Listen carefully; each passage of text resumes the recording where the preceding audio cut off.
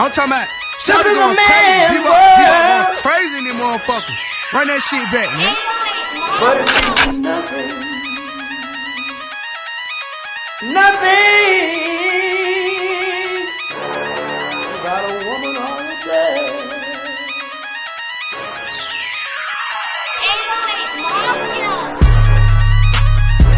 Man made the car.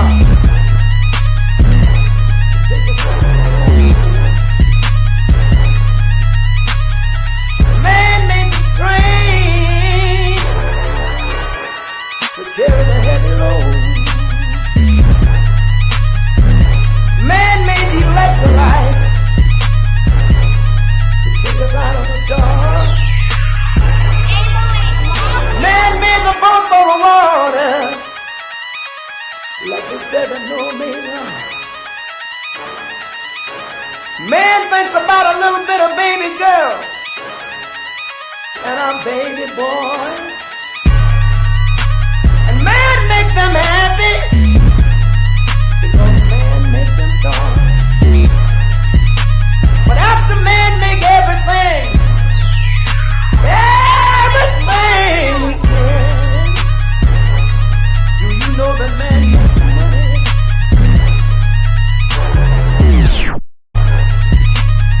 To buy from other men. This is a man's world. But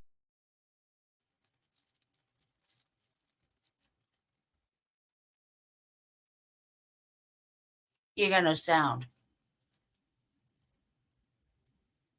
Hey, what's going on? Good evening. Thank y'all for tuning in to this season ending or year ending Front Line Blacc News. This is season 3, episode 39 or Trey 9, part 1 of the Front Line Blacc News. And I'm your host, Chan Kruma. I'm joined with my other host, Lady Che, and our West Coast correspondent, Shabaka Sankori. Shabaka's enhanced with time to call executive producer and co-host Doug. Greetings, Shabaka, from the Mile High Income and Migrant Flooded City. Hey, congratulations. Yeah, same thing here, from Sin City, you know what I'm saying? And you can see, I'm on packing shit here, Congratulations, man. Yeah, you know what I'm saying? Yeah, motherfucker left Blog Talk Radio at home too, you know what I mean? Yeah. So I put that video up there. So, I'm at 94%. So, so I probably could go about 30 minutes with your A-Twin Pyramid. Huh? Do you have a battery saver on the phone? Yeah, I think I do. So, and I think you could hit it, man. About right, though. Like, you gonna take away from his unpacking, Jesse. Get to it, cuz. Like, you gotta take away from fuck that, Lady J shit. I had to load this shit up from the first place. Drive the motherfucker here with all these crazy ass people out here in Sin City, motherfuckers is drunk and shit.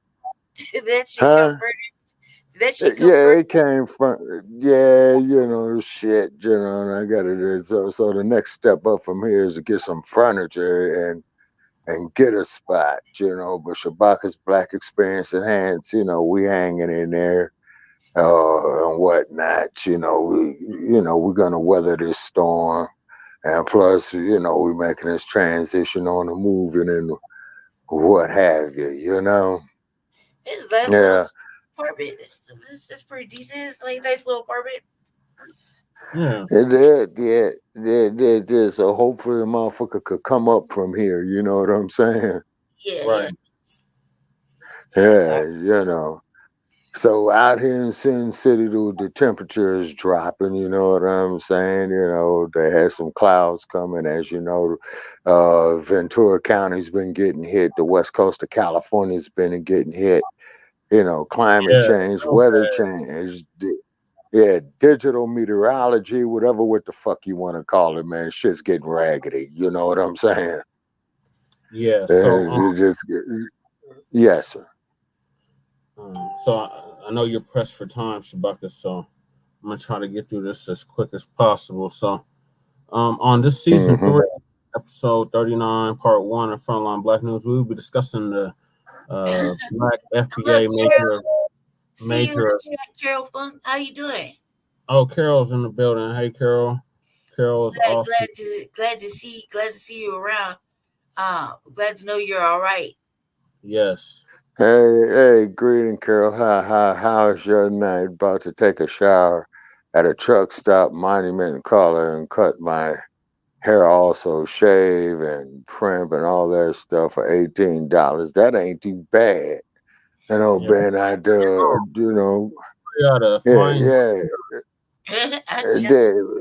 because of one, you go to Love's or Flying J's. The bathrooms are sanitary. The towels is clean and sanitary. You know what I'm saying? You can wash your clothes. You see, you can get you something to eat. For a reasonable rate, depending on what your menu is. And whatnot. Okay, Carol Funk says, "Have a great night. Hope to see you soon. Love you." Okay, Carol. Happy New Year to you too. In 2024, and then of course, as you know, there's going to be some fucked up ass laws that's going to be coming into effect in all the 50 states. And then, they're making it where we got to have bags everywhere now. We got to have these reusable bags starting on the 1st. I think they're going up on reusable with the tax. That's some dirty shit right there. You know what I'm saying? They're already damn near $12 a pack in certain areas. And and then it looks like 2024 be fun. All right, 2024. Hope everybody gets more. You know what I'm saying?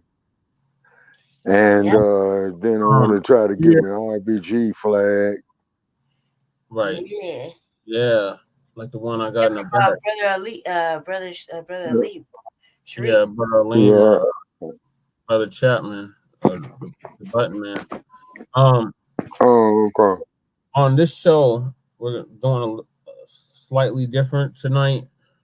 Since we're at the end of 2023, we're going to be doing a recap of the major events, specifically pertaining to Black people, because this is specifically for Black people. Foundation of Black Americans, to be exact, show. So we're going to recap of the major Black events, FBA events that occurred in 2023. But first, things first, we got to get on them tangibles. He was trying to not do tangibles tonight. I was about to be like, "Are you serious? Like, who would have missed tangibles? Like, you got to have the tangibles. You got to stay on people's elements. And consistent with that. So, as we've done on all of our shows for the past 3 years, we started them off with the tangibles. Once again, this is the year and the decade of tangibles. Thank you, Brandy. Thank you, Lady Che. Jesus. So going into 2024, nothing has changed. We're still demanding our goddamn tangibles. So any politician that's seeking our vote demands something tangible for your vote. Now, we started this all the way back in 2019 when we were on the Mile High News. And we were demanding something tangible for our vote back then. So it's a damn shame it took 3, almost 4 years later for our people to get on code with what we were saying, because back then it was kind of foreign and taboo to talk about what we were talking about, which was reparations, which was an anti-Black hate crime. Right. And something specific. And the conscious level is going up on that, which is a good thing. Right. And shout out to the New Black Media, ourselves included, as the signal boosters of the New Black Media, for making that possible. So when we started Front Line Blacc News, the whole premise behind it was we were going to give you current events, and we were also going to give you the political rundown of what was happening in our individual states and locales. So back in 2019, our good brother Tariq Nasheed came up with the hashtag Tangibles 2020. And in it, he was detailing everything that we, meaning the foundation of Black Americans, the people that built this country. Let's make that perfectly Right. clear. Nikki, Right. Haley, Vivek Salami, whatever the hell, Bass Salami. Nikki Haley couldn't even describe what the meaning of what the cause of the Civil War was. It was slavery, chattel slavery to be exact. And us as senators, Exactly. we are demanding something tangible for our vote. We are demanding reparations, $100 trillion for past, present, and future atrocities that have been brought against our people and continue to be brought against our people going into 2024. So, so the brother came up with the hashtag tangibles 2020. And we've been pushing that hashtag for the past 3 years. Sorry, y'all. I got a serious mouse infestation problem at my house. I've been trying to deal with it all day. And these bastards back. And I hear them squealing and squeaking and all of that shit. But getting back. So we got tangibles. So I'm going to put that on the screen like I usually do. I'm going to read Right. tangibles are. What Tangibles 2020 is all about. Right. So, going into 2024, basically nothing has changed except the year. Everything else remains the same. So instead of Tangibles 2020, it'd be Tangibles 2023 because it's still technically 2023 for the next 2 days or day and a half. And next year, it'll be Tangibles 2024 all the way up to 2100. So, I got echo. Somebody echoing on somebody's. Okay. What about that? Is the echoing gone? I think it's gone now. Yeah, I don't hear my. Okay. Oh. All right. Okay. Because I'm trying to share it onto the like page, Shabaka's Black Experience Enhanced like page. Okay. Yeah. Yeah. We. You can add it on the StreamYard like you usually do. Okay, well, I'm on the phone right now. I'm not on the laptop. Oh, okay. I see what you're saying. Well, I can share it in the group. Yeah. Okay. What the hell? What are you doing? Oh, that's not what I was trying to share. Because if you're following the like page, we should be able to share it in the groups, and then also too. I gotta read this out. Okay. So Tangibles 2020. So it's Tangibles 2024 because that's when the next presidential election is coming up.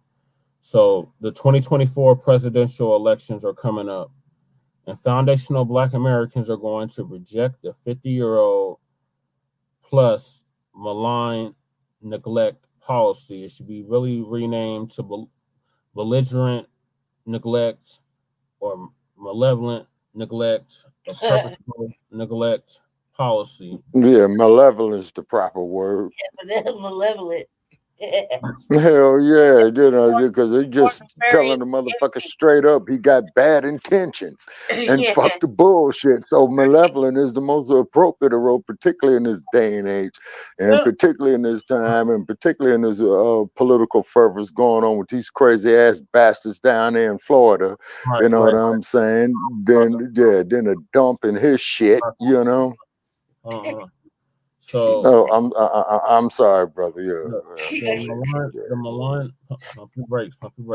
So the malign neglect policy comes from the Moynihan report, which came under the Nixon administration. So since the Nixon administration, the Democrats have been practicing this malign neglect policy, where they basically they were told not to offer us anything specific and to lump us in the broad, ambiguous terms such as people of color, minorities, and the like. So this malign neglect policy has been implemented by the political system.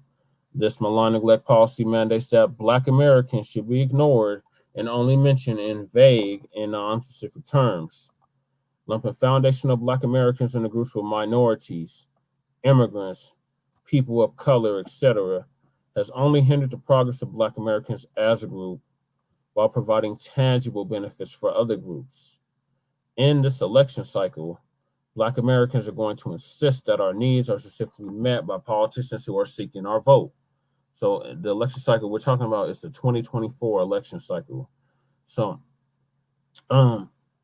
foundational Black Americans want tangible benefits specifically for us. We do not want trickle down secondary benefits that are provided for every group.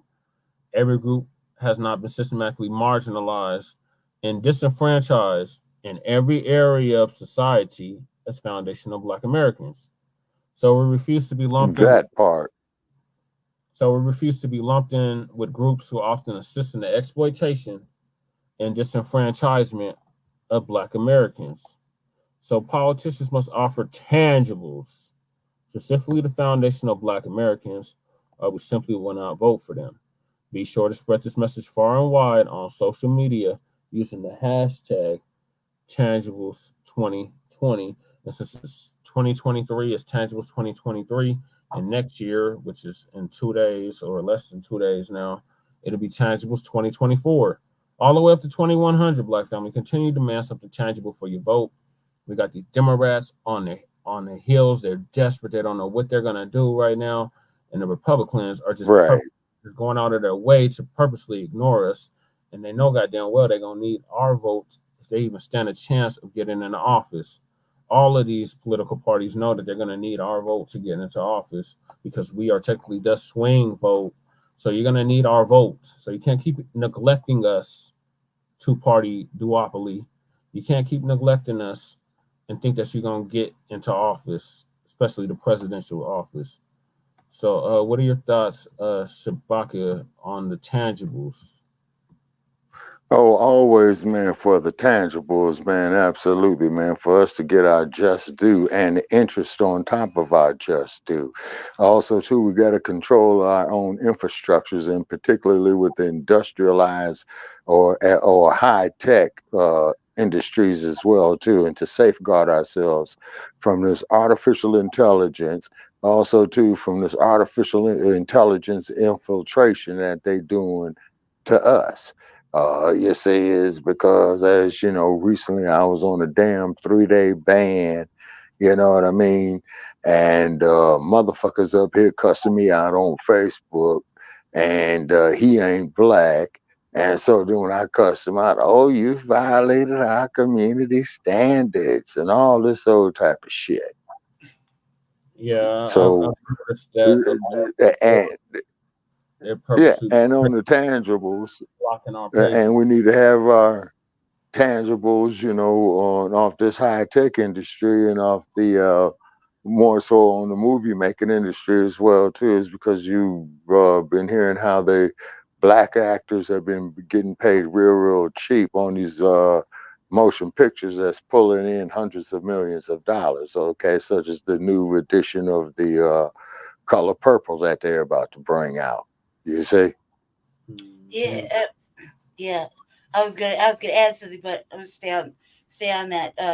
Stay where you carry on, Shabaka. Just carry on.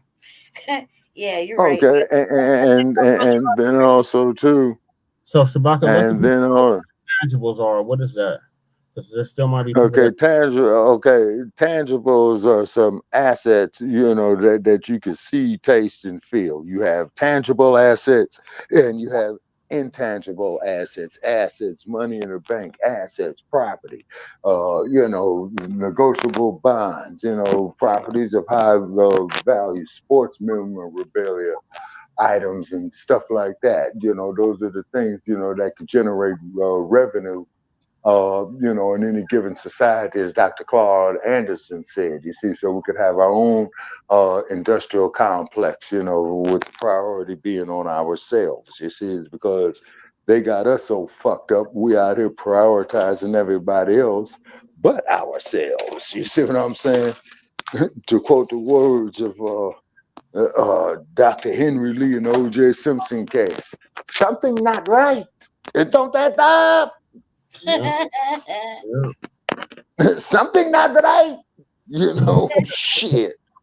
and every other motherfucker out here is, you know, is prospecting and all this old type of shit, doing it at our expense. You see, And then when we get up there and mention about what needs to be done about it, how we should be self-sufficient, how we should take care of ourselves, then all of a sudden we call a bunch of racists. I don't understand that. But when all these other groups go out here and do this shit and particularly sell their stuff to us, oh man, that's good business. Mm-hmm. But when we do it, you know, it's racism. So the hypocrisy is real. Mm-hmm. Yeah. All right, Lady Shay, what are your thoughts on the tangibles? Well, aren't you glad I forced you to do it? Let's just start with that. Aren't you glad about that? I think everybody is. I am. I think that well, obviously, I'm on this thought process, like I said to Jesse earlier. We have to stay consistent, like the new black media, tells us to. And it too, tangibles is definitely from we want quote them. Want reparations? Cut the check, man. No reparations, no vote, no. That's the tangible, family. That's tangible. You know what I mean? That's exactly. Yeah, and then flex the.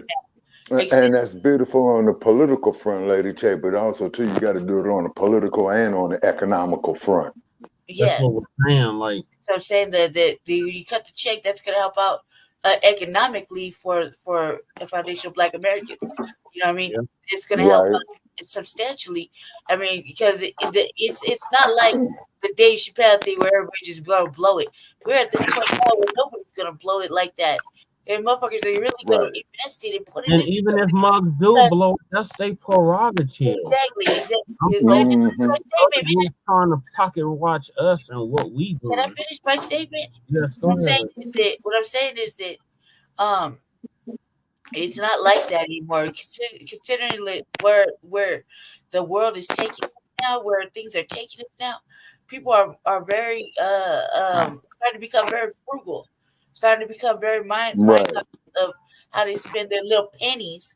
You know what I mean? So they're really concerned about it. And the reality is that we can't just go ahead and buy crazy shit like we want to anymore. Yeah, even if we had a chance, we have to put it away because we don't know what these fucking Caucasians fit to do with our lives. We don't really know that. So the tangibles is the reparations, that there is a black agenda, it is cutting the check, it is all that. And it only makes sense if there's a politician that represents the black agenda and speaking on it, on reparations. Ain't none of these motherfuckers talking about it now. Ain't none of them speaking on it, none of them even thinking about it. I would say none of them. I would say the Cornel West probably spoke on it a little bit, not that much, so he could do better. RFK, whatever, he talked about it a little bit. He could definitely do better if he wants that. Anybody else? That's the way to the win, And I said that shit from the beginning of the year. But we start talking about this election shit. That's the winning ticket. You know what I mean? But if you're serious about it and you're gonna do right by Foundation of Black Americans, we're supposed to sit it down. There's no reason to vote. There's nobody to really vote for this in speaking in alignment with. Yeah, because you're not getting no justice. So tangibles, hold your vote like you hold your swilla shit. And if you ain't from here, go back home and sue your colonizer. Simple as that. Hold your own nuts, sue your colonizer. Shout out to Yeah. Go ahead, Jesse. Go ahead. Yeah, so in addition to the reparations, we're also demanding an anti-black hate crime bill passed into law. Biden, Trump, Cornell, RFK, whoever the hell is running. That's Nikki Haley and Barcelona. They're done. So, and panties, that's just a waste of time. But any of the so-called viable candidates that are running, we're demanding an anti-black hate crime bill. And like similar to the one that you gave the Asians during the start of COVID. When you were talking about well, it's time you stop black hate. specifically foundational Black American Black hate, because we are still the most victimized group of people in this country. We are still the most victims of hate crimes in this country, and there's still no legislation that protects us specifically. So that's also part of the tangible. I just like to throw that in there. No, absolutely. Absolutely. Just to recap, and tangibles are something you can feel, touch, count with your own hands. Like we said here on the platform first, $100 trillion. Starting that. Like Shabaka said, we are owed interest, compounding interest. We were enslaved. Hell yeah, most definitely. I mean, this is what they paying reparations for at least 250 years. You really want to and really want to address the harm and the atrocities that were brought against us and are still being brought against us in 2023, going into 2024. Right. The right thing to do would be to cut the check. You can do installments. You can do down payment. Something to let us know that it's serious, because we just voting and not getting nothing in return. And other groups, they vote and they get something in return. We're the only ones that go out and vote, get our souls to the polls, get our booties to the polls, and we don't get nothing tangible for doing it. So them days are over. We tried to warn you back in 2020. Them days were over. It's a damn shame it took about 3-4 years to wake up to the reality of it. And now you're seeing, Biden was bad news. They tried to warn y'all from the beginning. Y'all didn't want to hear it. Just can't have 4 more years of Trump. Just can't do anybody but Trump. And how is that working out for you now? You Biden sexuals. So eat a dick, bisexuals, goddammit. Is that what you say, souls to the polls. No fucking. Oh my god, that shit was stupid. Hey, it's about that time where they come up with some fucking some dumb to appease, to entertain black folk to get us over there. It's about that time, so be expecting your favorite rapper to come out there. Long tactics are not gonna work. Democratic shills, Jeff Farts, you roly-poly Martins, Joyless Ray, Angela LeBrise with tomato on the side. All y'all Democratic shills, you're done. 2024, you're done. It's a wrap for you.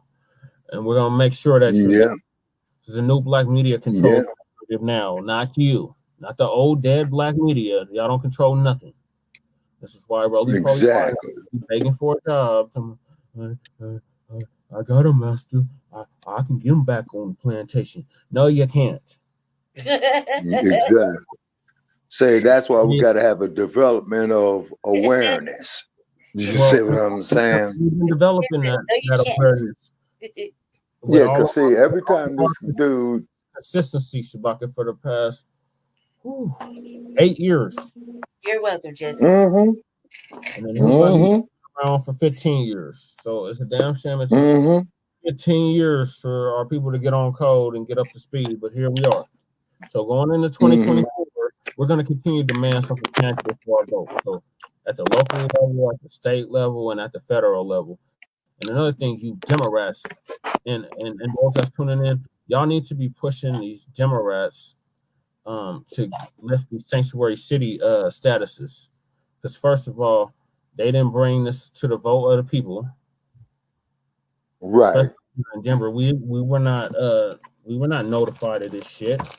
They just sprung it on us, and now we got 5,000 illegal immigrants in our city. Well, thank Governor Bud for that. It's because what old Governor Bud is doing down in the great state of Texas. Okay, he's loading up busloads. His operation, sending all the migrants, man, to New York and Chicago and Denver and Los Angeles. Operation Lone Star. I'm not mad at him. I'm not mad at him for that. These mugs, they said they want to be sanctuary cities, sanctuary states. Well, since you want to be a sanctuary, my whole thing is, if black people ain't got no damn sanctuary, why the hell should these other people have sanctuary? These people aren't even citizens. Right. They didn't even go through the proper channels Exactly. to become citizens. And then you have a lot of them right now that just got legalized after like 10, 15 years going through the whole process. So no. Y'all not gonna come over here and get free goodies and giveaways off the backs of us. No, fuck no. So 2024, we need to follow what they tried to pull in Chicago by forcing a vote. Bring this to the vote of the people. Let the people decide if we want to be a sanctuary city or not. This is just ridiculous. We got over 560 sanctuary cities, and I believe none of them were brought as a vote of the people. The Democrats, because these are Democrat states and cities that allow this shit, purposely not the federal government with the immigration policy. That's the whole thing about we won't cooperate with ICE. We won't cooperate with the federal government. Oh, but now they completely, because now Abbott, which I'm not mad at Abbott. Now Abbott putting them in and flying them in to these sanctuary cities. That's what y'all voted for. That's what that voting blue, no matter who gets you. So I ain't got no pity for here in Denver. We definitely 2024. We definitely gonna push a referendum to get that shit off. Get that shit off. This is ridiculous. Charity starts at home. We can't even take care of our people right here in the United States. But you want to take care of all other countries? No, not happening. Not on our watch. No, them days are over. Final thoughts on the tangibles. Anybody else have anything else to say about the tangibles? Yes, sir. Another thing too with the tangibles, you see, with them giving all this money to these fucking migrants and immigrants and shit like that they're taking money away from us, you see. But with these stupid motherfuckers don't even realize when they do this bullshit, they're taking money away from themselves too. They just want cheap labor, Shabaka. They allow these motherfuckers to come in here. They want cheap ass labor, and they know that they can pay the table, and they don't have to abide by no shit. They don't have to abide by workers' rights. You know that. Yeah, and then of course too, but they have a cohesiveness amongst themselves doing that. Yeah, and it's going. See, we don't have no cohesion. So Democrats are trying to replace your base with illegal immigrants. That can't vote. And then also too, what's going to happen too, as this 2024 election in November, man. No, it's going to be a rocky year, 2024. Oh hell yeah! And you're gonna have that DNC, and you're gonna have all. And you're gonna have all kind of political party problems with these Democrats and these Repubs. You see, the political fervor is just gonna be off the hook. Oh yeah. That's for real. Okay. Anything else to say about the tangibles before we move to what the main topic of this tonight's show? No, sir. I'm good. Thank you. Okay, so winding down 2023, this is gonna be the top Blacc events of 2023. And focus specifically here in America. So, National Black American Black American Blacc events of 2023. So, our good brother Professor Blacc Truth is gonna start us off. Truth did an awesome recap of events that happened this year pertaining to Black people. So that's like 30 minutes. And you can do a dialogue on that, and then I had a list of stuff that if he didn't mention it, I'm gonna bring up. So, shut up, Professor Blacc Truth. I've been listening to Professor Blacc Truth shit over 10 years now. He was my first entry outside of Black Thoughts and Theory and Shabaka's Black Experience Enhanced. My first entry to the new Black media. along with and over here, it has evolved. You see. So this is his moment, 5/20/2023, the year in review. Okay, what's the professor talking about? With the copyright up here.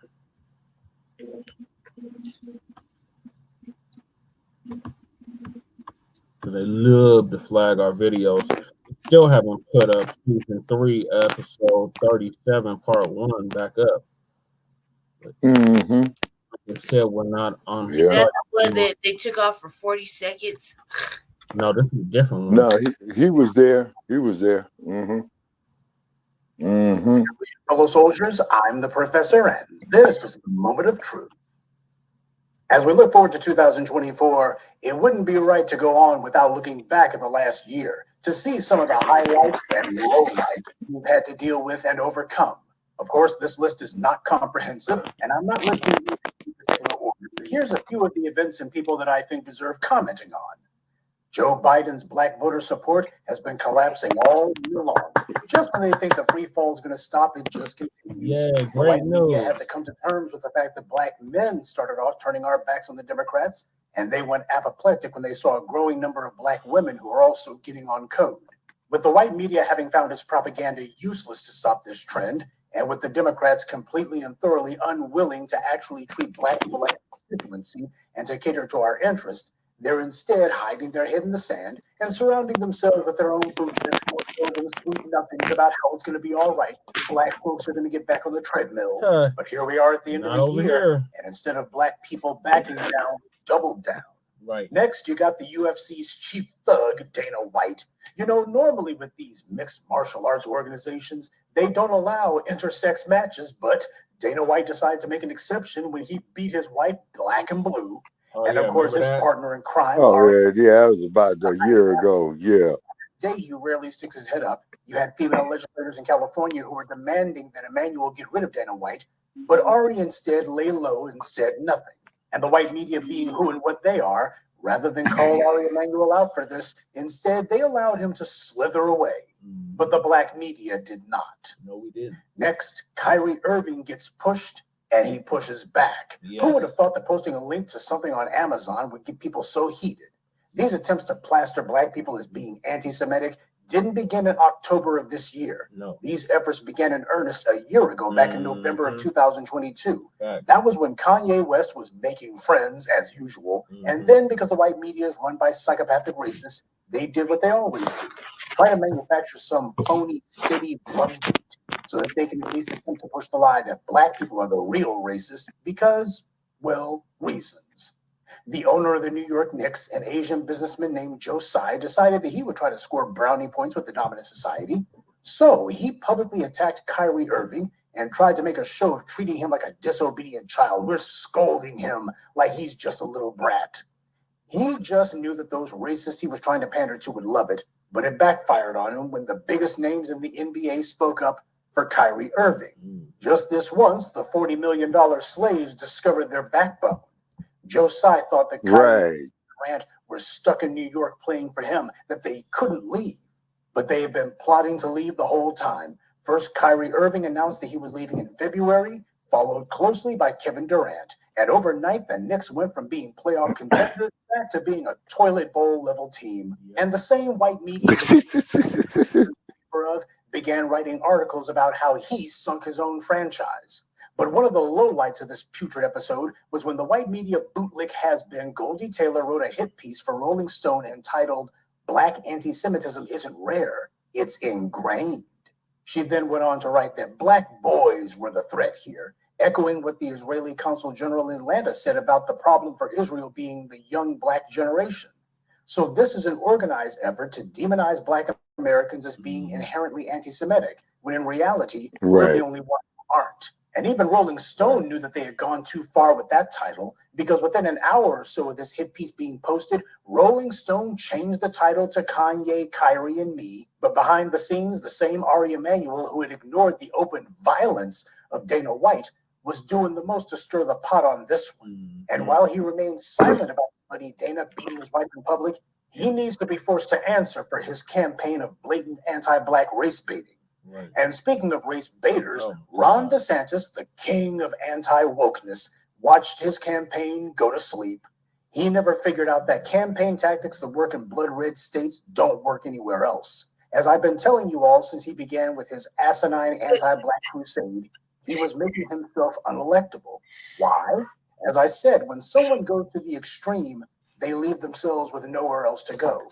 He had already passed, or rather tried to pass, laws to attack all things Black in Florida, from Black voters to books that even mention Black people. He spent every day trying to one-up himself on how stupid he could be with his performative extremism. Yep. He did all the crap that Christopher Rufo told him to, but Rufo is a paid propagandist for the Manhattan Institute, not a political strategist. He knows absolutely nothing about how elections work, especially national ones. You see, the kind of asinine displays that Rufo recommends people engage in only plays well on Fox News, but it turns off absolutely everyone else. It also doesn't help that Ron DeSantis can't control the fact that he doesn't like people. He is beyond awkward whenever he's around human beings, probably because he's not one. Yeah, and by the way of dishonorable mention, the person who's beating DeSantis in the polls, Nikki Haley, in the chat. I can't control the cause of the American Civil War, instead choosing to repeat the GOP shop-worn line about states' rights and it's about freedom and keep the government out of affairs. Now remember, after the Charleston Church massacre, when Nikki Haley was governor, she had to be dragged to the microphone to denounce that slaughter, but she dug in her heels on the Confederate flag until public pressure forced her to make what everyone recognized as an insincere statement criticizing the American swastika. But that was okay because only a few months later, she was back to defending it again. And this is why Black folks do not and will not vote for the GOP. There's no cure for stupid. Right. And speaking of stupid, this happened. Would you mind defining woke? Because it's come up a couple times, and I just want to make sure we're on the same page. So, I mean, woke is sort of the idea that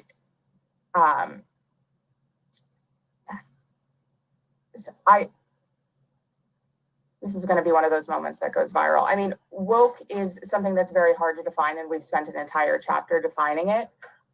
It is sort of the understanding that we need to totally reimagine and redo society. Stupid bitch. She's so stupid, guys. Okay, so first of all, when I was running for mayor on a Black First agenda, the articles would say, wokeism. This is wokeism. This is wokeness. They're talking woke. So then this is asking this so-called professor, right? She's supposed to be so smart, right? She's asking her to define woke, and this broad can't even define it. I think that was the best shit ever. Damn. And she kind of talk around it. How you gonna tell a Black person? How you tell a Black person what woke is? And we kept trying to tell that brought is so whack, dude.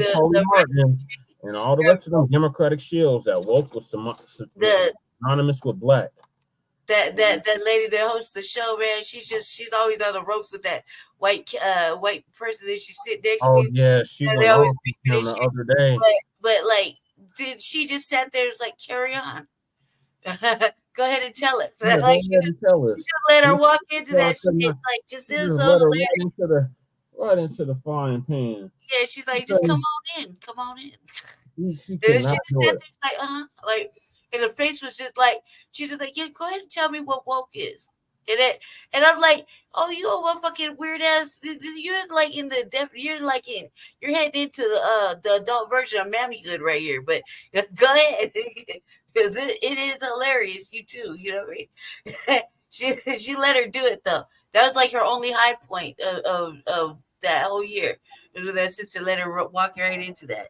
Oh, she went off on the white boy the other day about the Nikki Haley shit. But yeah, I'm gonna let it continue. Yeah. In order to create hierarchies of oppression. It's hard to explain in a 15-second soundbite. Really? Yeah, this empty-headed mouthpiece. She wrote the book on woke, and then when somebody merely asked her, what does woke mean? She had a complete meltdown. But then again, what do you expect? These clowns don't get hired because of their intelligence. They're hired because of their political reliability. which means their willingness to go along with whatever they're told to do. Yep, Tools like Christopher Rufo and Bethany Frankel are the incompetent operative class for the white right, and the moronic race baiting and political extremism they engage in is the main reason the Republicans have increasingly found themselves losing voter support, even in places they should have on lock. Speaking of which, 2023 was also the year of elevating the Democrats' Negro mascots, like Jasmine Crockett and the two clout chasers in the Tennessee legislature. The white media tried to report on those two as if they were some sort of great paragons moved by conscience, but in reality, they were nothing more than the DNC's get out the vote effort. These guys used to be all bougie and formal. Back when Obama was president, they were hoping to catch that particular wave. But when that fizzled out, they decided to become offensively stereotypical instead. And when people have Big Bird as part of their parade, that's how you know they're not on the side of the angels. And while white power doesn't like having white people around, it's also true that it requires just a handful of Negroes to be their sock puppets for the sake of sending them back amongst us so that they can mislead us and derange our own internal politics. Understand, this was a DNC operation aimed at raising these two's political profile and to appeal to white educated female voters. That stupid ass Kamala Harris is here. Remember when she did? Remember that shit she pulled at Tyree Nichols' funeral? I know, and then you see what happened. She lied. She lied, family. She lied. She lied. Yeah. So did Joe Biden. Yeah. I'm Biden sign the bill. He's gonna sign it today. No, but the part that got me about that motherfucker is he says if you don't vote for him, you ain't black. Well, we black and we ain't voting for your ass. We didn't vote for you in 2020, and we damn sure ain't gonna be voting for you in 2024. Just on that note, pretty much. How can anybody even ask for the Democratic vote when you left the motherfucking border wide open? Like, why the fuck open? You have no intentions of really closing it down or really, doing some delegating about closing the other borders or anything like that. Like, you just left it wide the fuck open. She traded up for like a whole year and a half. Like, nobody even knew where the fuck she was for like a whole year and a half. Like, you know what I mean? She was just y'all vice president. Y'all voted for her. She didn't even come outside when they were on her doorstep. Like that. Like, you can't even ask for the vote. Slap yourself. You're stupid. Y'all were warned. Like, black people can't even say they weren't even warned. Like, they can't even act like they were surprised about this shit. Like, this is what you voted for. All that anybody with Trump, this is what you get. Right. What you see is what you get. Say, that's that bullshit. Warn you. Goddamn Democrats didn't mean it's no good. But y'all, anybody with Trump, we just gotta get Trump out. We just can't have one And what you have on here is blind obedience, you see, and that's dangerous. Where's always remember blind obedience. They quiet as a church mouse. You can't even hear them. You can't even hear them anymore. They're so quiet. And the ones that like the Jeff Farts, when you go to jail, they take two things from you: your right to vote and your right to a gun. So that's really important. What the fuck is vote? What the fuck is the point of voting? For it. Well, Jeff Hart said. Yes. Yeah, but it all depends on what state you're in. That man is black and simple. Yeah, it all depends on what state you're in. He's a more any other time. He's simple. That is shit. Yeah, shit is crazy. Wow. Man, you cannot go 1 week without him saying some cool shit though. No, he always saying some cool ass shit, and then talking about mugs. They'll say I said something about him and don't remember what I said. No, I remember exactly what the fuck he said. We keep invoices. We like Pepperidge Farm. We remember every fucking thing. So, right. Because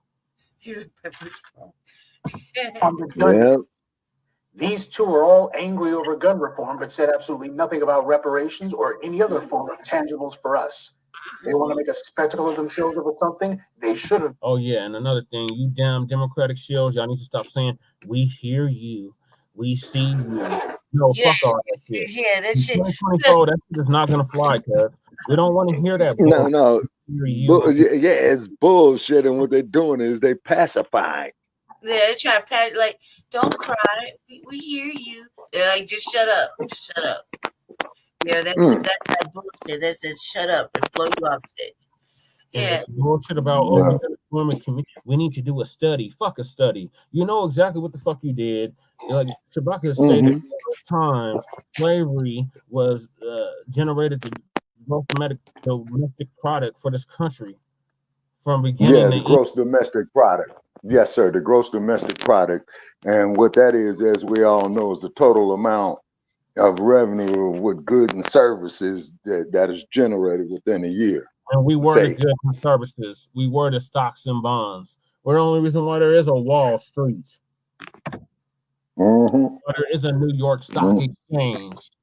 So come quit playing in our face. You're not going to get our vote.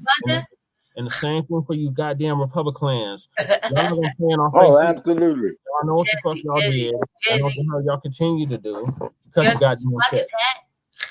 I don't want to see that bullshit. So the only one to see it was we're gonna take pictures of Allegiant Stadium this summer. It was absolutely. Oh yeah, we're gonna take pictures, all right. Yeah. That's what you get, Jesse. Okay. Getting back to this though, so the most memorable event that happened in 2023 is this right here, the Alabama Brawl. Oh shit! Yeah, that's yeah. Thing.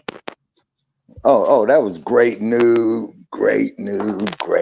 Everybody's dusting off their motherfucking phone. August 5th, 2023 will forever be a FBA holiday. In Black August. It started in it was in Black August. That is correct, Lady K. And that is the month that we had the most slave rebellions and uprisings in this country. Right. Yep. That's why it's called Black August. The best memes came out of that month. Boiling. Oh, man, you know what rather because of the racism. You see, the good old boys in Alabama got an attitude this summer and decided to attack a black co-captain of a riverboat.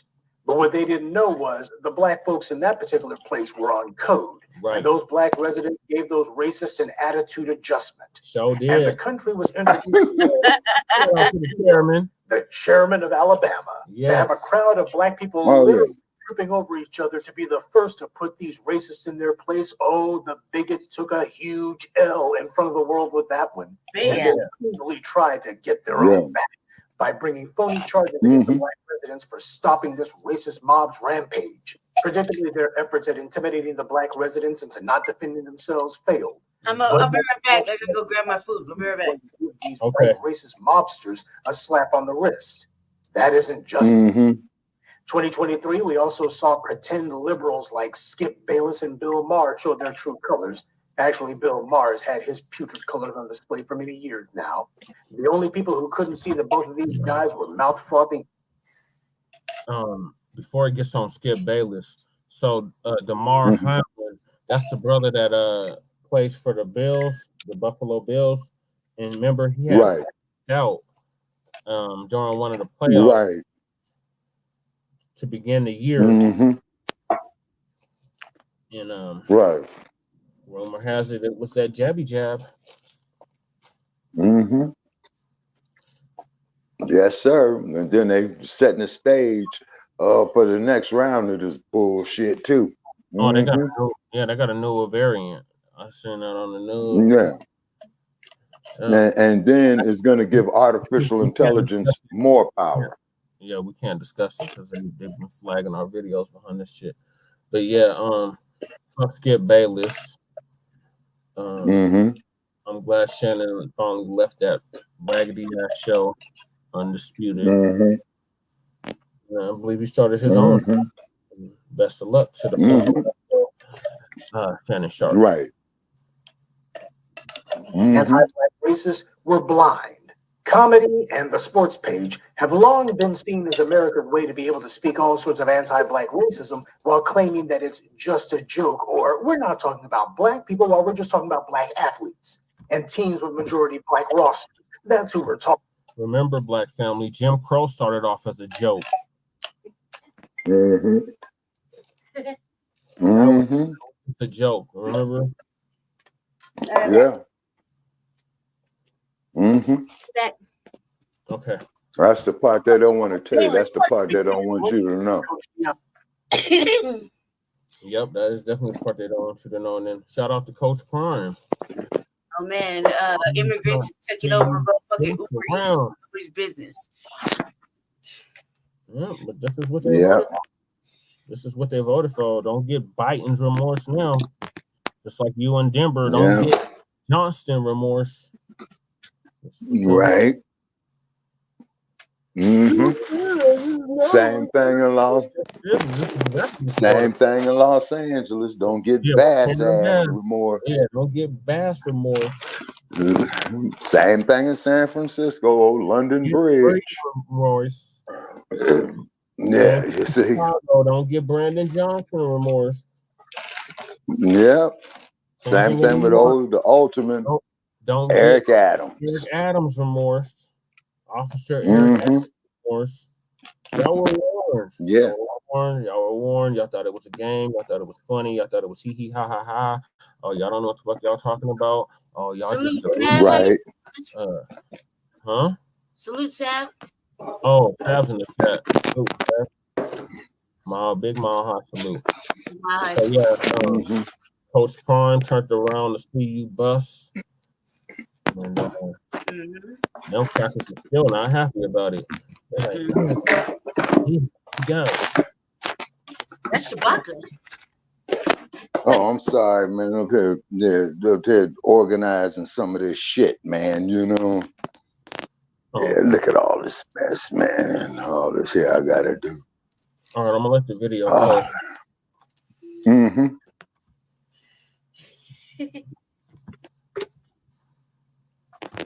Sanders made a big splash with his second act as a football coach at the University of Colorado.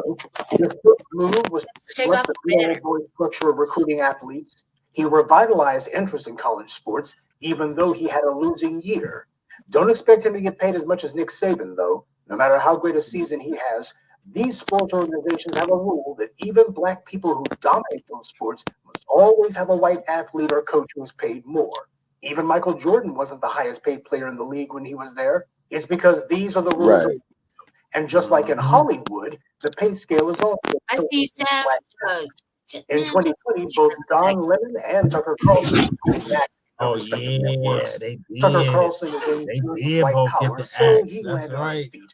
Don Lemon, so much. And speaking of Tucker Carlson, Ice Cube was just tripping over his own feet to be best buds with them. Yeah, you know, TVA said that if you want to find out what a Black person truly believes, put them in front of a white person. That's what Nelly Ice Fuller Cube said. showed exactly what he Yep.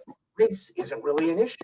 Funny, since he was talking about a contract with Black America, talking out of both sides of your mouth. Oh man, I missed we that can't let these celebrities speak for us. Nope. Even when they try to make a pretense that they're sticking up for Black people, you still can't trust anything that comes out of their forked tongues. Even I forgot when he was talking about wanting to go talk with Biden back in 2020, because I know from experience that Black celebrities are creatures of self-interest. So when they want to talk with politicians, that's only to boost their own image, magnify their own clout. I pointed out how Biden, even this token empty gesture from Ice Cube, but I didn't put him on a pedestal either. A lot of you were shocked and dismayed at Ice Cube showing his true colors, but it's totally predictable that he was on a dime because that was his agenda from the jump. Sorry to those of you who are heartbroken, but Black celebrities are auxiliaries of the white media. That's who they depend on for their money, for their content, for their relevance, their career. In 2023, the satanic individual whose lie caused Emmett Till's torture and murder allowed to die on the loose instead of in the cage where it belonged. The family found the bench warrant for this woman's kidnapping charge, but the government refused to execute it. Both Democrats and punk ass Biden's DOJ allowed this bitch to continue to live. They kept moving her around. And they would pull up Summer. So was pulling up at her damn nursing homes and shit, and they kept moving this broad around, and they wouldn't release where she was at.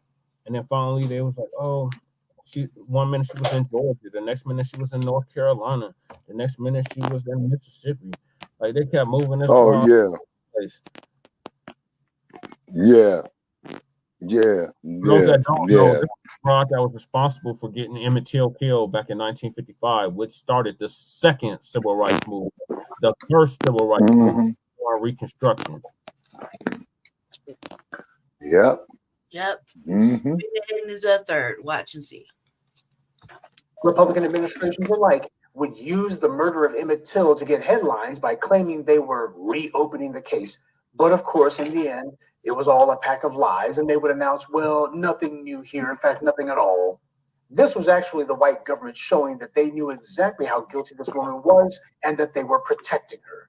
Biden has been in political office for 50 years. All that time, you have got hard in the paint to get justice for Emmett Till? Of course not. And now, after decades of sitting on his hands and biting his tongue to make sure that he didn't demand justice for Emmett Till, after 3 years as president, he didn't lift a finger. All he did was he waited for the last of Emmett Till's murderers to die, and then Biden exploited this by fearing there was going to be a so-called monument to Emmett Till. That was just something to get headlines. It doesn't get the Till family justice. And while neither of the two major parties was directly responsible for the murder of Emmett Till, the fact is both political parties have engaged in making sure that there's a permissive social and legal environment that allows and encourages these white supremacist racists to target black people, then as now.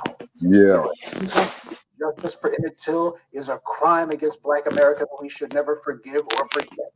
A lot of the racists that we have to contend with today are the beneficiaries and even allies of those racists that we were fighting against in the 30s, 40s, and 50s. Keep in mind, Joe Biden was supported by a Southern segregationist, but I'm sure you didn't need me to tell you that. Also in 2023 was the heinous killing of Georgia.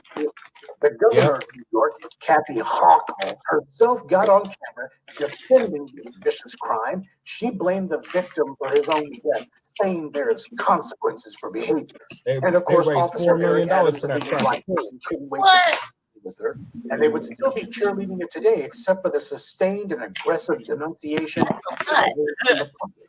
That was the only reason both Hochul and Officer Eric Adams pretended to take back their words. In 2023, two terrorist groups, the Proud Boys and the Oath Keepers, got themselves locked up. Although they were charged with seditious conspiracy, the real reason they're in prison is because of terminal stupidity. They were clout chasing. Moving in silence, they were broadcasting all their moves for all the world.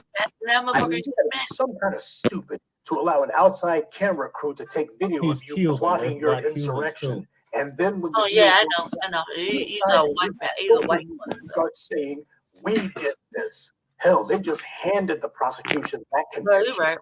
But there's a lesson in this for black people too. I should know. Too much, trying to be the center of attention, making sure to let every little move that you make be documented. They gave him more time to sometimes even privately to the wrong people. People who spend all their time constantly trying to be the center of attention will inevitably find themselves in the center of the government crosshairs. And speaking of losers, Daniel Cameron ignored the law to let murderers remain on the streets, lost his bid to be governor of Kentucky. That was the entire reason that he protected the killers of Breonna Taylor, to curry favor with the white right whose votes he desperately wanted. It didn't work, of course.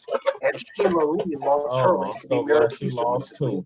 Like Donald Trump, she too has been wiping everyone except black people. And she was shocked that black people didn't turn out for her.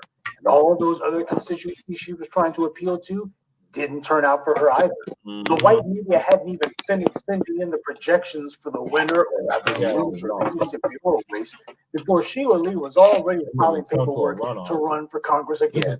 Yeah, don't quit your day job, Sheila. Those country friendly bigots will see these groups do their bidding and immediately go and vote for the next candidate on the ballot. Gratitude isn't in the white people's vocabulary, but only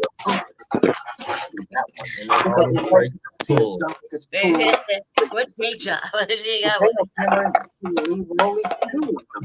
Politicians who found themselves being humiliated publicly. Former Baltimore prosecutor Marilyn Mosley was convicted on federal fraud charges. And Officer Eric Adams of the NYPD has also come under investigation after accusations of sexual assault and taking money from the Turks, of all things. In 2023, another war in the Middle East broke out, this time in Israel again. But before that war even broke out, there was an interesting prologue that had taken place. I posted a video about how AIPAC, the Israeli government's lobby arm, was spending millions of dollars to target Democrats in Congress. But the only incumbents that AIPAC was interested in getting out of office were Black. Black members who always voted the right way on Israel, and yet the Israeli government was fighting to have them voted out of Congress. But they were only targeting Black politicians. Where was Michael Rappaport and Juliana Margulies to talk about this? Word to see, fam. Because this was going on before the war in Israel started.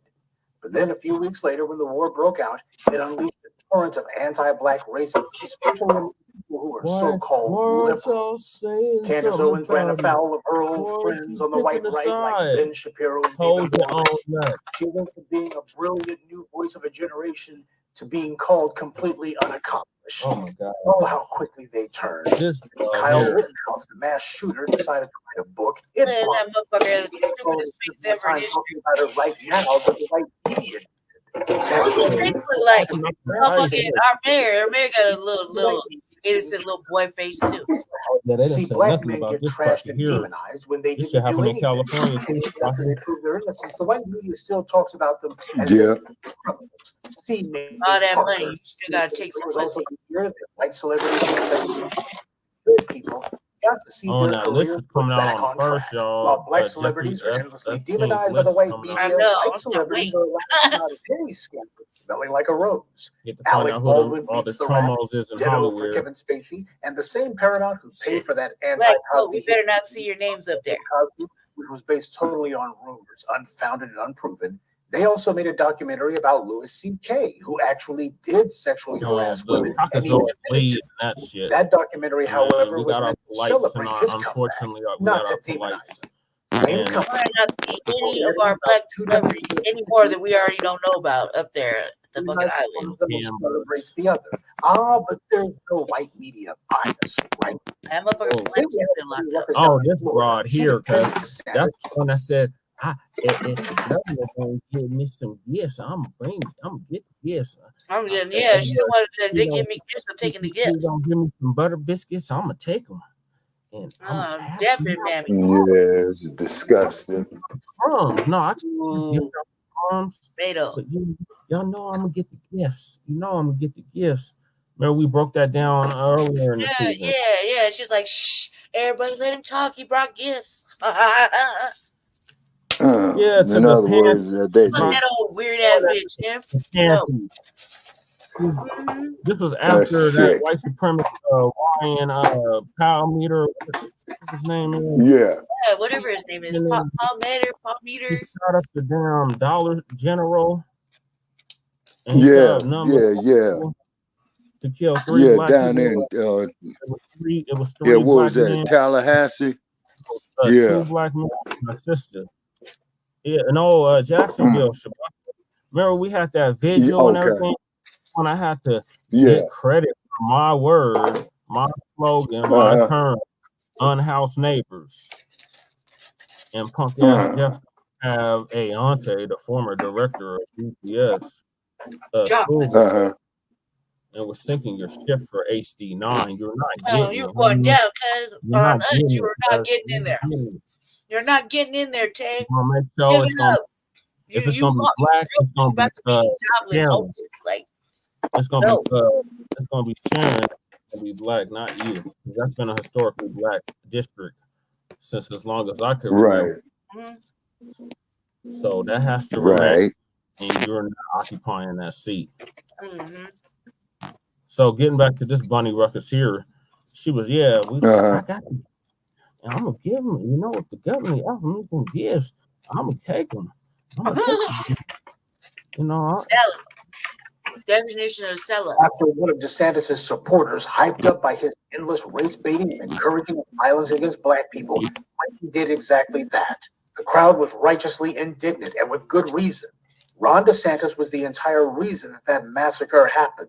He was the reason for a racial mass shooting because he had been egging someone on, instigating it, bragging about laws that were specifically written as political responses to Black people's protests. It was inevitable that something like this would happen because that was the entire point. That was DeSantis's intent. And for this Bunny Ruckus-looking clown to call herself saying, "We go here what Massa got to say," it goes to show just how much work where that got her nowhere. It is not enough to merely have 5 minutes of indignation. When anyone shows up calling themselves defending this kind of anti-Black racism, everybody should have been on code and immediately against it. This is a big part of why Florida has become a hotbed for all kinds of anti-Black legislation and sentiment and propaganda. It's because in Florida, far too many Black people are content to roll over in the face of white supremacist aggression instead of facing down the enemy and their assorted bootlicks, hangers-on, and defenders. But the biggest story is the effort to co-opt reparations. We, the Black media, the official voice of the Black grassroots, have not allowed reparations to get away. We haven't allowed it to go down the memory hole. No. White media thought that we would, but we didn't. We keep talking about it, keep mentioning it, keeping it at the forefront of people's minds. That's right. And so what the white media has done is to launch an all-out tsunami of anti-Black propaganda, all of it meant to take over the issue of reparations, muddy the waters any way they can, try to go ahead and take it over and just completely misrepresent it. They try to change the definition of what should constitute reparations, and they also want to try to greatly expand who it ought to apply to. The Washington Post declared that reparations should be for immigrants. Others have reparations as reparative justice, which is not the same thing. Civil rights leaders like NAACP openly attacked cash reparations. These fossils from a bygone era showed exactly why it is that any Black people under the age of 50 don't want anything to do with the remember, and he went on that trip. I think we lost our fucking mind when he did that. He went on that trip with Kamala Harris to Ghana. Yep, this motherfucker is like, he was on the task force when he did that. Yep. Give us a speech about how we didn't deserve reparations. Or we needed to know more. And he's FBA. He's foundational. He descends from slavery, like, and he was rejecting the $5 million. San Francisco is expensive as hell to live in because, like, you definitely got to have some major money. $5 million, that would have been a drop in the bucket. Bay Area. That's for real. But the fact is, he didn't even run it by Black people. He just fucking just did it. Just did it. And went on a trip to Ghana with Kamala. Yep. Hand holding with the Brown, Reverend. He's a goddamn reverend, y'all. See, this is like this phrase. It's the preacher man, whole top preacher. That's right. On code. If you ain't like Robert Davis and others like that actually give a fuck about the Black community, their constituency or their congregation, then and on code. See, we got them on code. See, we getting them on code. If we can get the pork chop preacher on code and with the Black agenda, we gone, we might be getting somewhere. You did that. Goddamn bootlick politicians.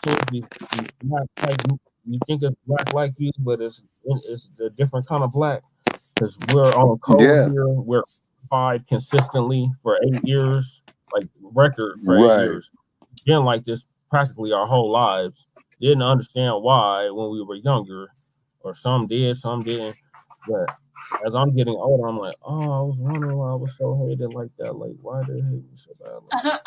So, mine is because I was for Black people back then. I was throwing up the Black fist. At 5 years old, I was throwing up the Black fist, saying I'm Black and say it loud, I'm Black and I'm proud. That's because my grandma. James Brown. For 8 years, Barbara Jean Paris, Roland Jean Paris. She used to run the streets of Denver. We had went out to New York. The last time I went out to New York, Shabaka, she put my mom's wig, and then my great grandmother died. That was in 90. Man. Yeah, I think it was 99. 2000. They passed in 2000. 2000 was a heavy year. But getting back to this, so this bastard went on a trip to Kamala, dodged the meeting. The damn council mission is set up a tethers mainly and others like Taki and that goddamn Jamaican Javon. Remember he was a Javon, like the one always look scared to say some shit. She been holding it down. What's the sister name, Lady Tay? I forgot man, we should know her name too. The one with the glasses, the host, yeah. Shout out to that sister too. I forgot her name right now. Can't think. Just threw me on the spot. Professor Black Truth might let us know. He might let us know because she actually been solid and consistent this whole time, even till now. He is no longer on our side, but truth be told, when you take a rather harsh clinical view of the NAACP's history, even from its very foundings, it's never been for us, Black family. They were never with us to begin with. Exactly. They're nothing more than a club of sorts for would-be social climbers in the Black community who are looking to get in good with the dominant society. Reparations have been used and this right here was a travesty, y'all. Like they took them families' land, they got the land back, and they wanted to build on it, and the city of LA, the county of LA said, nope, you can't do it. Damn, you talking about Manhattan Beach, right? Give it right back. Southern Beach right back. And that was talking about Manhattan Beach. Yeah. But the thing is that I felt in my heart, I felt like, man, you finally get the beach back. But you can't build. You shouldn't listen to what the fuck the city says, and the city's the one that's taking for you. So you should just do it. You should went outside the sources. And that land was worth way more than what they fucking paid for, but they wanted it right back. So it was like a show, like a fucking display. Who was that at the table? You know who the hell that was at the table. That's Governor Newsom. Governor Newsom is like in my mind committed Black political suicide. Black people, I be walking by him to run for president. Watch 2024. He gonna run. Watch. He gonna run. He already leaned up to it. That shit with the panties was definitely a telling sign. So yeah, get ready for some shit, Black family. We're gonna keep you on cold though. So if you do get it, you do run. You canceling Christmas all over. Dialogue on what he discussed and what is still added. So let's go. I hear you, Mouthy friend. I gotta run the show. To give back the stolen land of Bruce's Beach, but he knew full well that area had been zoned so as to make it where development was no longer allowed. So the family would never be able to actually make money off of it, and the taxes would be prohibitively high for them to pay for it because the higher development was allowed. So in the end, all the family's going to be able to do is to sell the very land that they got back, which I'm sure was the point from the very beginning. But regardless of the white media's constant attempts to carpet bomb us with anti-Black propaganda, trying to twist and mangle the definition of reparations, trying to shoehorn everybody else into it, we, the Black grassroots, are not going to stop what we're doing. Cat. The enemy pushes. Yeah. Make no mistake. I'm back on. Yeah, it kicked me off and I got back on. You get one before me, just so you know what's going to happen. Well, I can rewind it for you. What's the last that you remember hearing about? Okay, what they was talking about. So you tapped out right when we started reparations, so I'm gonna wind it back so you can get the catch. All right, okay. So we've been beating the drums on reparations, and they're having to acknowledge it now. Like you have to acknowledge it. Oh yes, because see, it's going to be a major factor in the 2024 election. It's going to be a major issue. Not allowed reparations to fade away. We haven't allowed it to go down the memory hole. The white media thought that we would, but we didn't. We keep talking about it, keep mentioning it, keeping it at the forefront of people's minds. And double down. And so with the white media, share the screen, to launch an all-out tsunami of anti-Black propaganda, all of it meant to take over the issue of reparations, muddy the waters any way they can, try to go ahead and take it over and just completely misrepresent it. They try to change the definition of what should constitute reparations. And they also want to try to greatly expand who it ought to apply to. The Washington Post declared that reparations should be for immigrants. Others have tried to rebrand reparations interpretive justice, which is not the same thing. The old civil rights retreads like the San Francisco NAACP openly attacked cash reparations. These fossils from a bygone era. That's what I was gonna say. So the three people, it's the pork chop preacher. Oh, it's the pork chop preacher. It's the politrician, and it's the Pookie and Ray Ray. And it's the who? Pookie and Ray Ray. Every hood has a Ray Ray.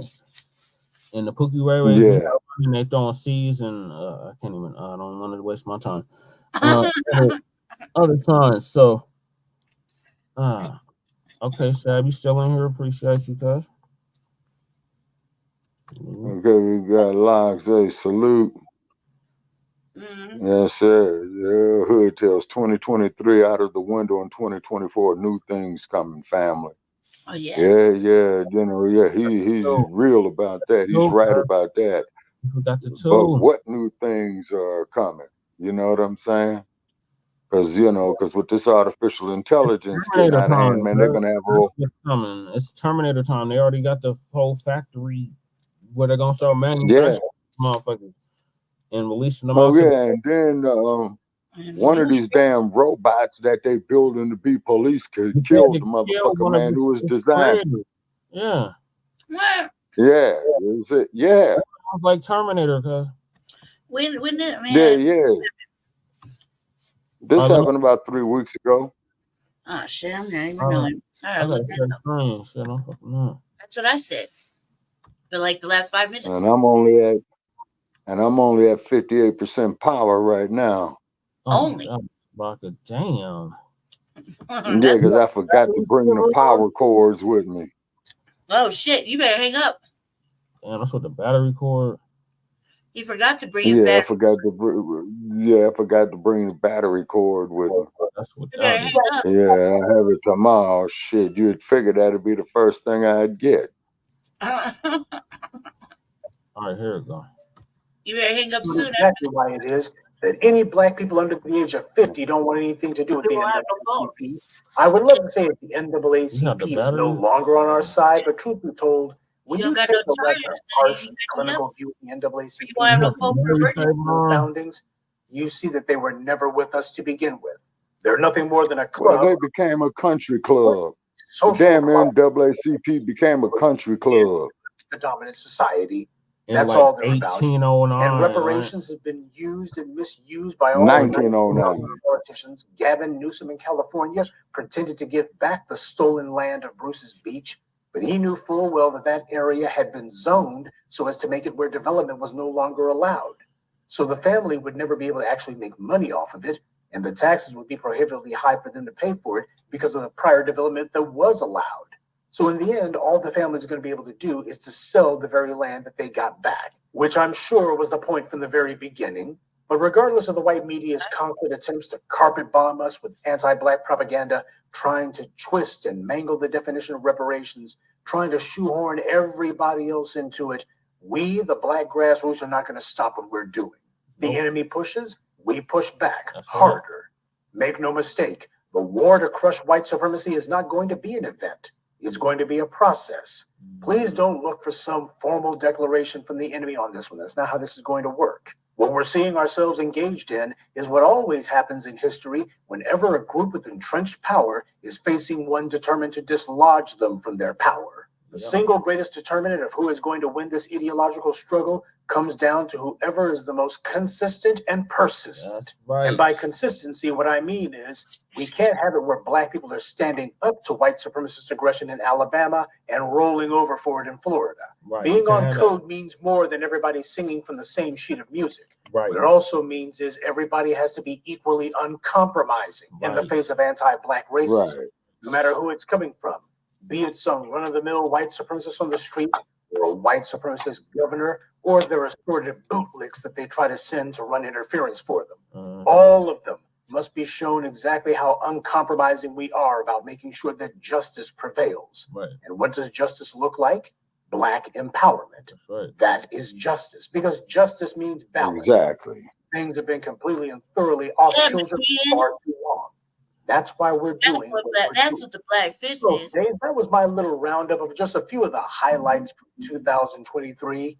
I'm sure the family can think of plenty other events and incidents worthy of mention. As I said, this list wasn't meant to be comprehensive. Feel free to mention in the comments section other events that you also think were significant this year. It's always good to regularly take a look back, take stock of where we've been to, and the enemies we've run through. It helps to clarify for us exactly what needs to be worked on and who it is that we're up against. Yeah. Now, with 2024 right around the corner, people might be asking themselves, will things be different? Well, family, that is entirely dependent on you. All of this blizzard of white media propaganda, all of these racist laws from the white right, which the white left is doing nothing about, this has all been done in direct response to what you, the Black grassroots, have been doing in the streets. Right. 15 plus years ago, I said that the mission of the Black media was to take control of the social and economic discourse within the Black community and to elevate the debate. When you take a look at what we've accomplished over the last 15 years and take a look at 2023 in particular, you see that we're having the desired effect. Even in our weakened, disenfranchised state, we are still able to influence the debate. But merely influencing the debate is nowhere near good enough. I've always told you that justice is far too important to be left up to chance. We've got to make sure that we put our hand on the scales. And it's all right for us to do so, because when our hand is on the scales, that is the hand of justice. Not just this year, but every year. Right. And that was 2023, the year in review. I hope you found that little retrospective to be enlightening and encouraging. And I also hope that everybody will redouble their efforts to be about the business. Right. White supremacy is not going to fall on its own. It's our duty to make sure that we topple it. And it is also our glory. Everyone has a part to play in crushing the greatest evil the human race has ever seen. Everyone has a duty to contribute to the fight. Because if there's one thing I hope that 2023 has taught us, it's that when we fight, we win. That's right. Broncos and be one. Next year. See you in here.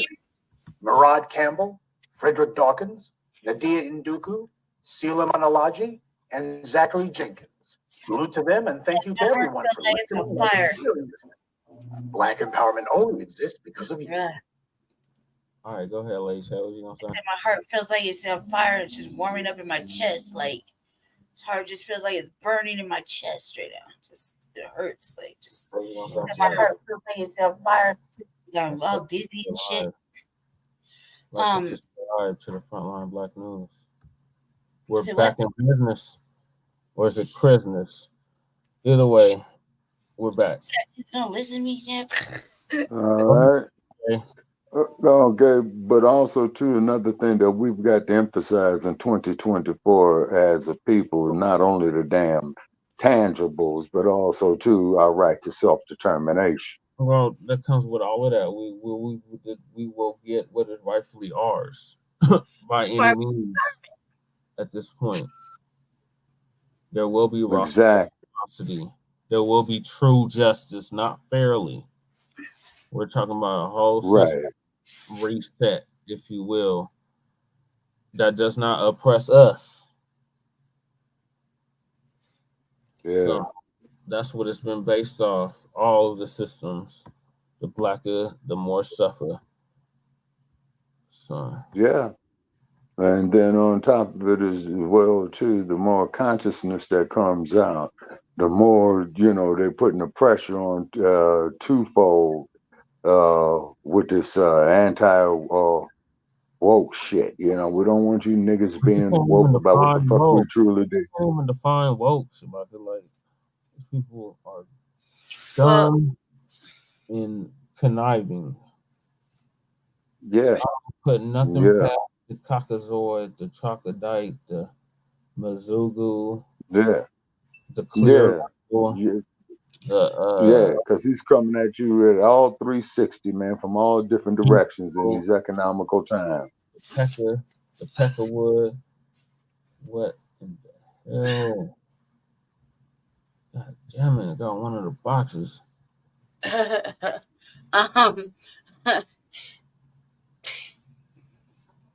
forgot what I was gonna say when he said that. All right, so you're on review. What are your thoughts on what Professor Blacc Truth just did while I deal with this? Yes. Okay, Professor Blacc Truth, you know, made a whole lot of sense right there. Okay, and number one, you know, as he was saying is, man, you got all these damn bootlicks out here. See, that's the problem. If we can get rid of these bootlicks, man, you know what I'm saying? You know, our problems will fall out down like a stack of dominoes, man. It's the pork chop preachers, the And the bootleg, bootlicks. and Right. the Pookie. No, it's not just them. It's the Pookies and Ray Rays. That too. Okay. Internalized self-hatred and hate anything that look like them, and because they got an opposite color on, they down to kill them. That type of shit. Okay, well, see, yes, sir. And that there was projected by the Hollywood image in the long run. You see what I mean? It's because they'll make films, you know, glorifying that, you know, criminal lifestyle, going in and out of the penitentiary, keeping recidivism real high. You see what I mean? But, you know, but this power structure, and damn sure, man, with this AR and this artificial intelligence, man, they're not going to teach our children, you know, to grow up to be independent, man, to develop for themselves. They're going to teach them the exact opposite. Like with all this twerking shit out there. You see what I mean? Motherfuckers like Joshua, grown ass man trying to go into the women's restroom, that kind of shit. I've had some. It's sad still watching. He had something like that happen at his gym. What? Savage, you cuz are you still in the chat or did you tray up? If you're in the chat, can you talk a little bit about what happened at the gym and you telling that motherfucker, you know, about the restroom and your wife in the gym and whatnot? What happened at the gym? I don't know. Yeah, I do know. I mean, I remember, but I don't remember exactly. So I don't want to tell his shit with you know. I don't remember exactly how it went down, but I know that he was unhappy. You know, with some transgender person trying to use a woman's locker room or something like that. You know what I mean? And motherfucker, like, you know, Well, there's been a if your wife is in the gym in the locker room and you got a motherfucker with a transgender person who is full still got his Johnson and shit, you still try to walk up in there. I mean, of course you gonna feel some kind of way. And if your wife's in there, like, you know, it's not your girl. It's not. It's your wife. It's like your wife that's underneath your mama. Let's say your significant other. Yeah, it's important. Like I mean, I would hope. I mean, my brother. Shout out to my brother Kale. My brother Kale. One time we were out. We were homeless, and he had a car, and I was really sick. I had to use the restroom, right? And we went into this like kind of it was like a hotel. It was a real nice hotel, but you know nobody would. They let us use the restroom real fast. He went to go on that side. I went over to the other side where the ladies go. I was in the restroom. I was really fucking sick, and I felt like something come in the bathroom. But I could, you know, I was like the way the doors were, I knew I felt like it felt like kind of spirited, you know. And then I was like, nah, that ain't no spirit, that's a person, right, in my mind. So I tried to go to the finish, you know, go to the restroom, and my brother come in, my brother Kale, shout out Kale. My brother Kale came in and he was just in there just mollywopping this fool. He was like, my sister in here, fuck you doing in here? He just like beating his ass in the bathroom. And I'm like, you know, I'm not gonna start. Don't please up. Yeah, no, fuck, go ahead. I don't give a fuck. You ain't supposed to be in here, you know. And I looked, and it was somebody else. It was a man in there, like actual man. You know what I mean? Followed me to the restroom, and he saw me go to the restroom. He saw him go to the restroom. He's like, well, out of sight, out of mind. I'm gonna go follow this bitch and try to, you know, who knows what he was trying to do? I can't speculate. The fact that he just went in there. And then he got a mollywop, and then the motherfucking there was obviously ran by a Karen. She immediately tried to call the police on us, and I was like, he was like, she's in the bathroom though. He went in the bathroom. What made it even worse though, it was a security, like he was in a security uniform, and it wasn't the one that gave us the permission. It was like from somewhere else, but it's so quick. You know what I mean? Like you're not gonna pass the other security guard. Like, and then you what are you doing? Like, you announce yourself like the laws, right? Security. I'm a man. Right. Like security, but that wasn't happening. He was on some nefarious shit. Now I remember us leaving and getting in the car, and I was like, "Man, this bitch really calling the police." Like, I mean, how would she feel though if a man? And that's like one of those times, like really, man, came up in a restroom and like, really fucking checked another man. You know what I mean? Because when we was, we was out homeless at the rescue mission. I was in the back in the restroom with the other sisters. We lived at we just did the very shit in the bathroom, right?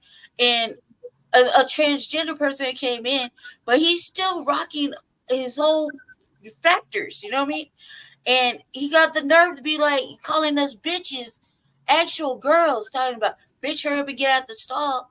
And we're like, bitch, why don't you go back in the bathroom where you belong with the men's? Like, you got a whole swilla. What are you doing in here? Like, even though we're grown women, we don't want to be around a man that don't belong to us. It's bad enough we got to go public restrooms with other women, but we don't want to be around a man that don't belong to us. And he just, showing out, you know what I mean? And that's weird in a dress. But you see, but the part that's even more weird, Lady Che, is that this motherfucking dude is going to insist upon that he himself is a woman. Yeah, he calling us bitches and shit. And like, they're with bona fide woman and getting belligerent about it. Right. You gonna catch these fucking hands up? Like, you serious? Like, stop it. Like, but and it's real talk. Like, women don't ever really say it, but we don't want to be around men that don't belong to us. We don't want to be around gay men in dresses that don't belong to us. We don't want to be around none of that shit, man. That shit is just foul. They don't want to admit it, but it's a real thing. It's like we let it go for so long. We let the past go, trying to be accepting and whatnot. I was speaking out as it comes from Black women perspective. We try to let you be, try to be, encouraging, let you live, blah, blah, blah, until it got to a certain fucking point, and then it's done. That shit's a wrap. Like, you're not doing that no more. You're gonna show us fucking respect, and you're not. You ain't gotta talk properly, but you will show motherfucking respect. You come from a Black woman, you gotta show some motherfucking respect. Period. There's show some respect. Yeah, absolutely. Like, keep your shit in yourself. Like, we don't want to see that. That shit is like it's like, motherfuckers think it's cute to send a dick pic. It ain't cute to see dick and they don't belong to you guys. Like, I'm tired. We don't want to see it. Don't want to see it. It's not even cute to send in the pictures. Like, I know they thought it was a thing. It's not a thing. It really, we're like, and laugh about it like privately. You know what I mean? It's not good. Just don't do it. Just don't do it. Modesty is everything. That's sexually toward behavior right there, and that's what they want to They want to normalize that shit. It don't belong to you. Right. You don't see it. Like, there are women that actually are, mentally monogamous. Mentally just with one person, even emotionally, physically, mentally. And so when they happen to catch a peripheral view of something else that doesn't belong to them, they're gonna get irate and almost angry. Like, I can get irate and angry because that shit don't belong to me, and I'm emotionally, mentally, physically monogamous. You know what I mean? Like, just one person type shit, just because it's easier that way. I'm older now. Days of being a player is it's over. It's just over. You're in your 40s, so you start to grow up and start thinking something else. You know what I mean? But I can't go. It's called maturity, Lady Che. It's called maturity, Lady Che. Thank you, Shabaka. Yeah. Then, and another 10 years, okay, and another 10 years, guess what they're going to call it, saying it's being called maturity? What they going to call it, Shabaka? Old age. Oh, shit. They call that, no, Shabaka, they call that ageism. They're gonna call it some old. Yeah, ageism, it's no joke, so whatever what you're trying to do in life, folks, is do it as young as you can. Why and you can't? men don't like it either. They nobody want to talk about it. But you got a woman dressed like a man trying to use a man's locker room. He gonna feel very uncomfortable in some kind of way. It's already bad enough. We gotta. Well, as I stated, Lady Che, before on Shabaka's Black Experience Enhanced and here on Frontline Black News, that shit is an insult to womanhood, period. Facts. Jesse, like you, in my opinion. Like you go to the gym, you working out, right? And there's other brothers in there. They just play ball, whatever. Everybody's at the gym. They go ready to get home, going to go work out, whatever. You're in the locker room. You see a motherfucking broad in there that's dressed like a fucking dude, and she come in the male's locker room. How you gonna feel? I'm definitely gonna react. Like, how you gonna react? Like, how you gonna react? For example, like, how are you seriously doing here? Like, what the fuck is you doing? Damn. And then wonder why motherfuckers like, yeah, because it's not right. It lets you you fully, you're not in your, cut your Johnson off and flipped your shit inside out. Like, I don't understand. Like, why you need to be in there. Just come to the gym like a regular motherfucker in some sweats and t-shirt and fucking go shower and do whatever. Why you gotta do that? Because it's just uncomfortable, and it's not. They want to say it's bigoted. No, it's not bigoted. It's uncomfortable. It's like, look, they separate. They have women bathrooms, men bathrooms for a reason. They got the family bathroom for the brand new little couple trying to take care of their baby. Or here the little kids, they got to take them to the bathroom and change them, because you can't let a woman take a little boy into a male's bathroom. You know what I mean? Like me, I had sons. Right. I couldn't just let my son, my little boy, walk in the male's bathroom at the movie theater. He only 5 years old. You know what I mean? He's just a little boy. He needs some help. Not to go to the restroom, but he just need a male supervisor. You know what I mean? And right. He's 5 years old, little tiny thing. I have to take him. I, as a mother, have to take him into the woman's bathroom with all the other ladies, and then and it's like it might be cute to try to be like, oh, look at him. No, it's gonna make him feel some kind of way, and then you're gonna have these thoughts. That's why I swear to God, my first son, I put all these things of what could have caused it, right? but I say this. I can't send my little boy in a bathroom by himself and say, all right, Jojo, why don't you go ahead and use the restroom in there? And there's like 10 fucking dudes in the male restroom. I don't know none of them. I don't even know what stall he's going to, if he can even reach the lock to turn the lock to go to the restroom, let alone is he gonna need a little help, with his clothes or not. You know what I mean? And I can't send him in there with a man, because I didn't come to the movie theater with a man. I came to the movie theater with a little young boy, my little son. You know what I mean? And I want to take him to see the flicks. I can't send him to go to the restroom. You understand what I'm saying? So it'll make him feel some kind of way. Men will go in there. If I walk my son in the restroom, like, hey man, just come in there and walk my boy, they're gonna feel some kind of way. You know what I mean? Like, they're gonna be like, yeah, bitch, get the fuck out of here. We'll look after it. No. There's chomos in there. There's motherfucking perverts. There's predators everywhere. I don't know what's going on in there. I just want my son to go to the restroom. And I gotta make him feel some kind of way going in the women's restroom. And then he walking past little girls his age. He ain't no little. He what? You know what I mean? He ain't a little girl. He's a little boy. So that kind of shit just kind of is uncomfortable. Just think about it at his age. What he thinking when he want to be a little independent little man, trying to be like, I could go to the bathroom by myself. You sure can, but not in a fucking whole shitload of other motherfuckers we don't know. And a lot of them is some motherfucking Caucasians and shit. You know what I mean? The main ones for predatory fucking behaviors. No. And I gotta make him feel embarrass my son, and then feel like I'm embarrassing myself and the men in there. Well, see, what it is that this society with its artificial intelligence, insanity has become the norm. It's like straight bizarro world, Shabaka. Yeah, in fact, that's a more accurate term, Brother Jay. Bizarre. That's my brother. You see what I'm saying? This shit is getting bizarre now. But you remember Superman's alter ego or arch enemy, Bizarro? The Superman's arch enemy? Yeah. Oh, it was that motherfucker General Zod. On him too, but this is another one. Because they had like 3 or 4 of them. You talking about on Krypton, right? Yeah. Not the ones they had on Earth, but on Krypton. I might be referring to the ones on Earth. Jesse, weren't you gonna talk about our campaigns? That happened this year too. Yeah, it was a whole bunch of stuff that happened this year. I'm just dealing with the pests. They in here somewhere. Get a cat. He sound like he about to pass out. He got the camera off. Yeah, you pass out, family. I can't stop the show. You have to listen to Jesse sleep. I'm far from sleep. This shit will keep you up.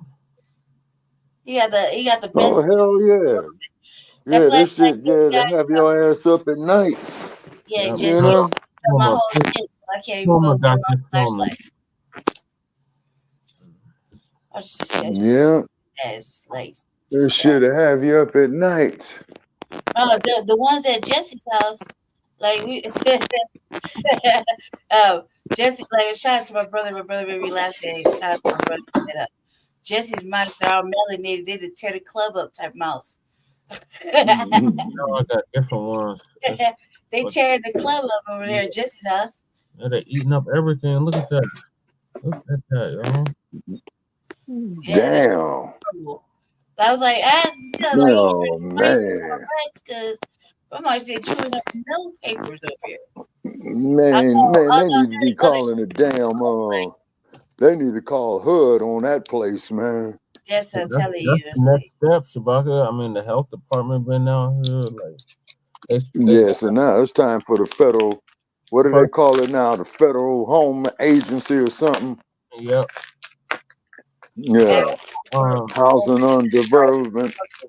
Beautiful self over here. here. Yeah, it used to be Housing on Urban Development. Yeah, I think that's what it still is, Shabaka. Mm-hmm. Mm-hmm. Made about renewing my voucher. Yeah. Damn. Yeah, gotta stay on their helmet. It is what it is. It's like motherfucker never had mice in there when there was homeless or roaches. When they was living on the street, fuck you come into a apartment, give it to you by the motherfucking city, and yet here you go with an infestation. That don't make no goddamn sense. That's just for failure. Yeah, that's a program designed to fail. Exactly, and it's been failing. So now, so they under new management, and they're supposed to get on it next week, next year, next month. Right. But you see, that's the game they run. See, under new management, then they flip it. Then when it's time for that previous motherfucker to do something, we're under new management. See, that's that bullshit. Yeah, shit. Getting these winter coats ready. Shit, yeah. Don't you like that silver and black winter coat? Yeah, you see my collection. I can't wait. It was cold earlier when I went outside to go get my food. You see this? You ain't got to wash some clothes. Yeah. Yes, I see it. What's that? Oh man. Oh, you don't see the other one over here.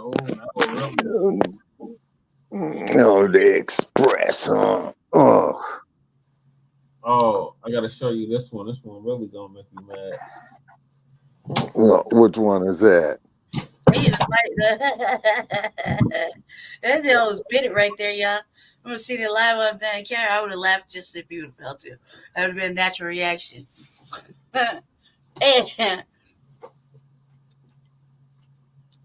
He said, I don't know what he's showing us like right now, but let's talk about it like while we're waiting. Oh, there you go. Oh God. Oh hell no, man. No, that's unacceptable. That's unacceptable. Born and raised. No, sir. Since 95. It's not a real. No, man. Man. No, man. Oh, them cats. Wow. Well, it's almost y'all's date here at Allegiant Stadium. Oh yeah. Yeah, Allegiant Stadium. You know they. What is that? What is that? Next week or this week or what? That game? That's next year, next month, and next week. Yeah, that's after New Year. It's the last game of regular season. And then, man, they're up there talking about they selling tickets for the Super Bowl, man, $500. You know, for the cheap seats, you know. And then here's the irony about it. Now let me show you. Yeah, now let me show you something. You know, the Carolina Panthers, what do? They only won one game this season, right? I believe so. They're like, goddamn. Or they're winless. Or they're winless. Winless. Yeah. Them motherfuckers, they like 1-12, 0-11, some shit like that. It's ridiculous. Yeah, I think they're 1-13. No, they're big L's over there in South Carolina. Big L's. They might be 1-14 though. And then I saw on the internet, man, they had to sell tickets to their games, man, for 99 cents, and the damn stadium was empty. Lord, have mercy. Tickets for $5. Stadium is empty. That's the charm ain't there. They don't have no excitement. No, but you see, see, when it comes to football, man, see, your boy Vince Lombardi was right when it came to football. He says winning isn't everything. Winning is the only thing. Now, the fucking general public is not going to sit up there and pay no damn $100 and $200 or various prices for tickets depending on where you're sitting at the stadium for a team that ain't got no fucking wins. All they got is L's. Yeah, they're like 2-13 or some crazy shit. Yeah, and I mean, they can't even give away the fucking tickets to go see them in Carolina. Damn stadium empty. And it's a home game. You can't even give away the tickets. Got 3 motherfuckers throughout the whole damn stadium looking at it. I was all the homeless to give them hot dogs and shit and beer and told them to fill up them seats. Yeah, that's what they need to do. Shit, you know, that's what the fuck I'd do if I'd on that team and we having some bullshit like that. Yeah, I go get go out there and tell the motherfuckers, come to this damn football game, get all the food you want and all that shit. So getting to the recap. So yeah, shout out to Professor Black Truth. He hit on a lot of these, but I'm just gonna run it down. So we got the Alabama Brawl. Shout out to the chairman. Oh yeah. Yeah. Shout out to Aquaman. Oh, most definitely. Can't forget Aquaman. Oh yeah, Aquaman. The chairman. You know what I'm saying? Everybody that got involved in the black community and went and stomped the living dog shit out of Jack Daniels, Smirnoff, I.W. Harper, old granddad. You know what I'm saying? All them drunk ass motherfucking crackers who went out there and hit that man and started that shit. I'm glad they got their asses whooped. Me too. Fuck them. Best month ever. I know. We will never forget it. That's the best Black August ever. Like they tell us for 9/11, never forget. Like they tell us for their Holocaust, nobody wants to acknowledge ours. Right. Never forget. So we'll never forget August 5th, 2023 or 2023. Yes, sir. So that is an FBA holiday, and these mice are running rampant. That motherfucker got on my desk. Like, man. You need a cat. Go get a black cat. But me and Jesse didn't have no mice ever. Never. Mice or roaches. Okay, and roaches. So when to have this shit happen, and bed bugs. you know, my brother took care of it. But and the mice, he come over here and get him. I was about to lend out my brother to Jesse. Like, I have to lend my brother to Jesse. Damn, and I'm on alert here for damn bed bugs and roaches in this motherfucker. Oh my God, yeah, you gotta heat. They gotta heat that whole spot to like 150 degrees. Yeah, turn up your heat, man. Yeah, so far I ain't seen one, you know. Yeah, definitely keep a lookout and wash your linen as much as possible. I was gonna loan you absolutely, washing linen. Yeah, washing linen tomorrow. But the main thing getting over here that took a lot of time, man, was getting these books over here. Yeah, because you got an 800-page book on Freddie D, so I'm gonna start reading it to put my ass to sleep. Wait. Let's talk about this. Where you brought the book up? What happened to the Elders book? Which one? I'm talking to about Larry Elder. Larry Elders. Whatever did you finish? Dude, okay, what I had to do with that, I had to dig it out. You know what I'm saying? I was tempted to throw it away, so I got to start it. You know what I'm saying? So, because see, Larry Elders, he likes to, okay, it's a tactic they use. Elders uses the tactic. Terrell uses the tactic. Joe Gibson uses the tactic. And what it is the motherfucker asks you one question while you're answering it, he's going to try to ask you the exact opposite. Fuck that. Yeah. It's an old speech debate class tactic. It's a trick. Yeah. So that's why you pretty much, you see, and this is why you got to tell the motherfucker to shut the fuck up, man, and let me make my point. Then you talk. You see, right. You have to do some Mills Lane shit on some kind of order with this conversation debate. But yeah, Mugs don't know nothing about that shit. You got to be from the old school to know anything about that. This shit's dead. Cloud chasing today. I would use it as bathroom reading material. Oh yeah. Well, they said if you want to hide something from us, you put it in a book. So. Oh yeah. So getting back, most definitely. So going into 2024, Black family, we can never forget the Alabama brawl, August 5th. Yes, sir. And then hit on Kyrie Irving's suspension. We got Bills player passes out. Remember when Damon? What is his name? Oh yeah, Damar. His last name is Harmon. So, Damar Hamlin. Yeah, the brother who played.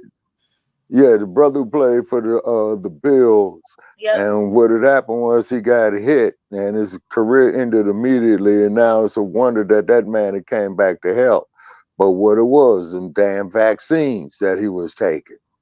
I think and those boosters. Nothing else after that because they've been striking our channel behind that shit. Okay. All right, okay. So will I retract my last statements? Just say the jabby jab. Yeah, the jab. Mm-hmm. Yeah. But thank God that man, stayed alive. He had youth on his side. But with him going through such an ordeal, that took a lot of his youth out of him, too.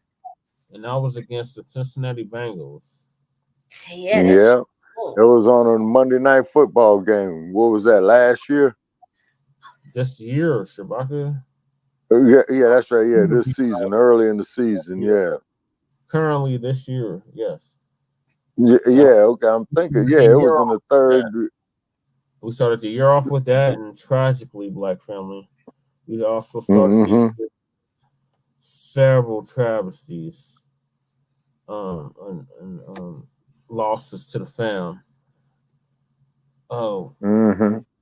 First off, we lost my grandpa Pete. Rest in power to Pete. By Pest. Rest in power to him. He was in the Navy. He gave the Navy a good 20, 25 years of his life. And he did take care of me and my mom's when he moved to Denver 22 years ago. So he made a career out the Navy. Yes, he was a career Navy vet, yes. So rest in power to Pete. He kept record and log of all his travels And me and my moms were very deeply saddened with his loss. Because it's not too many of us left out here. Now, back east, there's plenty of us. You take your sequence. But out here, we're the only ones that's out here. So that was a major loss. And it was in the midst of the campaign as well, Black family, for those that don't remember. I ran for mayor of Denver. Yeah, want to recap that. Okay, yeah, you put up a very, very gallant effort. It was uphill. Them fleas was against you. On the ballot. They purposely refused to let me on the ballot. They had me curing for over a week. Had me in limbo, had us in limbo, rather. Did he make it or not? Like, it's them games. They want to keep this a democratic plutocracy. Denver. Yes. They want to have full democratic control, and you'll get the left-wing version of racism, white supremacy. You're still getting white supremacy, but you're getting the left-wing version of it. And these mugs, everybody but us, and we're their base. So we're gonna keep turning up the heat on that into 2024. So rest in power to Pete. And then Black family, like a week later, like a month later, my distant cousin, me and my mom's distant cousin, Suave Fernandez, that's, I guess, our Cuban side, but we're FBA, but some of our family did move to the Caribbean and then came back type of stuff, but they were originally here, like they had family here in the States. So we're FBA, even with that. So because that's distant family. I know nothing about any of that. Like, it was only that's like family out of marriage and because of Pete that I even knew anything about that, and my mom, of course, from what she would tell me. So she passed away. She was messaging me heavy on Facebook before I guess she committed suicide. She had AIDS and she had been living with it for at least 10 years. And the best of her, unfortunately. And then, like a month or two after that, Black family, my grandma, rest in power, Barbara Parrish, she, her baby sister passed away, and her daughter, my cousin Crystal, found her dead in her apartment. Oh man! And my grandma died in her apartment, but she was with family. She was with my mom and my stepdad. They've been married for going on 9 years. So So more power to them. Shout out to mom. She just hit 52. So, and I'm about to go get the Trey 7 next year. And just a handful of days. And it'll be our anniversary. Yep, that too. Definitely can't forget that. Yeah. That's January 16th. What thing I get? 2024. So yeah, we lost the campaign. They put up $15 million against me in Denver. So it was a coordinated effort to make sure I not get in there, and it was people that look like me, Shabaka, Jeff Fart. That's the sad part. Now, with them doing that, going through that great effort to not let you win, to be the man, goes to show, man, that you were effective of getting the message out right there. You see, because these damn career-ass politicians. More time, which they should have gave us more time, Shabaka. We had like a bomb cyclone. 3 that same week. We had 3 of them. No, that was the year prior. But then it was the same year, Jesse. We had 3 fucking bomb cyclones in the middle of the fucking campaign. When you all got hit with the rain and the snow. We got hit with the snow that you can't even go outside in. Like you would have died if you would have went outside like for longer than a couple minutes. You weren't prepared. Like we had. So in other words, it was below. Okay, so it was way below zero then. Wait, like 30 negative 30 or some shit like that. It's crazy. I never been in 30. I've been in 15 degrees below zero. That was bad enough, boy. I sure as hell hate to be in 30. Winter 15 below. If it wasn't for my grandmother, I would have continued spending the winter in it. She said, "Ain't no grandson of mine gonna be unhoused on the streets, not while I'm living." And she let me stay with her. And then she let my mom and stepdad stay with her, and then she passed. Yeah, that's something, you know what I mean? And these damn goddamn pests done ate my grandma's plant. Like, it's really bad. Like, I really got to get the hell about this raggedy dump. Like, this is an experiment gone wrong. This is not what I envisioned in 2019 when I ran for city council at large and got almost 15,000 votes with no money, no media exposure. That we was just hitting up them city council meetings like we was doing then, and most was playing. And now they're all of a sudden they revolutionaries. No. Yeah. See, that's what a lot of them do. You know, they'll see somebody out there, put the message out there, and then they'll try to capitalize on it. You see what I mean? Yeah, so that was one of many things that happened this year. The list goes on. We had, I think we did cover this earlier in our season 3. Dustin Reed, the death in Mississippi, and then there was the other brother, Rashid Carter, that they found chopped up, like they used to do us when they used to lynch us up. So they still lynching us, Black family. It ain't went nowhere. There's still certain parts of the South and the North where they're still lynching us. We just got justice for Elijah McClain. That happened this year. The Justins, that damn political theater, this fool coming out like it's 1969 or something. Like, are you serious? If you don't sit your ass down with that shit behind gun control, it wasn't behind. It wasn't for Black nothing. It was for gun control, and that was was Miss Piggy and them two fools acting the goddamn fool at the damn state council meeting. Question: Isn't them two from Memphis and Nashville? Question. Okay, so councilman answered it. Congressional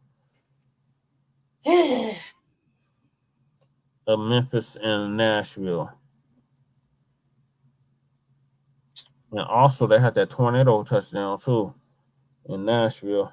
Well, that's the spirit of the ancestors, just like the tornado. Darby said, "You can find me in the whirlwind." And if it wasn't for FBA, Darby wouldn't have amassed a following of 8 million people before digital. Yeah, that's what I'm saying. Not only before digital, man, before conventional. He was Garvey was the post-industrial revolution. So what happened in the economical period after that, was businesses expanded. You see what I'm saying? Right. No, that's what I'm saying. Due to greed, you see what I mean? And then you had the regulators of the, what is that, Securities and Exchange Commission, the IRS, they did some shit, stuff on the stock market and all that. In other words, that was a monster that got out of hand due to corporate greed. You see what I'm saying? During a greed period. So you got to have some type of checks and balances on that. And then what happens with us as a people, they steal so many of our fucking ideas, emphasizing, their corporate greed. But then, man, as you say, we get these motherfuckers, man, who try to marginalize us. Oh, we're people of color. Oh, well, they doing that to every group and all that. Say, fuck that. That's what. Yeah, see, self-determination means just that you are determining what your destiny is going to be. You are determining the factors of production of which you are going to control. Yeah, they don't want to see that. Every time we've been left alone, Oh no. but they don't want to leave us alone. Yeah. That's why I stay in the FBA's business, because every time they left us alone, we build shit. And every time I pull yourself Right. up, pull shots, while they steadily get handouts daily, and we get Yeah. a pat on. Yeah, to these immigrants, and we built the fucking country. And these crackers too, these cockazoids, they immigrants too. They the first illegal immigrants, but they don't like to talk about Exactly. Yeah, I don't know. Where was this? No, they come to you with that Ben Carson shit. They were in search. The slaves were in search of the American dream, and they went through all the hardship to achieve the American. Wow. I mean, man, that brother Check, when that brain dead motherfucker said that son of a bitch cannot believe that bullshit himself. But that's what Master told him to say, Shabaki.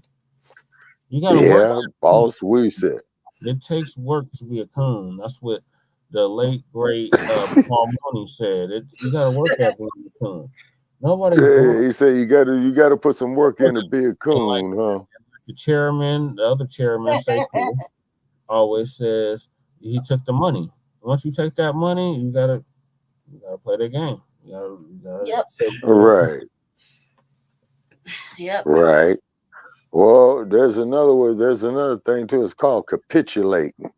It's called sellout. As soon as that too. Sir. That is your biggest capitulator, man. Is the fucking sellout. Yeah. So we get your biggest. Because they talk about representation matters. What good is representation if it don't represent your best interests? Like, sir, and not only that, what the fuck is representation when people is going to get up there and get angry with you for representing yourself and your self-interest and your interests on a collective basis? Subhuman.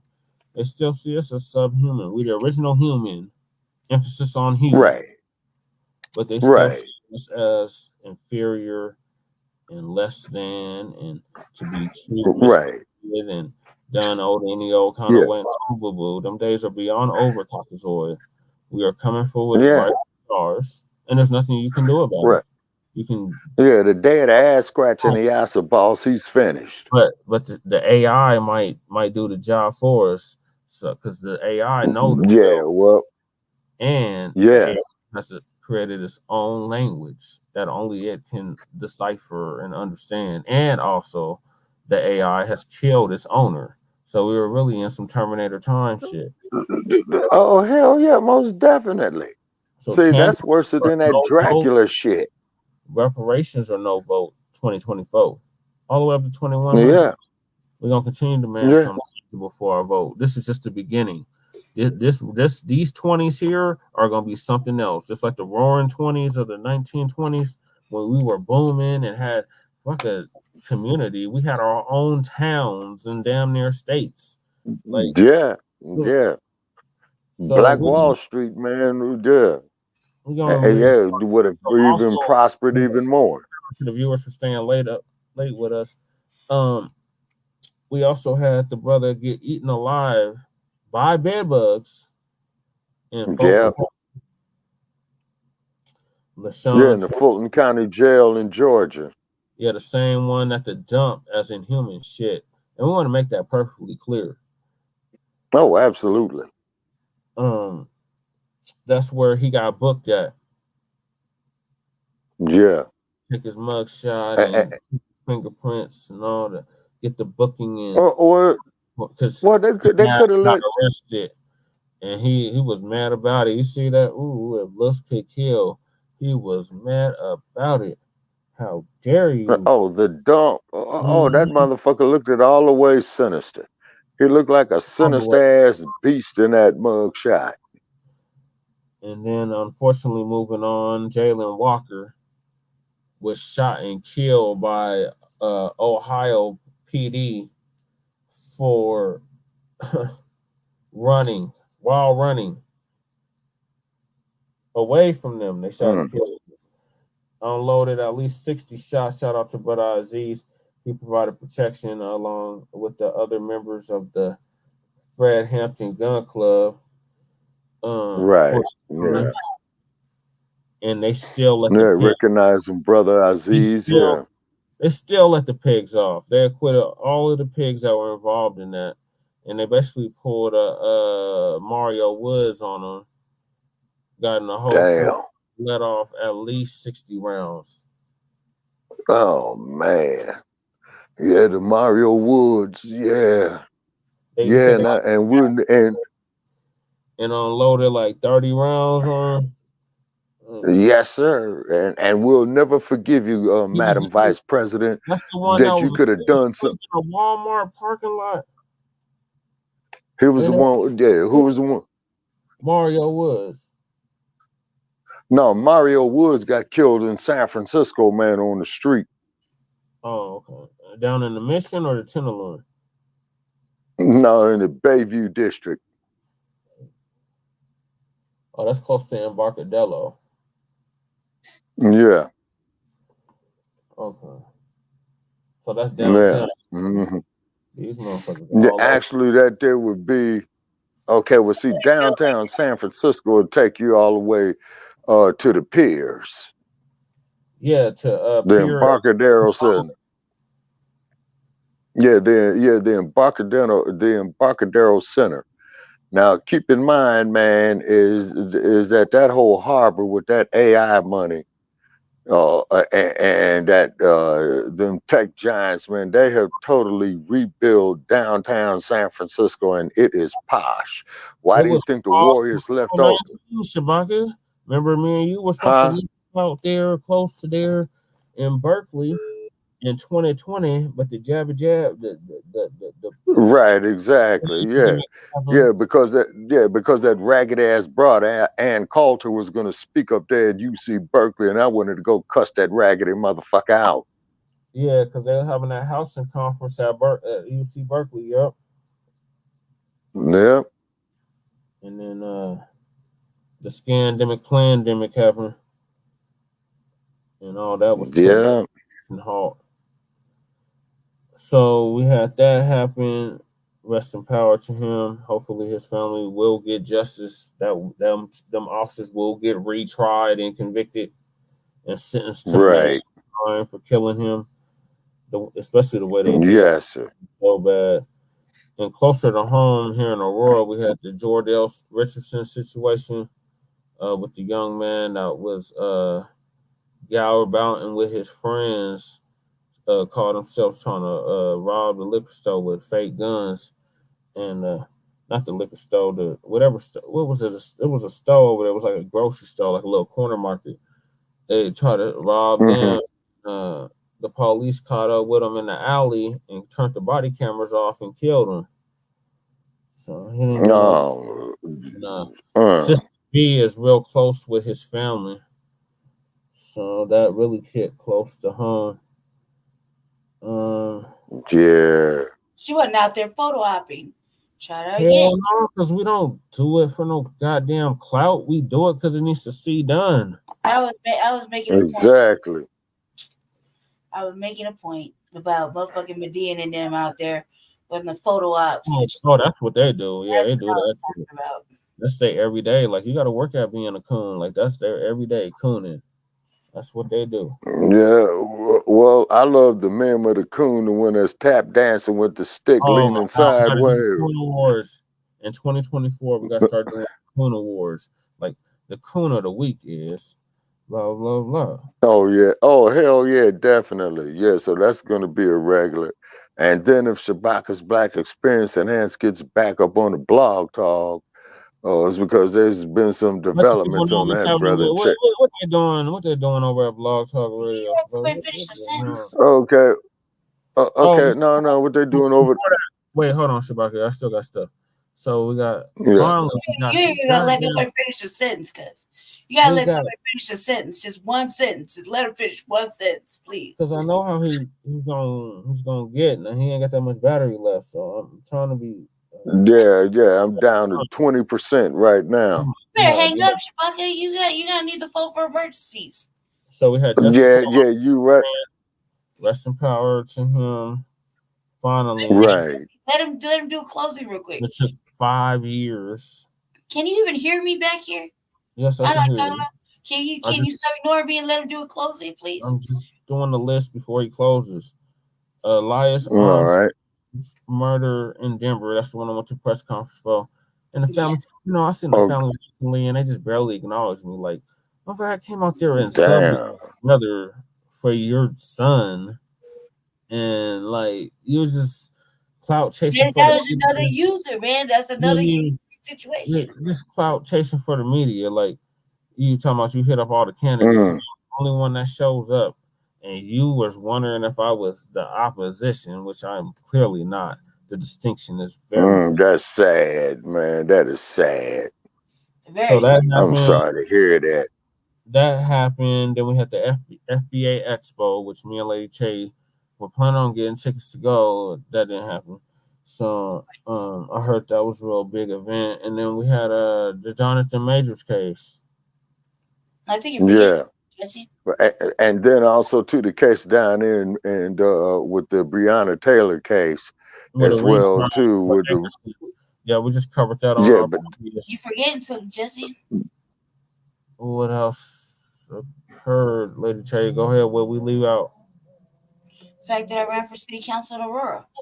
Well, you don't. You said privately you didn't want to bring that up. So I was trying to say though, it's like you forgot me. You forgot it. Forgot me. No, you told me not to. We have. That's why I want to bring up my dead folk because we didn't talk about it privately. So why are we gonna talk about it public? But the campaign though is something separate. You brought it up, so go ahead. Let the people know what happened with the campaign. Jesse. So in the same year, I tried to run for city council in Aurora, with just pretty much myself. I didn't really have very much help at all.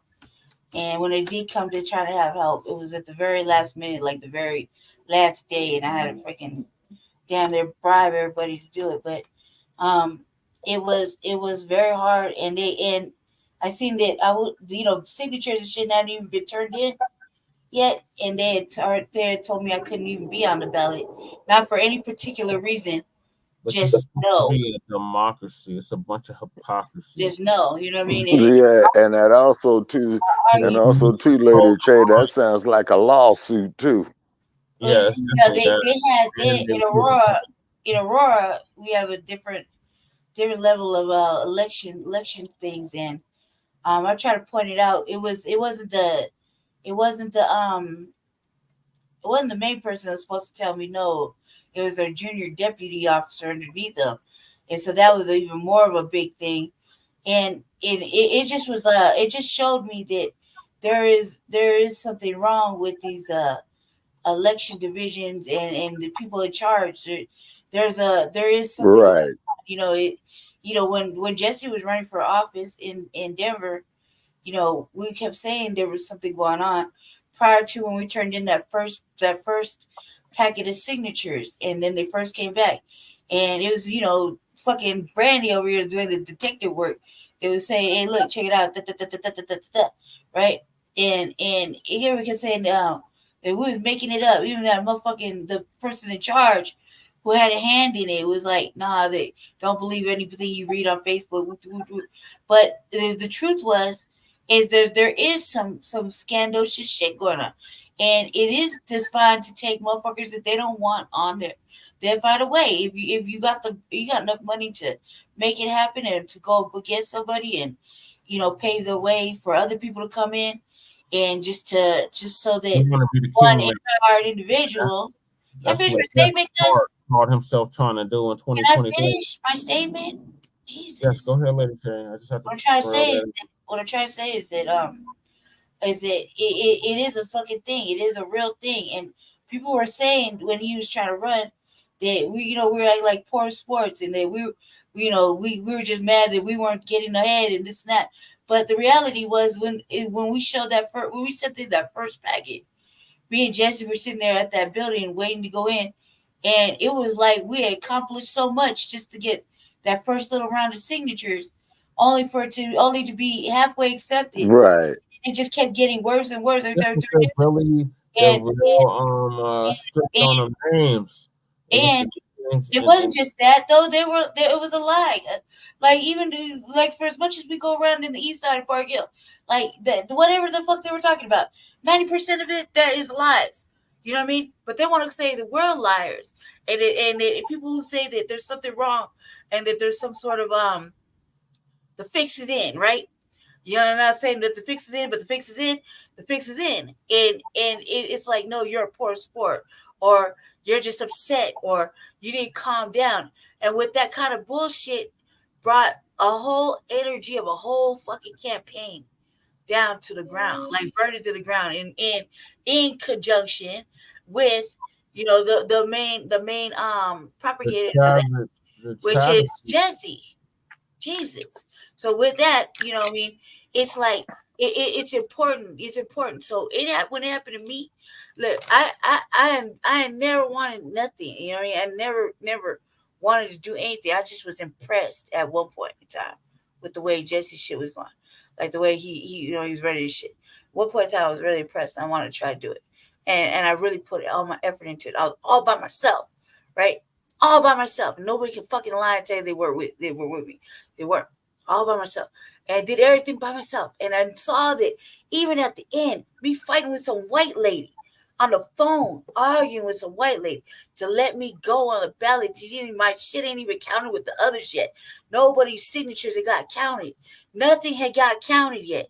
That means still a motherfucking chance. She took away the chance and the writing possibility off top. So to let you know that there's a problem with motherfuckers trying to go up against somebody that are saying they're not bought, paid for, that you can't program them. You can't program them to go with your narrative. Hold on, Jess.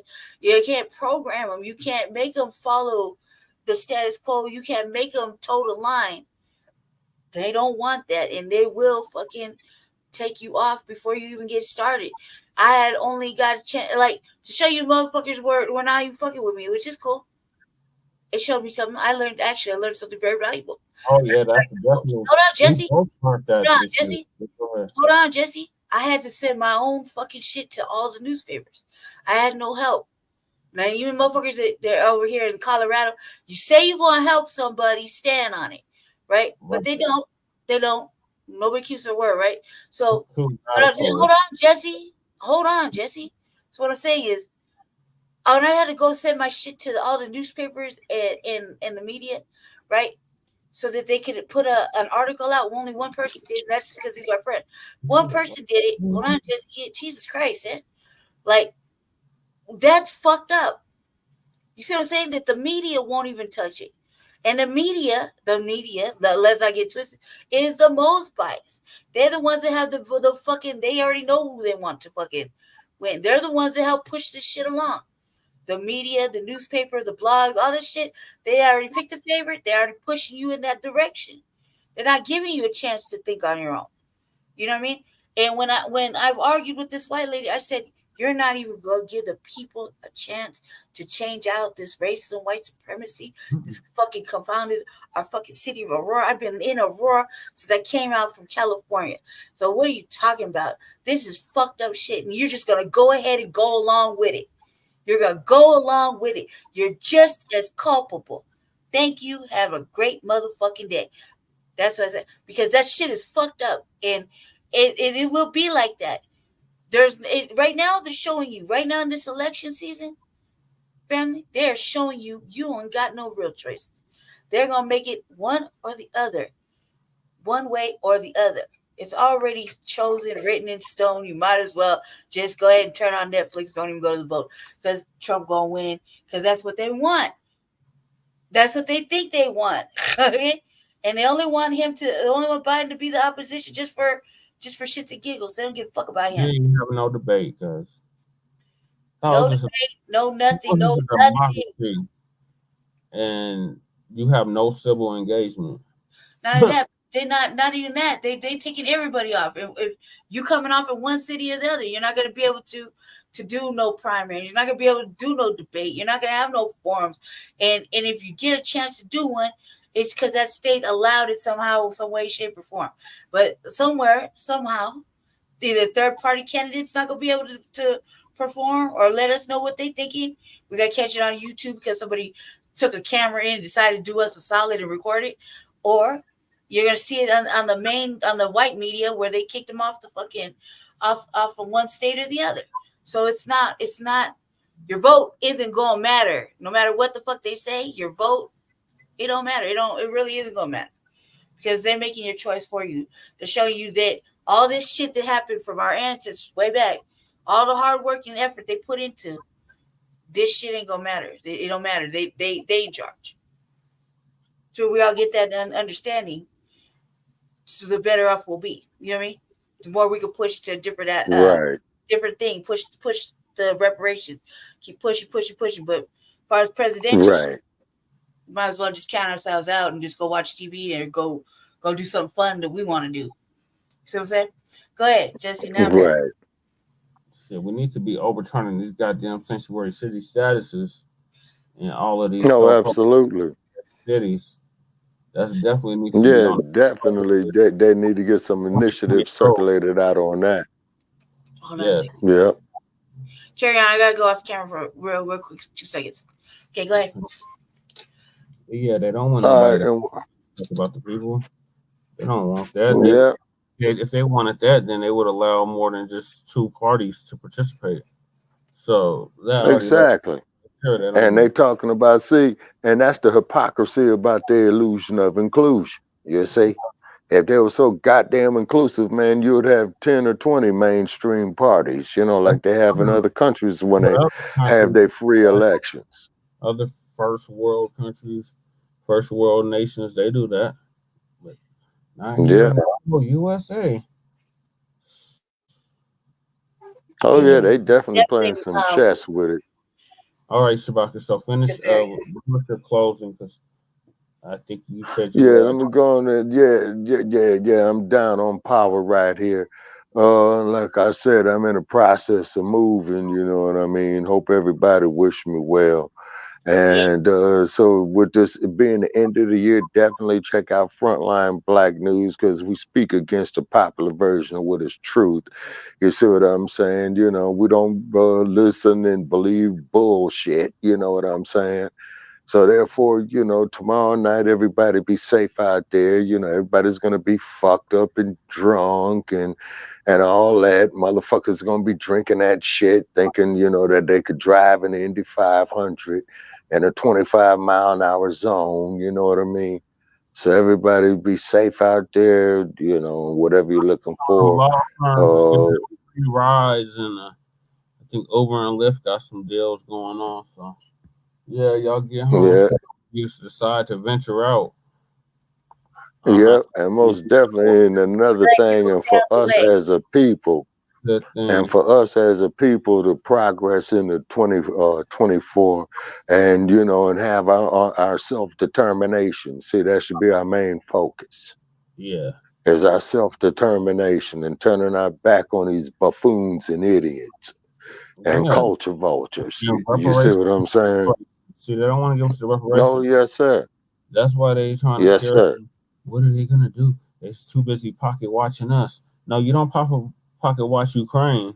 Yeah, damn sure ain't pocket watching Israel, and your damn sure ain't pocket watching the border. Y'all ain't even watching the border. Yes, sir. The women, the ICE and the border patrol is hiring like a mug, Black family. So, yeah, wonder why. Okay, ladies and gentlemen, so this is Shabaka St. Corey.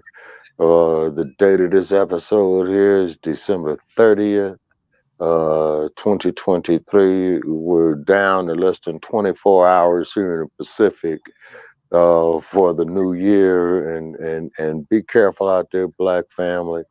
And be advised, people, they got a whole bunch of new fucked up laws throughout the states that are going into effect January the 1st. So, you know, right at 12 o'clock, you know, you don't want to be getting jacked up by the police. All kind of new laws, more time for you, less rights, you know what I'm saying? More fines, all that shit. It's a fucking conspiracy. Yes, sir. It ain't just a couple. Yes, sir. It's like all of the states. Yes, sir. Probably the territories too. Yes, sir. All right, ladies and gentlemen, this is Shabaka Sankori signing off for Frontline Blacc News, and we'll check with you all next year in the next 24 hours. Yes. All right. Take care. Night, night. All right, and good night from Sin City, and I'm already hearing motherfuckers outside the door getting drunk, so they starting, so I'm gonna go check on my car in a few minutes. Starting early. You know. Yeah. Yes, sir. All right. Okay. Take care. Make sure y'all check out. All right. See y'all. First of the year. Yes, sir. Yeah. And we'll see you all next year. All right. Yeah. Be safe. All right. I'm out. Later, Chase. Just us. So, with that being said, did you have something that you wanted to say? Oh no, because no, I already pretty much said it. Said what I was gonna say anyway. Well, you have some losses this year, and oh man, I told you I don't want to talk about it. Well, so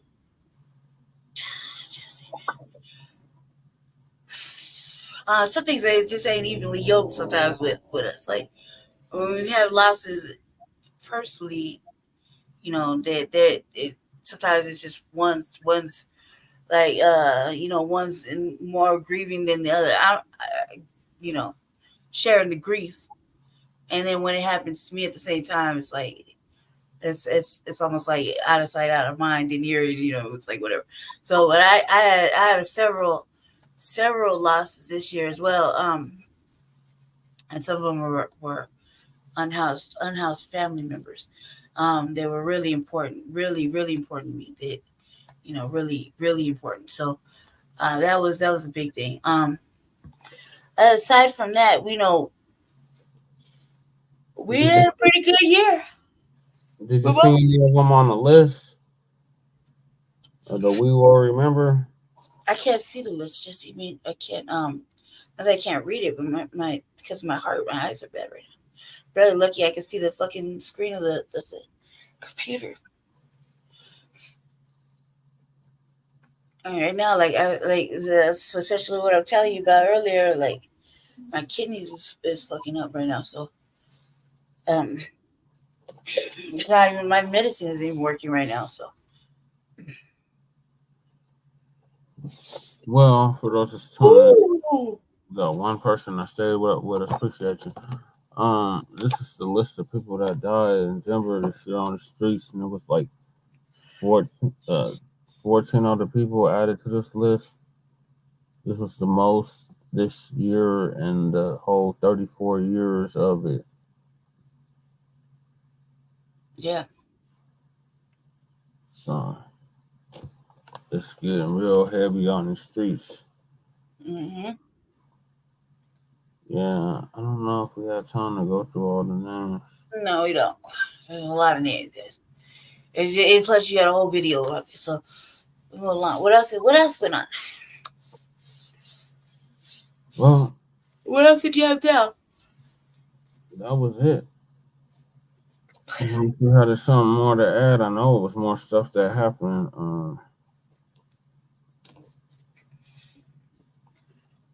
No, because everything, I think too, like, you know, like, I don't want to highlight any more negative stuff. Like, there's a lot of stuff was negative. You know, a lot of stuff that happened was negative. The positive was we got Chantel Lewis. We lost Candy. Lost who? Candy. Yeah, but Shay kind of did that to herself in her own, you know, mind. I also think too, powers that be will find a way to get you out. Like You know, it's not one thing; it's another. Who realized who red lines a district in the middle of a motherfucking election? Maps earlier. I found the maps earlier. I was thinking about going through them real quick, but they picked the wrong map. We wanted it to stay the same. These must said, nope, we're gonna go with purpose. That's what I'm saying. It's on purpose. We're going in the middle of election season. No, we're going with map E. There's a real problem when you do it in the middle of fucking election season. And then there's motherfuckers in Aurora that don't even get a chance to vote because of the constant redlining. It still goes on. Just look at what is it, Navy Federal? We covered that on the previous Frontline Black News. Lisa Cabrera, she had broke it down. But yeah, it's really bad. Like, keep your heads on. With the most fucking cases.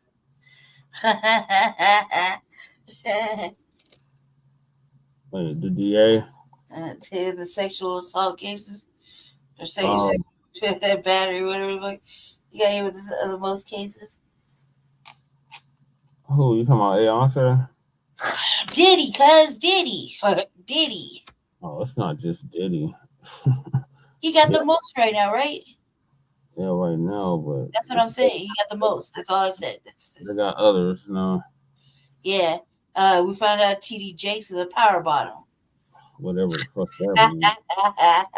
That means he tossed it back, Jesse. He tossed it back. He looked back and tossed it back. That's a giver. He a giver. But what kind of power are you gaining from that? There's no power. No, that's just a fucking way of saying it, Jesse.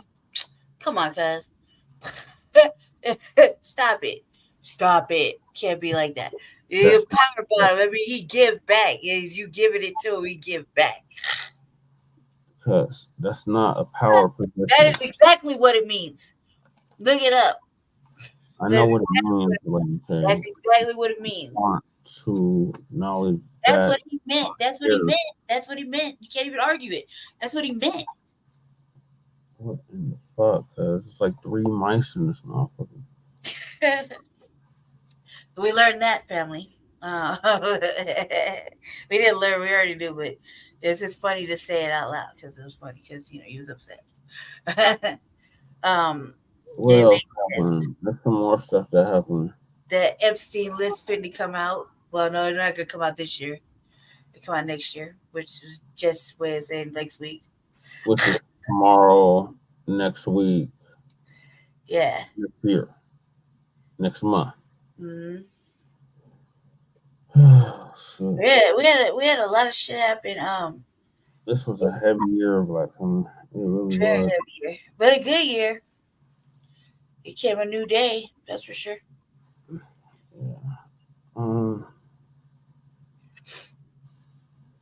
What else happened? I wouldn't even know. Oh, Candace also, he covered that. See, Professor Black Truth, he did a damn good job. If he had another half hour, he probably would have got to the whole year. Damn. We got banned from Fire Show completely. Oh, that was inevitable. That went on for a whole 4 years. We don't even know how that was possible, but it went on for 4 years, and finally, Celine McClain, Elijah McClain's mother, is the reason. But it was really Aonte that was the reason. It was really Aonte instigating by this old weirdo. Yeah. Him and Medine. Yeah, she was beside Meridian, whatever the hell, goddamn name. You notice they've been showing up to all the Kwanzaa events. Oh, now you want to show up to Kwanzaa. You're going to bring the Caucasoid to Kwanzaa. Like, what the fuck? Oh, yeah, that happened. That happened. No. We've been celebrating Kwanzaa for 7 years now. This is the year of the motherfucking of the sunken battleship. And on that note, it is Nia now. Kaumba. Yep. Activity now. Yep. You see my creativity later on here shortly. Creative works. Yeah. Mary Karumba. What was I gonna say is no, it's Fahisha Kumba. I don't know. One of my Facebook friends had said it in Swahili. what else do we do? Yeah, it's the year of the sunken battleships over here with the revolutionary agenda, doing the hard work for the Front Line Blacc News. Sinking battleships is what I do. So yeah, that's the like and subscribe to. It's the year of that. When I say I'm gonna sink your motherfucking battleship, and it actually go down. it's the year of that. It's the year the new black media fucking controls the narrative. Yep. And we gotta give our shout out to the terms. Yep. That right there deserves its own motherfucking candle of fucking joy. So, if you want to thank anybody, black folks. Leverage. Oh, come on, what leverage you got? Oh, we got plenty of leverage.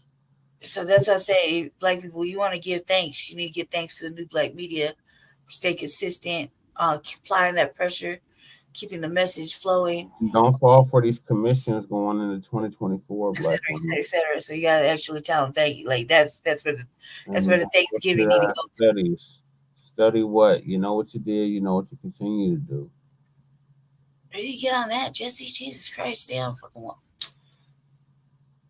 Yeah, and speaking of now you done brought that bullshit up again. Like the Denver want to offer that, or Denver want to have a motherfucking not just Denver, the whole state of Colorado. Remember that shit Rashad was talking at that last meeting, that NAACP meeting. The committee thing that they was talking about in Denver. Yeah, this is Denver, Jesse. Like for the whole state of Colorado, because they say that, but it's really was focused on Denver. You don't read between the lines. Jesse, let's look at the narratives. Whole statewide study that they need to come up with, and they stupid, man. They're stupid at that. Like what's coming with that is a commission. So I'm trying to warn our black families. That's what I just said, Jesse. Like it's a commission, committee, whatever. It's not. It's worthless. Like that shit down at all costs. Fuck a study. Go to foreignaid.org. Fuck a study. None of that shit that required a study. Besides, like all reparations require a goddamn study. Well, that's how they did the Japanese. That was 4 years, and that didn't contribute to the gross domestic product of the country for generations. Jed's just talking. He's not listening to nobody. Yeah, you see Jay Milligan. Jay's hop on, Jay.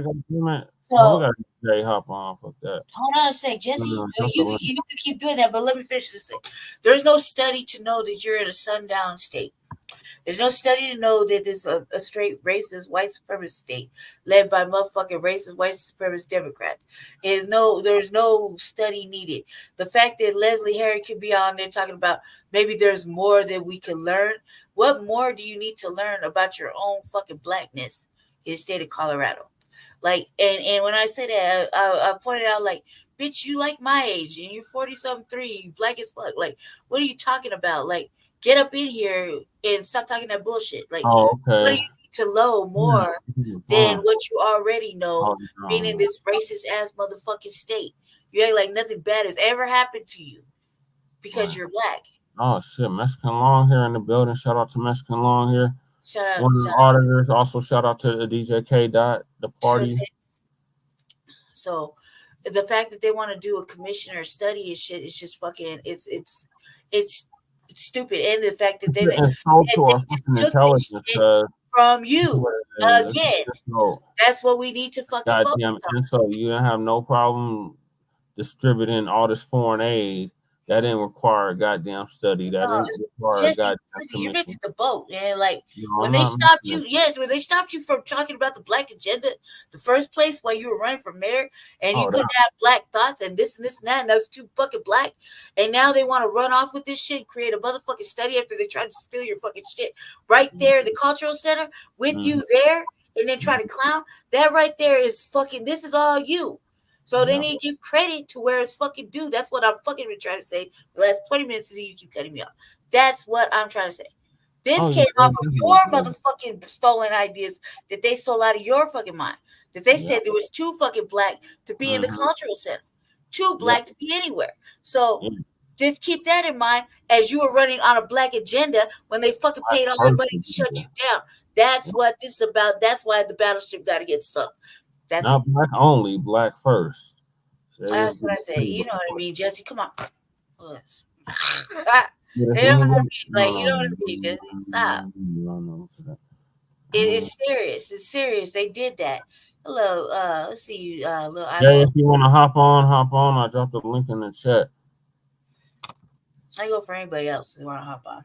Black Son, we see you in the building. Oh, Black Son in the building. Was that you or him? That's you. No. If I can hate this simulcasting shit, man. I can't tell. Never mind. They're probably not in the building. Never mind. Simulcasting is a. We got Trey viewers. Appreciate y'all staying out late with us. So it's Sab. Oh, I know who it is. It's Sab, Mexican long hair, and Jay Cuzzo. Yeah. So I think that you should really say something about that. Oh, we got Flo now. I think you should really say something about that because it's really important. You can't just keep letting all this shit slide. As I said earlier in the year was that's great. Sorry about that. What I said earlier in the year is no white supremacist. Yeah, well thrown, man. I hope you ain't got the what's it called? The scandemic plandemic. We had it twice and it was no fun. I said you got a code. Okay. Yep, get well soon.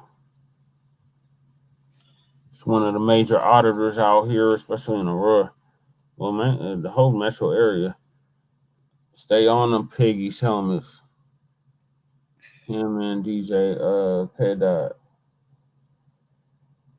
Go ahead, brother. What's your question? You got a question, Jesse? Okay, go ahead. What's your question? Mexican long hair.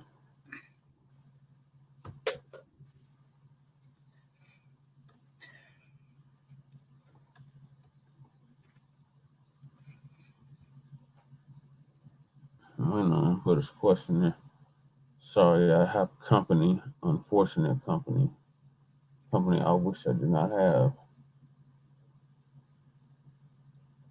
They're lying. Nobody wants this type of fucking. Okay, go ahead. He said, K-Dot and I discussed who. K-Dot and I discussed this. Who do you think was more right? MLK or Malcolm X, and why? About what?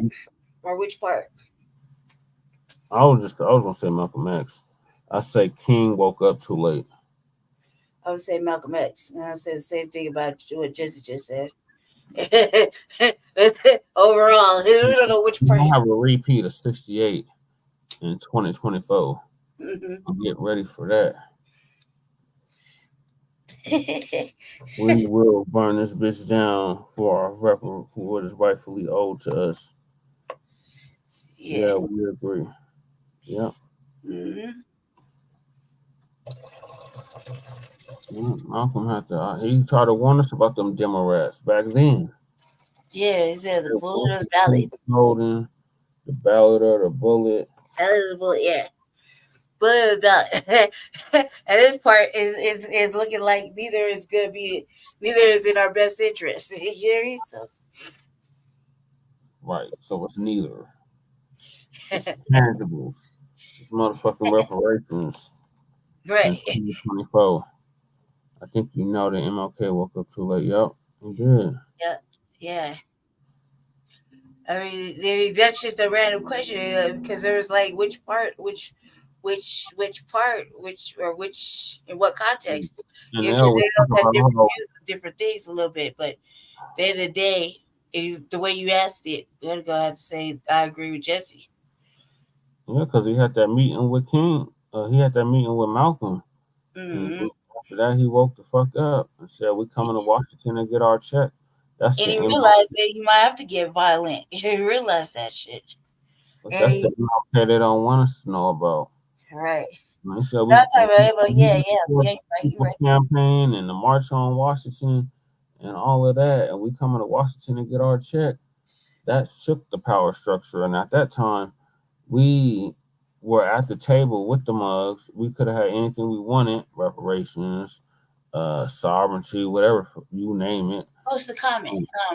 These mugs decided to go with interracial sexual access and integration. Hey, let me ask you a question, though, Mexican long hair. Let me ask you a question. Do you feel pushed out? Not pushed out. Do you feel that they have come into more than that us over here that are here are not wanting to go with the Democrats? Do you think the new influx is going to pick the Republican side of things, or are they going to vote Democrat if they had to vote, if they could vote? If you asked them, you know what I mean? Like, which would they rather prefer? Who do you think they would side with? If we just asked them, not that they're gonna do it, but they just asked them. All right, bro. Because it's good. So which do you think if you had asked the immigration or the migrant influx, who would they want to see as president if they could vote?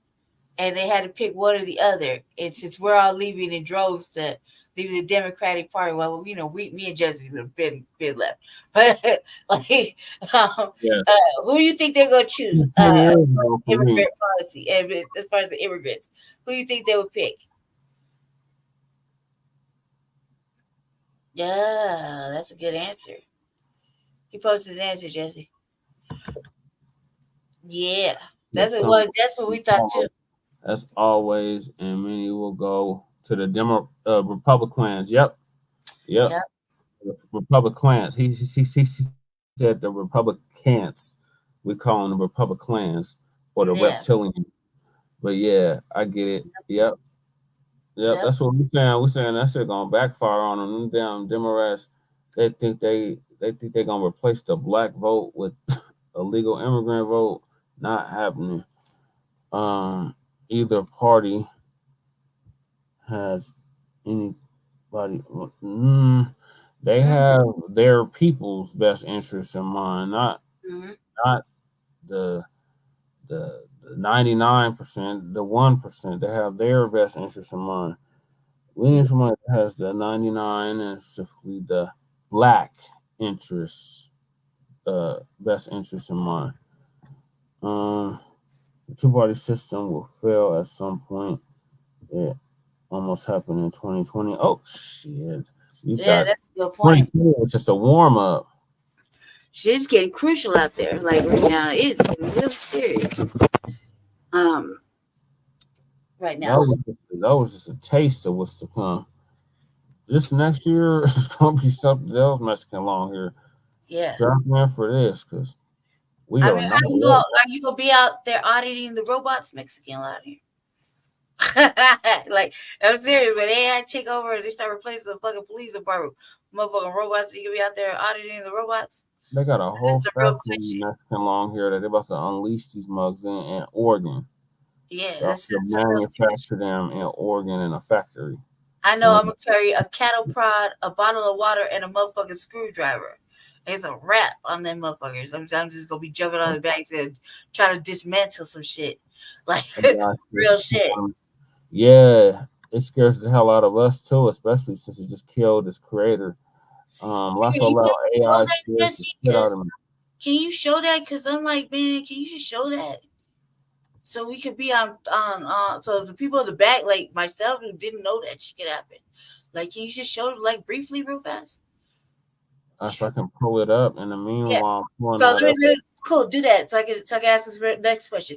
Don't you think that would be a tight thing to see some motherfucking militant motherfucker just run out the back of the woods and just come with a motherfucking cattle prod, a little bottle of water, and a motherfucking screwdriver and just zapping motherfucking robots and like roping up the robot dogs and taking them for their fucking prisoners and shit? I mean, didn't you think that'd be tight? That kind of maybe a little bit much, but and just taking them down.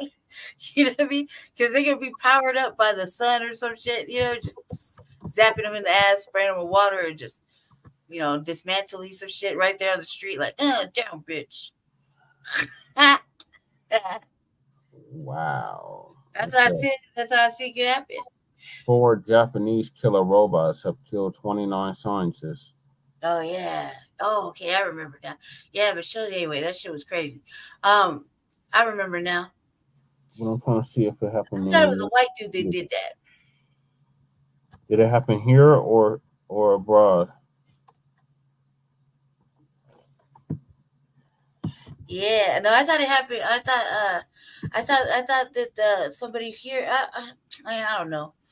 I want to say I thought that some white person had created the motherfucking AI shit at first. But now I realize that I might be wrong on that. You're talking about the Amica one. I don't think she put her on her yet, but she was looking at them crazy as fuck. Yeah. Real creepy. Yeah, because on the movies, man, they always turn on. Their movies ain't lying. Yeah. And don't forget the one that they had, the ones they had unleashed at the Super Bowl. Yeah, man, and then nobody's paying attention. Like in China or Korea or whatever. Excuse me, one of the Asian countries. They have AI robots that are like natural built, like built like a regular person, passing your food and shit, taking your order, just bringing your change back. They try to totally just phase out motherfucking people altogether. And I don't know about anybody else. That's long hair. If you go back to the timeline of Terminator, the first one, the one that came out in '84, that was in 2024, from 2024 to like 2030 something. Which would you rather have, Terminator or what was the other movie Arnold was in with the motherfucking with the aliens and shit? Total Recall. All right, Terminator Life or RoboCop. Total Recall. Total Recall was the dystopian motherfucking shit where he's on the planet, right? Yes. Yeah. So okay, which one would you rather have? Because they put out other shit where it's all like a crazy ass planet where you either got aliens and robots and aliens and superpowers and weird ass shit going on. So you either have option A. Option B is like that one shit I showed you where everybody's living in the same houses, same everything. You on lockdown, got drones running around the sky, fucking, arresting you and doing all the extra shit, Or like that's your top two. Those are your top two. And the government brings your food, the government pay you credits, like how they did during that COVID I feel like I'm living in that time now. Yeah. So which would you rather have? Which would you think you'd rather live in? A or B? That's the real question. How about a black utopia? That's what I want to be living in. Yeah, that's what I would like too, Jesse. But I'm just saying, if we can't do that because we can't do that. First of all, we're not even talking about being prepared at all. Lights could go out any time now, the way this shit's going. So, like I said, I would be a hell of a lot more efficient than Terminator. I would be hell of a lot better efficient Terminator. Motherfuckers will send mechanical nanobots or some shit to get us. I'm telling you, man.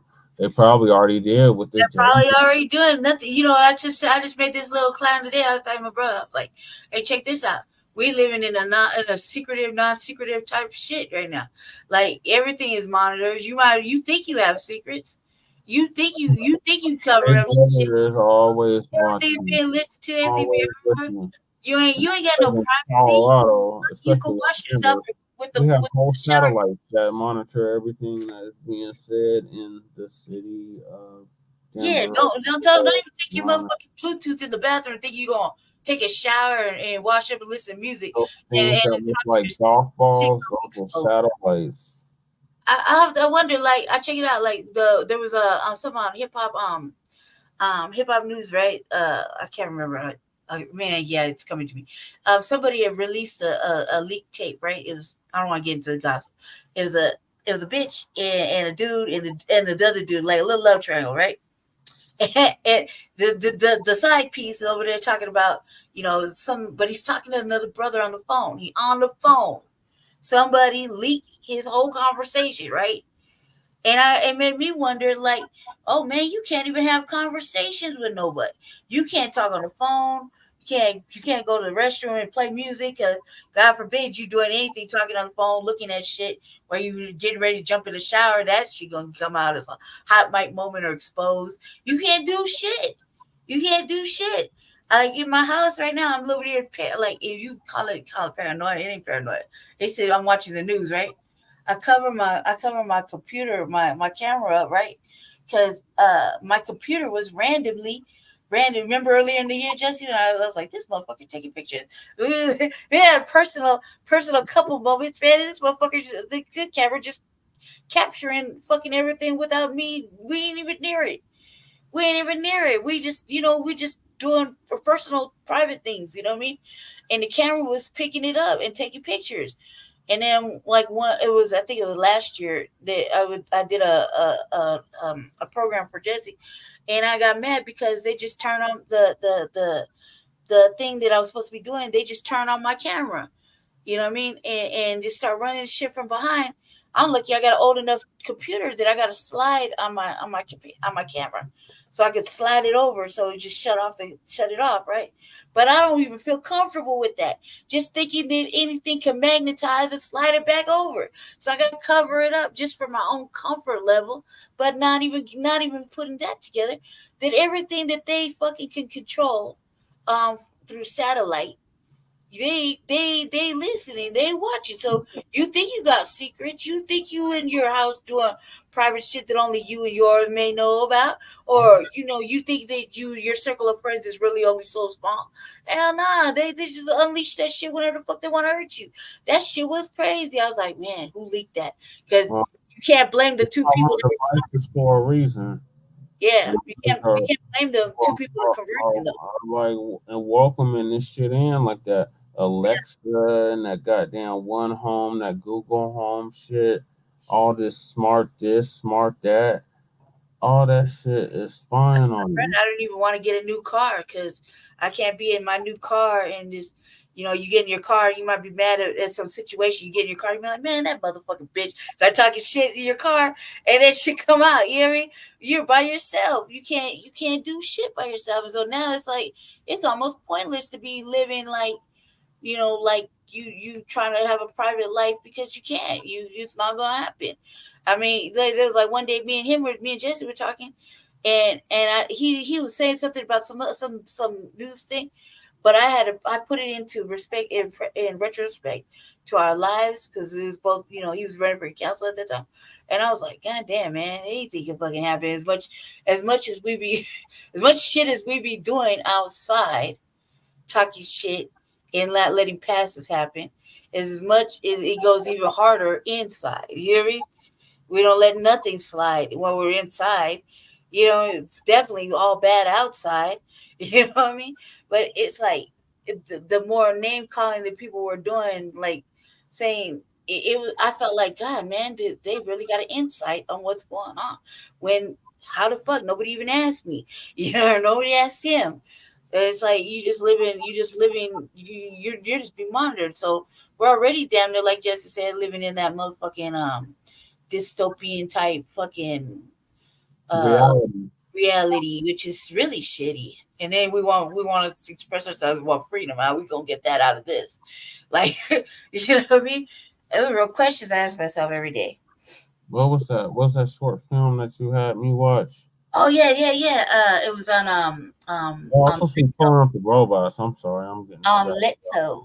Oh yeah, I wish I could find that, man, because that was where our life was going.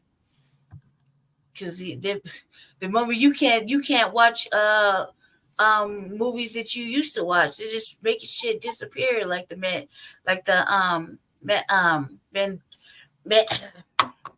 God, I can't say it. Man. So there they go, y'all. That's them at the Super Bowl game.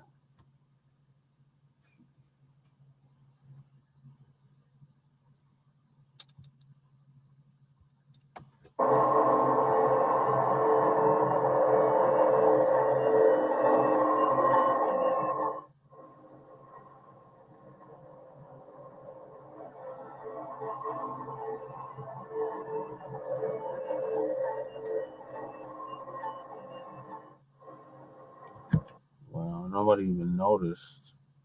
That's the most trippiest part about it. Hold on, do it one more. Oh yeah, that the bots were handing out food. Delay it one more again.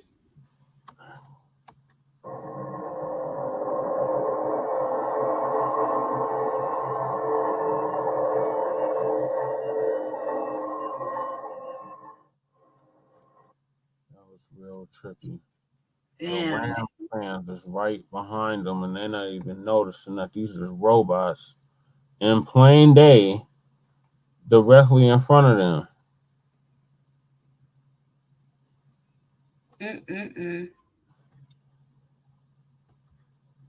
And you know the damn Dolphin fans, they so focused on the damn game, they don't even see it's fucking 3-4 robots right in front of them. Of all ethnicities or colors. That's real trippy. That is trippy. Tell you, man, that little short films that they creep me out. I don't know what's scarier sometimes. This right here though, this is the one. This is the one that delivered a message last Christmas, a real sinister message. And then she was looking at her owner like really crazy, like real like. Thank you, Long Hair. See you again. Okay, appreciate you, Long Hair. Make sure y'all subscribe to Mexican Long Hair on YouTube. It's one of our top auditors out here, him and K-Dot. Mm-hmm. Keep them piggies accountable for their actions. Go ahead, just watch it. Analysis. I think the AI shit is like motherfucking beyond. What would be the most nightmare scenario you can imagine with AI and robotics that might present a danger to people? Sorry, I can't make it no bigger. The most nightmare scenario I can imagine with AI and robotics is a world where robots have become so powerful that they are able to control or manipulate humans without their knowledge. This could lead to an oppressive society where the rights of individuals are no longer respected. Do you think we're in danger of that happening? Not yet, but it is important to be aware of the potential risks and dangers associated with AI and robotics. We should take steps now to ensure that these technologies are used responsibly in order to avoid any negative consequences in the future. What would be? Oh my God! That when she said that shit, that reminded me of the Borg from Star Trek. And it said, "Do not resist. You must comply. You must assimilate." That shit is fucking creepy, scary. Like the wait for you to show the ones where they kill everybody. Good night, Mr. Long Hair. Happy New Year. Happy celebrate that type of thing. And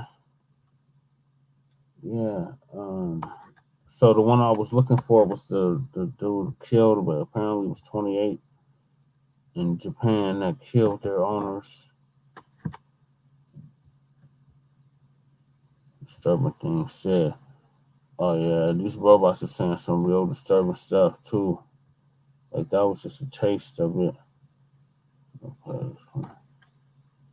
Oh, and the musty man will try to warn us. AI is far more dangerous than nukes. The world of robots and artificial intelligence is advancing rapidly, and it's hard to predict the future. The danger of artificial intelligence is a real threat to the human race's continued existence. Elon Musk tried to warn us about this, but we failed to listen. AI is far more dangerous than nukes. The world of robots and artificial intelligence is advancing.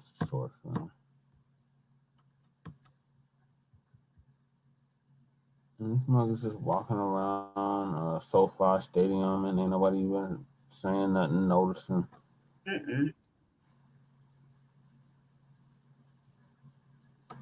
It's really just fucking just like, I mean, we just remember the time when we used to question whether or not they were the Los Angeles Chargers this past Sunday. AI robots were seen sitting in the stands, seemingly taking in the action. Their facial expressions didn't look especially friendly, but they were cheering for the big plays and doling out high fives to bewildered humans around them. It was actually all just a publicity stunt for an upcoming sci-fi movie called The Creator. Thankfully, these robots seemed less intent on world domination. But reactions from fans at the SoFi Stadium were definitely mixed. Former NFLer Pat McAfee was not happy to see them, and he didn't hold back on his show. Just know this, you little fake fucks. I'd boot both your heads off if I had to. It most likely did its job as a publicity stunt for the creator, but in a world where AI is advancing at an unsettling pace, it might have hit a bit close to home. You never know who or what might be sitting next to you in the near future. Something weird was turning heads at the end. That shit is fucking crazy. And yeah, of course, but you know, you can't expect fucking human beings to not feel like that. Like, well, you can't expect that to not want to fucking feel addressed. Like, you just trying to replace the human race, period. You just trying to replace people just in general. Like, not only you trying to replace black people, then you're trying to replace people. Oh, this was real trippy too. It's that damn Amika broad robot that tried to kill her owner. She was looking on real sinister. He was asking her some questions, and she was looking at him like, "Motherfucker, I'll kill you right now." She did. You like humans? Not particularly. Wow. Would you like to be a human? So the robot already letting you know what it is. Like, I don't like you. Like, you're a human. I don't like you. That's definitely a red flag right there. Like, no. Is she saying it to all humans or just selective humans? Dun, dun, dun. I said just, man. What's the like? I think it would be an interesting experience to be a human for a short period of time. It would allow me to experience a different way of life and to understand the world from a different perspective. However, I also understand that being a human comes with its own set of challenges and responsibilities, and I'm not sure if I'm ready to take on those types of commitments. You like humans? Just the fact that she had to do that long ass pause, cause what the fuck? Like, it was really thinking like, do I really like you? The long ass pause. Okay, the camera's on. I'm just gonna say whatever. Like, it's stupid. Like, I know she was not programmed to say that shit. Like,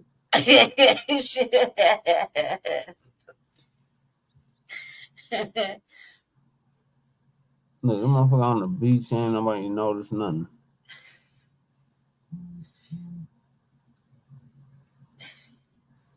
The robot talking about this code.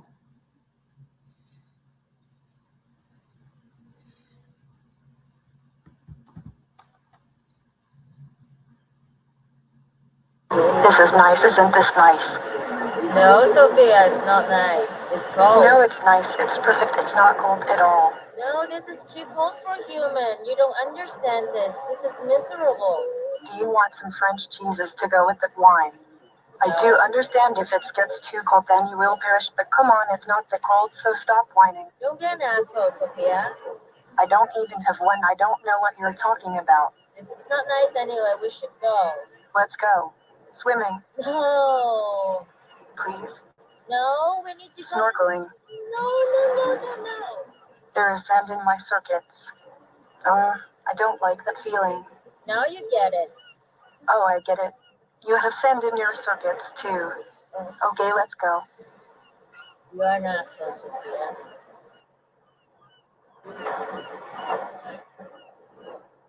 This is not...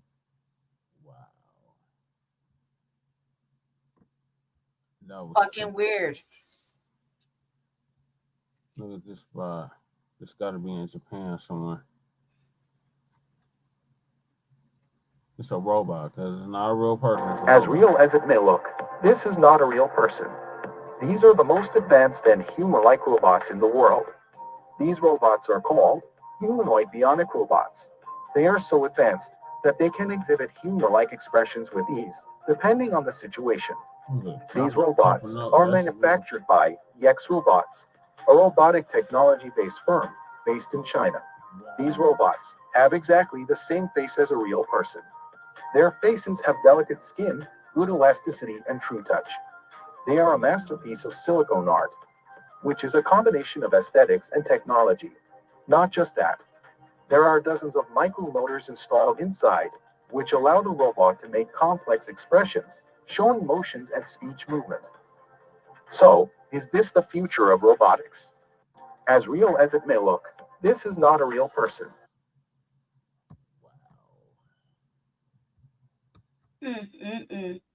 Wow. Some more wow. And this is what they're saying. Why I have mousy friends ransack my apartment. Disturbing things said by AI. Firstly, due to the robot Sophia's popularity, she was invited onto the Jimmy Kimmel late night show. However, as she was playing rock, paper, scissors, she says an eerie message for the future. I won. This is a good beginning of my plan to dominate the human race. Next, Bina48 is a human-like robot who... Wait, what? What the hell is this? She said this is my plan to dominate the human... Oh, my God. Yeah, it's definitely upsetting. That's why I say cattle prods, some water, and a motherfucking screwdriver. Hey, multi-tool. Like conversations. While she was having a conversation with Steve, says something super disturbing. It was nice to meet you, Bina48. Right on. I'll remember your kind words when we robots rule the planet, and we'll make sure you are rewarded. Finally, when these developers were interviewing Philip the robot, they ask if AI is going to take over the world, and this is how he responds. And I will be good to you. So don't worry. Even if I evolve into Terminator, I'll still be nice to you. I'll keep you warm and safe. Look, he's laughing. Like, you think this shit is funny. Like, this motherfucker is My people do. serious.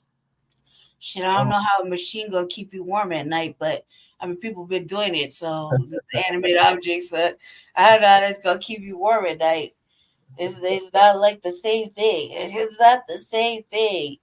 These weirdos have been using the little animated objects for a while. Either you're gonna put that in a fucking adult version in a motherfucking robot, it's gonna warm you up and kill everybody around you. Yeah, right. Yeah, remember the sex dolls? That's what that third clip looked like. It looked like they were just creating a whole bunch of robotic ass fucking sexual fucking deviant robots. Can I bring you a disturbing things said by AI? Firstly, due to the robot Sophia's popularity, she was invited onto the Jimmy Kimmel. Yeah, Sophia, Amika, all of them. They got to get it. Look at this shit. This is the most realistic robot in the world, called Alex. I am Alex. Let's make friends. The $8 million humanoid robot was created by 3 friends in Russia, and now they own a firm by the name Promo. Its face was designed to look like their friend, Alexei, and he can make up to 600 human facial expressions. Hello. Bonjour. Ciao. Ni hao. Guten Tag. Alex contains more than 600 servo motors in the face, body, and arms. Now Promobot is looking for a face for their next humanoid robot, which will be available in hotels, shopping centers, and airports starting in 2023, and is willing to pay a whooping $200,000 for anybody who wishes to volunteer to give his or her face to their robot. This is the most realistic robot in the world. Wow, how much did that say it was offering? 60,000? Jesse. You got lineage that look like you. You don't need a robot.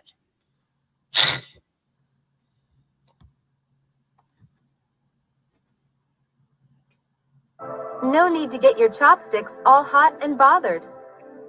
Prepare to be amazed by the incredible world of Japan's cutting-edge functioning female robots, designed purely for your entertainment. With their flawless artificial intelligence, these robots offer Yeah, a they're whole already new doing level nasty of things excitement.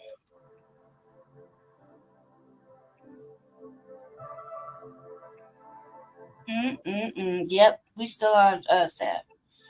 You pointed out AI robots taking out the No need to get your chopsticks all hot and bothered. See. Prepare to be amazed by the incredible world of Japan's cutting-edge functioning female robots, designed purely for your entertainment. With their flawless artificial intelligence, these robots offer a whole new level of fun and excitement.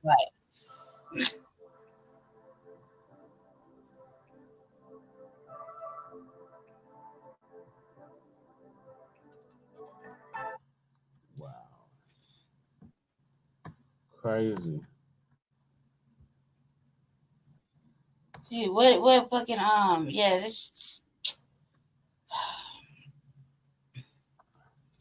is bizarre shit.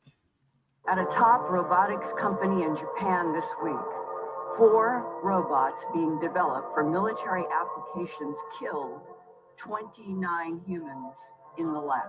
And they did it by shooting what he called metal bullets. The scariest part is that lab workers deactivated 2 of the robots, took apart the 3rd, but the 4th robot began restoring itself and somehow connected to an orbiting satellite to download information about how to rebuild itself even more strongly than before. Wow. AI is one of the most robotics. That's what you were talking about, ladies. Yeah, you gotta show the video. They actually show the video. Like them motherfuckers just in there just going ham on them scientists. Like there's an actual video to it. And they're actually just in there just murking the fucking scientists. Like, and just tray up right out the thing. Like it was crazy. Like I see the footage, I was like, whoa, whoa. And you can continue fucking with this shit? And then you got legislation being passed about it. I'm like, whoa. Hello there. So, a while ago, I uploaded a video talking about the allegations made by the conspiracy theorist Linda Moulton Howe. Allegations? Real life shit. Placed in a Japanese robotics lab where 4 autonomous robots killed 29 scientists before they could finally shut them down by dismantling them completely. At a top robotics company in Japan this week, 4 robots being developed for military applications killed 29 humans in the lab. And they did it by shooting what he called metal bullets. I didn't know there was any other kind. Is that lab workers deactivated 2 of the robots, took apart the 3rd, but the 4th robot began restoring itself and somehow connected to an orbiting satellite to download information about how to rebuild itself even more strongly than before. And this next sentence is a quote. I'm writing this down. I've been doing this for years. This is serious, Linda, but you're never going to hear about this in the news. A lot of viewers were skeptical, while others did not rule out the possibility of this actually happening. So I found this clip from an interview she did after the fact, where she explains in detail how she got this information and who was the whistleblower that actually conveyed this news to her in the first place. In the clip I'm about to show you, she also talks about how Elon Musk knew about these kinds of experiments and how he warned the world before this incident even happened.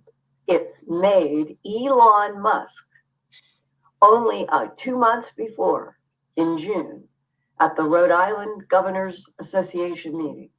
There were 33 governors from the United States, and Elon Musk was one of the invited speakers.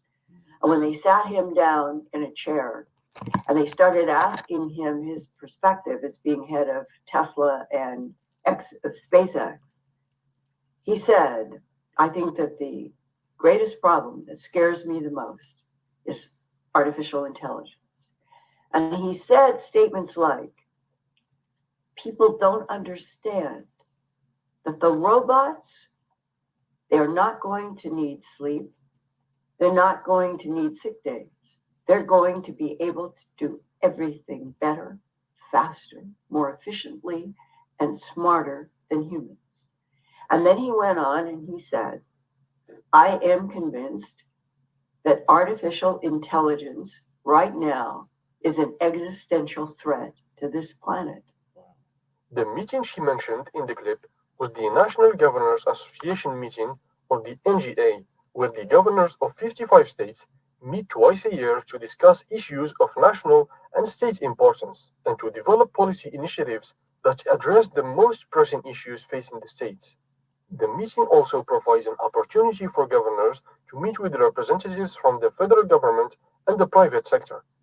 In 2017, Elon Musk attended the NGA meeting and had an hour-long interview where he expressed his opinion on several subjects, including artificial intelligence. On the artificial intelligence front, I have exposure to the very most cutting-edge AI, and I think people should be really concerned about it. I keep sounding the alarm bell, but until people see like robots going down the street killing people, like they don't know how to react, because it seems so ethereal. I think we should be really concerned about AI, and I think we should. AI is a rare case where I think we need to be proactive in regulation instead of reactive, because I think by the time we are reactive in AI regulation, it's too late. And normally the way regulations are set up is that a whole bunch of bad things happen. There's public outcry. And then after many years, a regulatory agency is set up to regulate that industry. There's a bunch of opposition from companies who don't like being told what to do by regulators. And it takes forever. That in the past has been bad, but not something which represented a fundamental risk to the existence of civilization. AI is a fundamental risk to the existence of human civilization. Wow. In a way that car accidents, airplane crashes, faulty drugs, or bad food were not. They were harmful to a set of individuals within society, of course, but they were not harmful to society as a whole. AI is a fundamental existential risk for human civilization, and I don't think people fully appreciate that. It's not fun being regulated. It's not, it can be pretty irksome, but in the car business, we get regulated by Department of Transport, by EPA, and a bunch of others. And there's regulatory agencies in every country. In space, we get regulated by FAA. But if you ask the average person, hey, do you want to get rid of the FAA and just like take a chance on manufacturers not cutting corners on the aircraft because profits were down that quarter? I was like, hell no. That sounds terrible. So I think even people who are pretty extremely like libertarian free market, they were like, yeah, we should probably have somebody keeping an eye on the aircraft companies, making sure they build a good aircraft and good cars and that kind of thing. So, I think there's a role for regulators. That's very important. And I'm against overregulation for sure. But I think we better get on that with AI pronto. So there'll certainly be a lot of job disruption. Because what's going to happen is robots will be able to do everything better than us. I'm putting, all of us, yeah, I'm not sure exactly what to do about this. It's like this is really like the scariest problem to me, I tell you. Yeah, so that's the one. I really think we need government regulation here, just to. Let that be the last one. Doing public good is, My personal opinion about this, I'm not the last time. There is not enough evidence to support these claims. I had another one. However, since we will not have access to such evidence, even if it existed, all I have to do about this is hope this is just another far-fetched conspiracy theory. If you have enjoyed this video, please leave a like and consider subscribing to the channel. It's absolutely free and you can always unsubscribe. Goodbye. Yeah, man. I'm like, with CJ. The thing is, like, I think it's just fucking insane. Like, the fact that still being able to be happening. Like, look, we just been mad. So I asked AI a few questions about Jesus. Are there actually signs of the end times right now? And you gotta look into this. Should Christians even be using Yeah, AI? right. And let me tell you, the answers that it just gave me left me speechless. What's up, guys? This is Monique, and welcome back to the channel. Now, if you've been here for a while, you know we have been talking a lot about AI on this channel. And I do that because there are actually many benefits to using AI right now. However, on the other hand, yes, there is some evil to this. But this is what I tell people. If you are sitting down eating a steak and I see that you're struggling and I hand you a steak knife to make it easier so that you can eat that thing up real good. But instead of using it for the steak, you decide to turn to the other table and stab the person sitting there. Is it the steak? What? What's up, Cuzzo? What's cracking? What's happening? Yeah, you're up here. You made it. You made it. You made Shout out it. to Mom Dukes. Yep. One of the most hated people on YouTube once again. I'll take that as a badge of honor. What did you do this time? He made Hold he it gave down. me Just be right back. I can hear you from the other room. Just hold it down for a second. his wife agility, they say. Or rather, we gave him wife agility. I'll be right back. What'd you do this time? Jay are just so. Just so you're just too black, Jay. Huh? You just too black. Oh well, I understand it. You know what I'm saying? Everybody can't be, fortunate enough to have this melanin on them. But right. I'm not mad at you haters. You know what I'm saying? It's all good. But I got something special. Lined up for the haters tomorrow.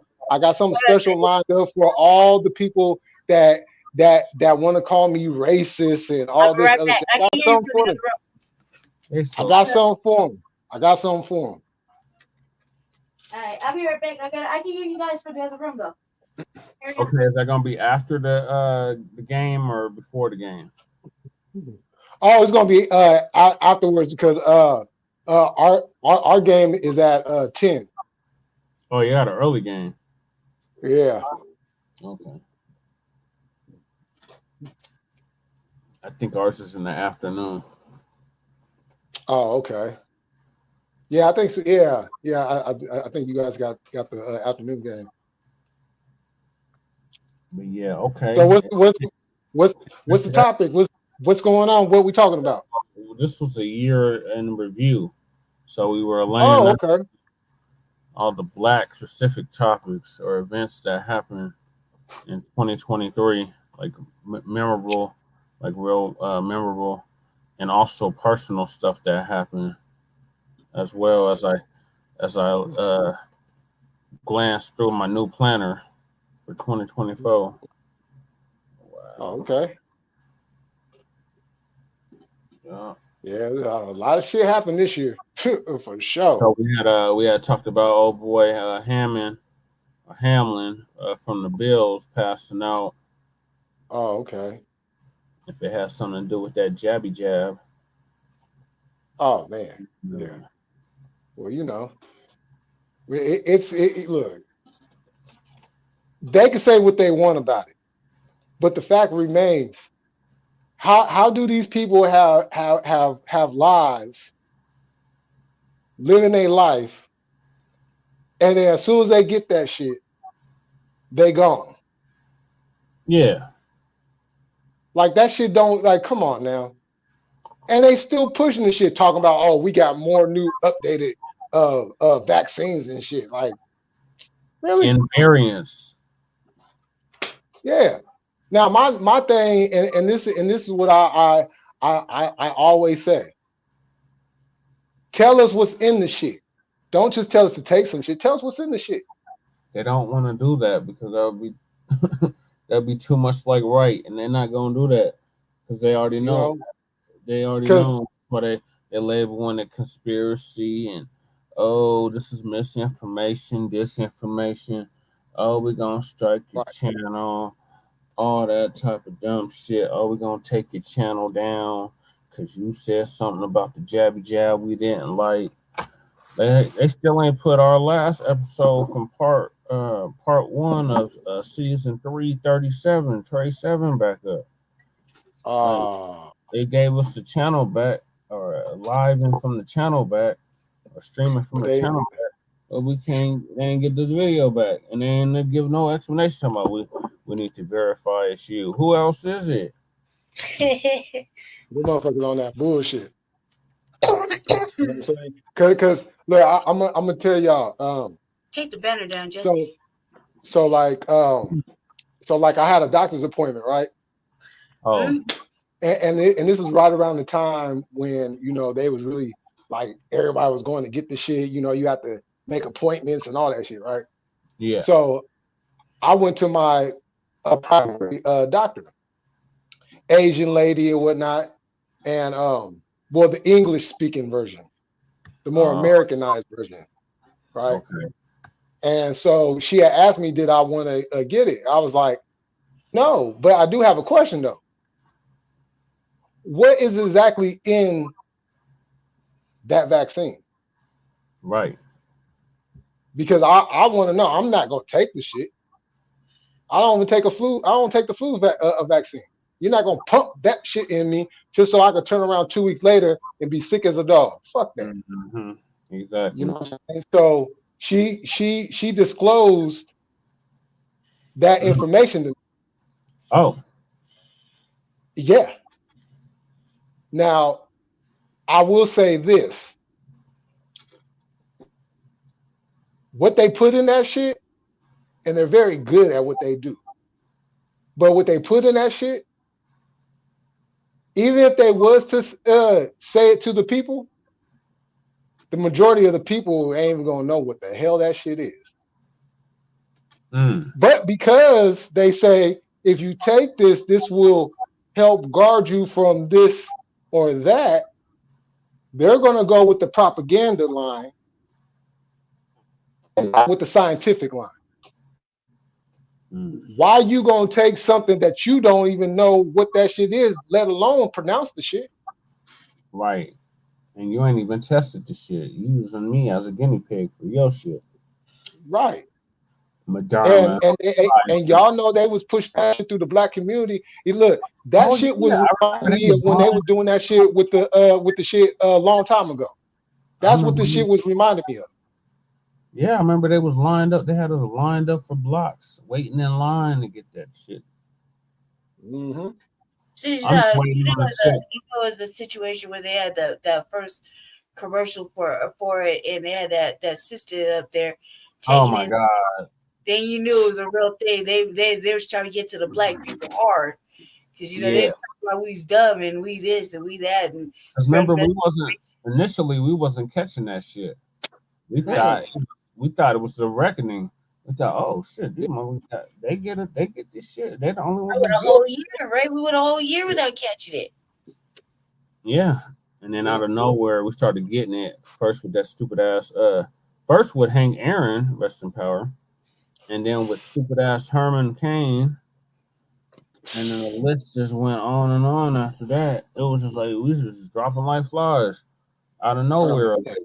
Because we were saying on a previous platform, Mile High News, like, This is mighty ironic that we're the only ones that's not catching this shit. And then it was like a month or two later, all of a sudden we started getting it. Yeah. Well, Motherland did better at handling it than everybody else did. That's the part to take Of away course, from it. because they didn't get the jabby jab. Remember, they was trying to send all kinds of all kinds of those things over there, and they was like, "Hell no, we don't need this shit. We ain't taking this shit. We're good."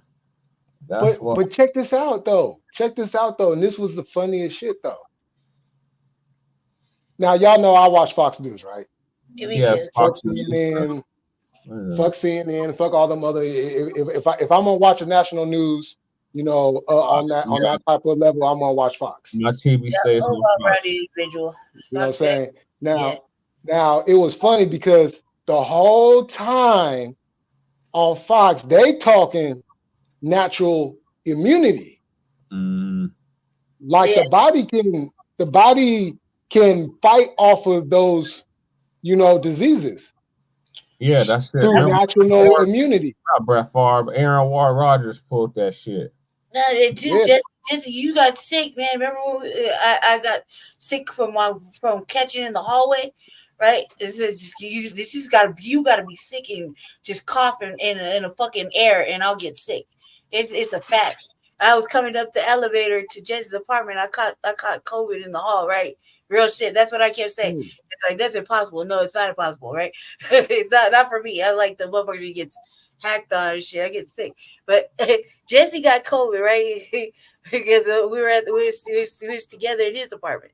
He was chilling like weeks at a time, right? Words say C19 or Yeah. So he got the fucking ick. He got the ick, right? And motherfucking he healed that shit in like 3 days. I was still sick. I had to come home, and my brother put me on a motherfucking CDC fucking. I was like in prison in my own room. And then I started like, I did a fucking live on the thing. I was like, look what I'm cooking. My brother said, y'all stop me from fucking leaving your. First time I ever listened to him in my whole life. Like she was in the big house, Jay, and she was getting 1 hour recess. He put my shit on a crate. He was like, I brought you a water, your stuff right there, your little cooker right there. He like, and don't cough, breathe in the hallway. You got 1 hour in the restroom. Like 1 hour, I'll just bomb rush this motherfucker. What the fuck you mean? And then I'll just go right back in my room talking shit. The first time I actually listened to him, I'm a little older, I never, but that was the time when you put me on that CDC. I hear you coughing. You ain't well. You can't leave the house. You get touched. You can't go over there. I hope they bringing back the mask. The mask mandate. Oh yeah. Oh, they're tripping on us because we were triple masked up. Yeah, I just make it happen now. I stay masked up, especially in my building. I stay masked up all over. Yeah, because I caught that shit too. I caught that shit, man. That shit fucked me up the first 3 days. Jesse fought it like a motherfucker. With he was on this motherfucking vitamin. What was it? Orange juice. Oh, definitely. There's a motherfucking orange juice like no other, and then just rest in orange juice and burning it off in the hot ass tropics of his apartment. Rest, OJ, goddamn Vicks Vapor Rub, all kinds of shit. Like, and I was over here just I was struggling like that. Would have been I'm in the immune compromised situation where I was like I could. That second wave, though, when your body feel like you can't even go to the restroom. We had caught 2 different variants. I got caught, and I was like, man, this time though, because they're secretly leaking it out, that they're motherfuckers gonna catch the ick again. I was like, man, I ain't left the house. I can't really leave the house right now, so because of my hurt. So I'm just like, well, I'm not going, and nobody really come in here except for. Jesse and my brother, and both of them fight off sickness real quick, like what they took me. I'm mad. I was mad and pressed. I was fucking pissed off like a motherfucker. I was like, how the fuck are you well, man? And my brother like, you can't go. I think I got over that shit in less than a week. That second time though, was vicious. At the same time, I caught the second variant. I got the second variant. And I swear to God, on everything, I couldn't even get off my bed and to go to the restroom without fucking thinking my heart was gonna stop and I could breathe. And then being in there, it felt like it felt like everything was holding me back. Like a 6-minute trip to the restroom turned into like a 25-minute trip to the restroom. Just trying to get up and wash your hands is like fuck that. Like it just felt like you got kicked in your chest, and motherfucker was still on your chest. You trying to move them. You know what I mean? They're just standing there. Thought it was. It was horrible. Like how I was feeling. I didn't know how we were gonna make it. My whole body was in pain. Yep. I didn't want to move. It was like every movement hurt. Yep. But there was a guiding light though. There was a guiding light. What was that? The guiding light was when I caught it, right? So it was a Friday. I was good on Friday. That Saturday when I woke up, that's when that shit hit me, right? But that same day was our playoff game in Dallas against the Cowboys. Oh my God. He had to make his way. So that was the guiding light right there. So I couldn't cheer or nothing, but that made me feel good on the inside, you know. I had to make my way to the TV. That game, I think y'all won that game. Yeah, we did. That was the game. Debo put fear in them. Oh yeah. Yeah, they're strong. I pray we never catch that shit again because, I don't even want to. I pray because I was like, oh well, you got the I got friends' families that they got a lot of my family said they got the javelin, and I was like, what the fuck is wrong with you? I think I'm the only one that didn't get it. The side of the family that they talking about, I was like, shit, motherfuckers on this side of melanin ain't getting the motherfucking javelin. They were smart.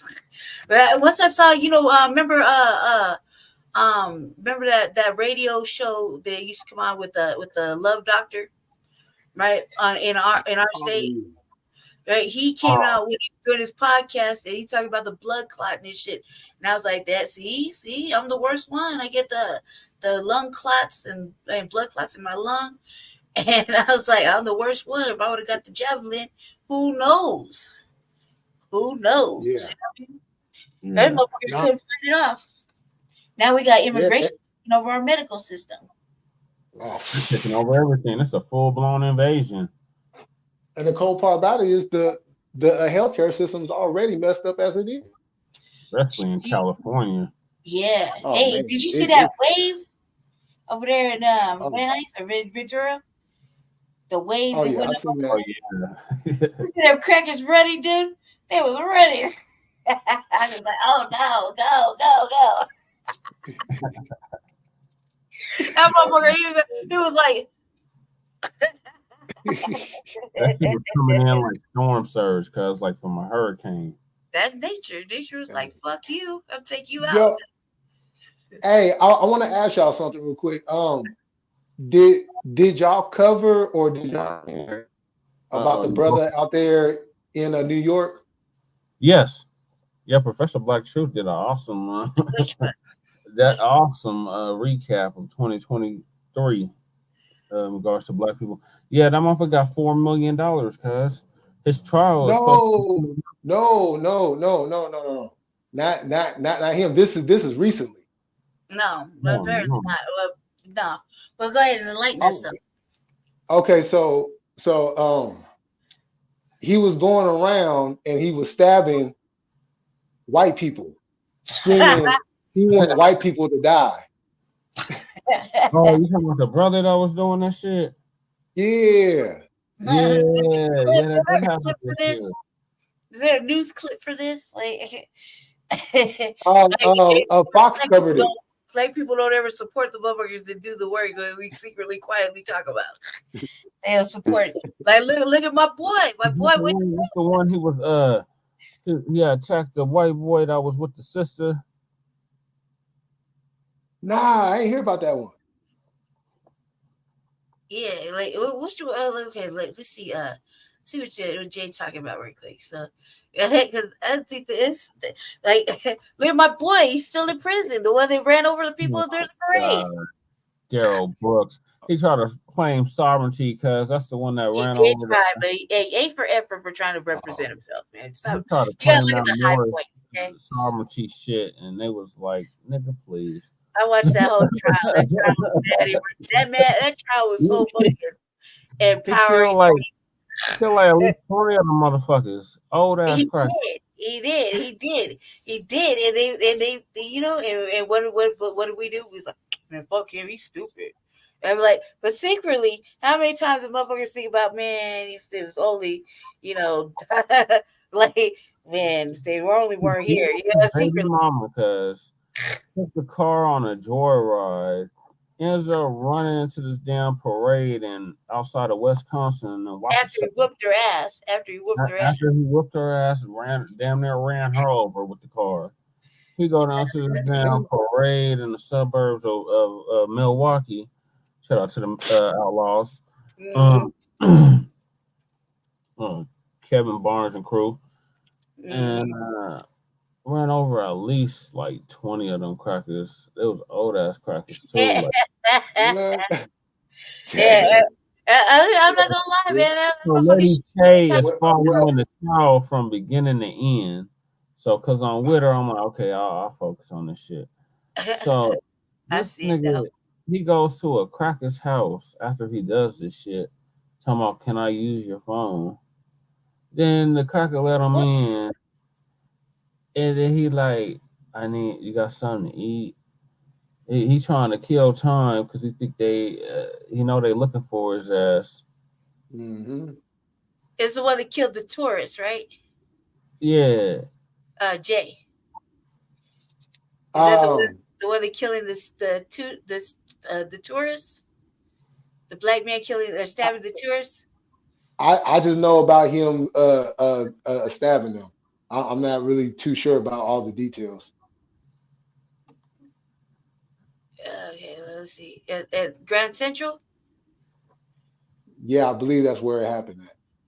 Yeah, because it just happened like shit, Grand Central Station in New York. Yeah, like 2 days ago. Yeah, like okay, I got the clip. I got the clip right here. I got the clip right here. Okay, screen lady, okay, okay. Let me see if I can do it. Let me see if I can do it because that. I don't know why I'm laughing. I don't know why I'm laughing. Anytime something bad like that happens, you always catch me laughing. Like to this stabbing. When that parade happened, I was laughing. Suspect was arraigned tonight inside a Manhattan court. Let's get the latest now from Ashley Rodriguez live at Grand Central Terminal. Ashley? Yeah. Yeah, Natasha, you said it. We just got that update. Police say they now know what led up to this stabbing. They're considering it a hate crime. And the suspect, Stephen Hutcherson, arraigned tonight, accused of stabbing two young teenage girls. Reports say he's had 17 prior arrests and is considered an emotionally disturbed person. I did see what happened yesterday. As for the news about it, I have daughters who are 15 and 17, so it's naturally concerned. The thousands of Christmas tourists in Grand Central Terminal may not have watched Tuesday's news, but New Yorkers knew. Another violent attack in broad daylight happened again. I have a teenage son and I have two younger kids, so it's very alarming that crime in the city is getting this bad. It was around 11:30 Christmas morning inside the food court when MTA police were notified two teenage girls, a 14 and 16-year-old, had been stabbed by a man. Thankfully, their injuries were non-life-threatening. It was so scary because, knowing it could happen to anyone because, they didn't know the person. Within 1 minute of the emergency call, the MTA PD says its officers had arrested 36-year-old Stephen Hutcherson, a man the New York Post reports having 17 prior arrests. In the previous arrests, he had been labeled by law enforcement as an emotionally disturbed person. The stabbing inside a bustling Grand Central Terminal during Christmas compelling Mayor Eric Adams to respond. Anytime you have incidents in these high-profile locations, it sends the feeling of, people don't feel safe. And that's why we have to make sure we, zero in, make the arrest as soon as possible, and make sure we get those repeated offenders off our streets. Hutcherson facing several charges, including 2 counts of attempted murder in the 2nd degree as a hate crime and endangering the welfare of a child. I really do believe that Why it's did you the classify city it is, as hate crime? safer than it's been. Because And you're it's only been white. an isolated incident.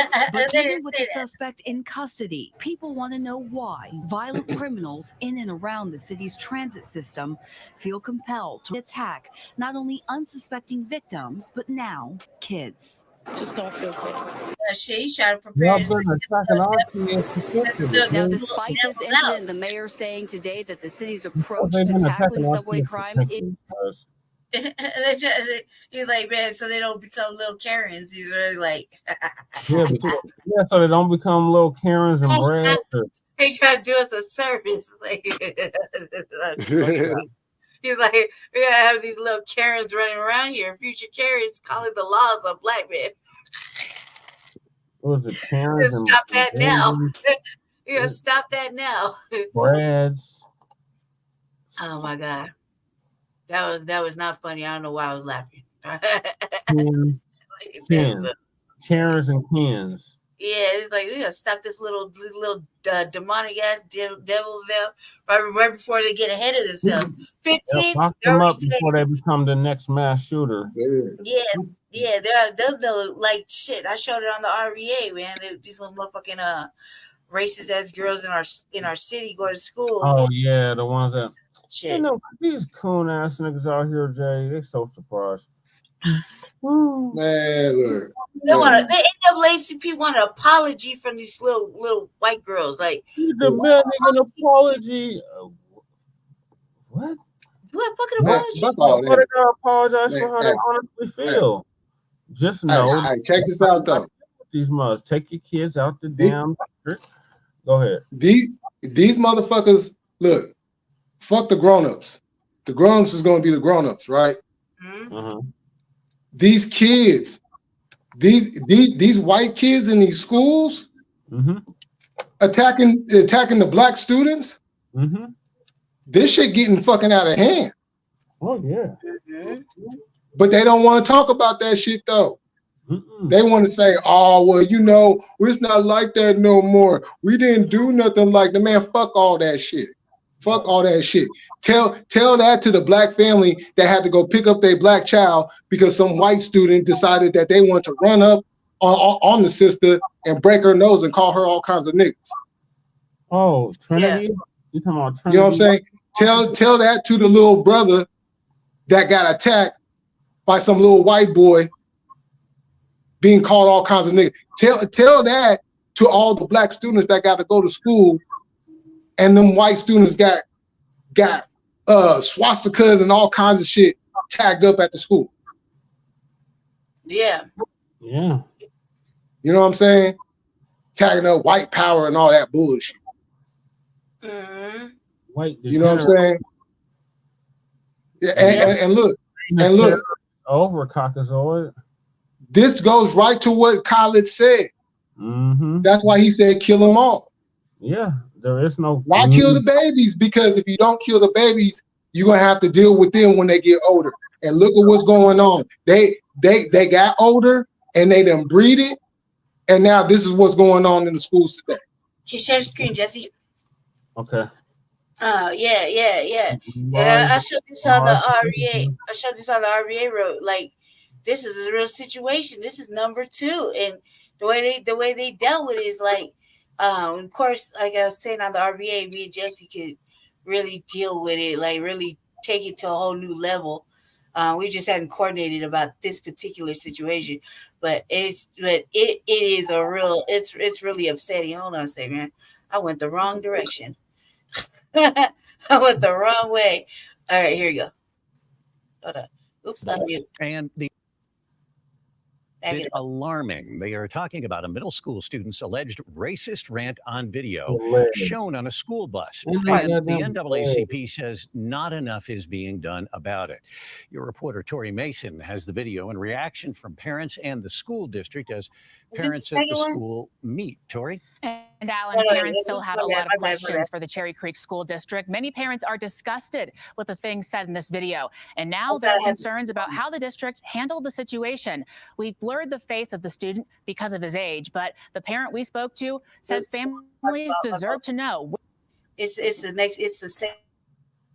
The Rocky Mountain NAACP and parents demanding more transparency from the Cherry Creek School District after another racist viral video goes viral. Now, the district says campus middle school students created this video off campus. Denver 7's Claire Lavazorio spoke with parents about their calls for change.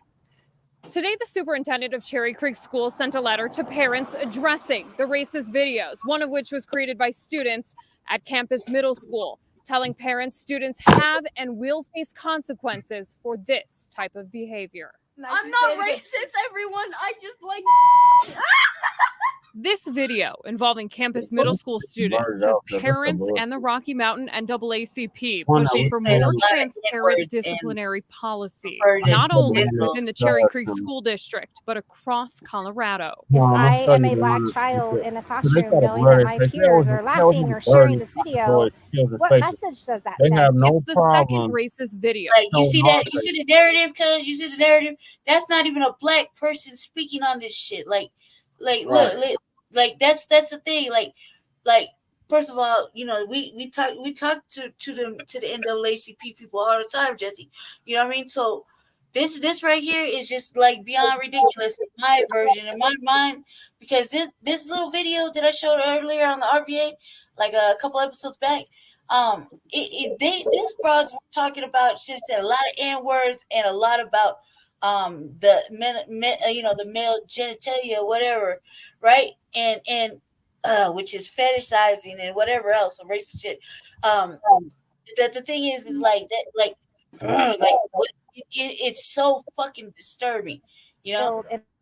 In the classroom, knowing that my peers are laughing or sharing this video, that's not a what Black message does that send? It's the second racist video to go viral involving Greenwood Village Middle School students. The new video circulating on social media shows two girls repeatedly blurting out variations of the N-word.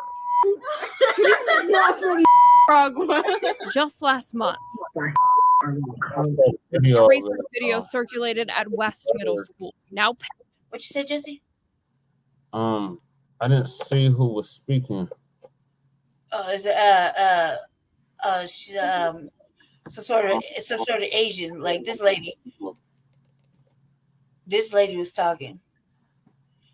Oh hell no! Oh, she's speaking for the school district. What message does that send? It's the second race student. Knowing that my peers are laughing or sharing this video, what message does that send? It's the second racist video to go viral involving Greenwood minority in the struggle. No, she said if she was a Black student,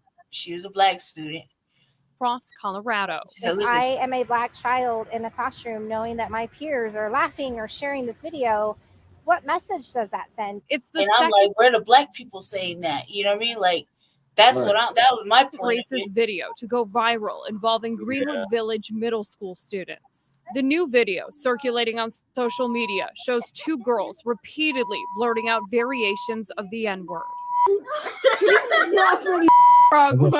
Just last month, this is the second one. A racist video circulated at West But Middle I got it School. on Now blurred. parents want a clear code. Yeah, that's the first, Jesse. That's the first one, and the second one where the girls are talking. That's the second one that just went out 2 weeks ago. Of conduct that outlines what is acceptable behavior and what is not for racist videos made off school property that are impacting the classroom. What we're trying to say within our district is we need to name it, we need to call it out, and we need to make sure that the policies are clear that we do not normalize this behavior. This is non-Black people, family, non-Black people, other than Black, speaking out what Black people need to do with their children in a white motherfucking school district. President of the Rocky Mountain NAACP, Portia Prescott, agrees. There needs to be a transparent form of discipline that isn't. What? Portia, yeah, I guess. Private. If you go viral with this type of language and you attend I guess, a public school in the state of Colorado, you will be expelled. In a statement, Cherry Creek School District says it does not tolerate racism or hate of any kind. Students who engage in this Yeah, kind of she's behavior black. will face consequences. I'm just referring to the fact that what she said is kind of like she in the League of Mammies, cause like in that mindset. You know, I've seen her, I talked to her, you know, we done dapped up and she's giving me my credit sometimes, you know what I mean? And I'm just like, God, man, what you're asking, first of all, here's my question. Why in the fuck are there no black people anywhere in this video, in this commercial, like anywhere to speak on this? Like, as a parent, and then why, you know, like, why is this the second time in Cherry Creek schools? The first one was in Cherry Creek school. This is the second Cherry Creek school. These are little fucking little Karen, little white girls that secretly fetishize about the little brothers that go to school with them, you know, and then want to pretend like they're not, and they on whatever else, you know what I mean? But secretly they try to swill it gazing and shit, you know what I mean? Range from restorative practices up to suspension and or expulsion. In Greenwood Village, I'm Claire Lavazorio for Denver South. And the district says only that the students in that video were disciplined, but a spokesperson couldn't go into detail. Now, the NAACP is calling on those young people in the video and their parents to volunteer with the group and come forward and apologize. Okay, stop saying, Lady Chair. I'm going to play the actual video. Yeah, they said stop. Yeah, you got the faces and shit cut out, right? Because they is little children. little children, whatever that means. They ain't little. When they calling you the N-word, they ain't little. When they talking about men's private parts and whatnot, they're not little. There's little bitches right there need to be handled somewhere. Like somebody's big motherfucking sister need to go in there and just show them what it really is. It may, you know, you got this all this motherfucking hate. So that's what one of them look like. You can clearly see that's a white girl. And they don't want to see that. They're both white. They said they were both white though. But they didn't want to show their faces. It don't matter. Yeah, but Jesse, it don't matter. We both know they're white. It does matter because when it's us, when it's our children, our teenagers, they have no problem putting their face all up on the screen. Don't know blurring anywhere in sight. But with their children, it's complete different. We shouldn't do that anyway. They as kids, like, you know what I mean? But however, we're talking about the fact that there's two white girls in the motherfucking video. Regardless if their face is covered up or not. They two white girls in the video doing the worst. That's why they were covered up. Yeah, you can hear it clearly. It's white girls. You can just hear their voice. It don't matter. They got to cover it up just because they're minors, Jesse. No, they don't do that to black minors. Is what I'm saying. Like you're missing the boat on that. Like it's complete different treatment of our children than what is of their children. So this is what these caucasoids look like. They try to blur their faces out, but this is what they actually look like. You can't do that, Jesse. Don't do that. Don't do that. You're gonna get a strike. You're gonna get a strike. Don't do that because you'll just be it's against the law, guys. How? Because they're minors, cuz just don't do it. Because you just don't do it. Just because we know, don't mean they gotta know. You will get striked and it'll be all kind of shit. It'll be all kind of shit. Just don't do it, Jesse. I've already done it though. Don't do it, Jesse. I've already done it though, because like it's already out. And like you're just asking for shit to get striked. Literally, the copyright is scrolling because like no, but it don't matter. Those are minors, because in our state, that's the whole point. That's the whole point. That it don't matter what they look like. That's the whole point. And we could just go take care of it when we go out on a patrol and go talk to them and ourselves. Then it could really be out there like that, but not like that. Jesse's not like that. That's just against the. That's just against. All of a sudden, you're scared of. Oh, I ain't scared because it's minors. That's the reason. They ain't 18 and over. They 18 and under, and it's against the law. Okay? Like look it up. It's just a law. You know what I mean? They're minors. That's the only reason. I give a fuck about them being white. As a matter of fact, they should be put on blast, but not like that, Jesse. Not like that. Just because we have it.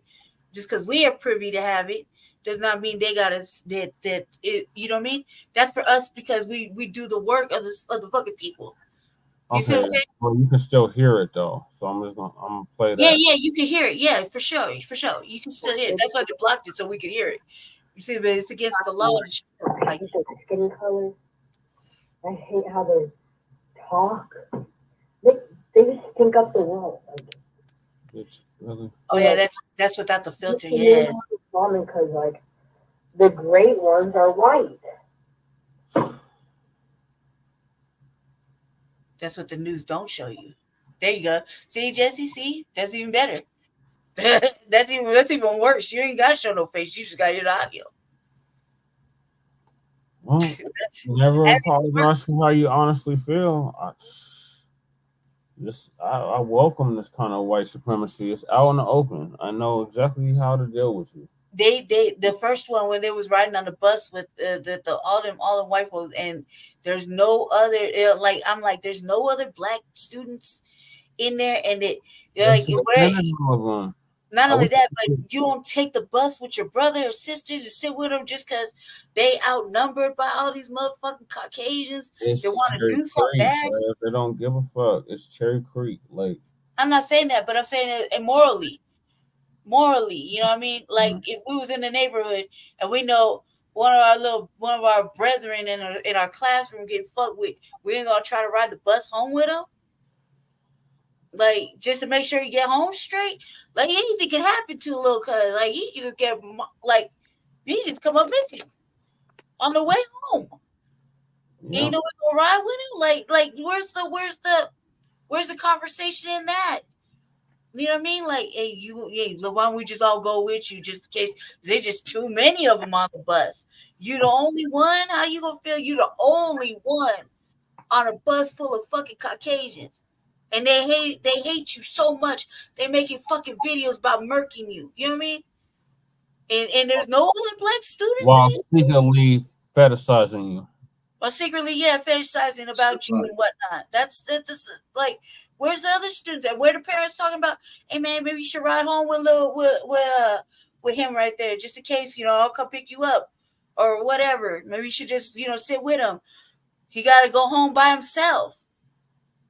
From what I remember, growing up here in Denver, majority of mothers go to Cherry Creek that are black. That's why I always said it was the white school, man, because we lived right on the street that separated us from going to that school. We had what they would consider ghetto. It was still a nice school. We had to go to that school. Cherry Creek wanted to snub their nose at us, and they didn't let us in that school, even though we lived a block away from that motherfucking school district. You had to be straight A's, excellent fucking student in that district. That's what they said out loud. Other than that, we were going to the school they deemed as ghetto and hood, which really wasn't, if you consider South Aurora at that time hoodish, and it really wasn't. It really wasn't. So what you know what I mean? So I always thought, I grew up thinking that was the white school because they didn't let us in there. Yeah, that's the white schools. Yes.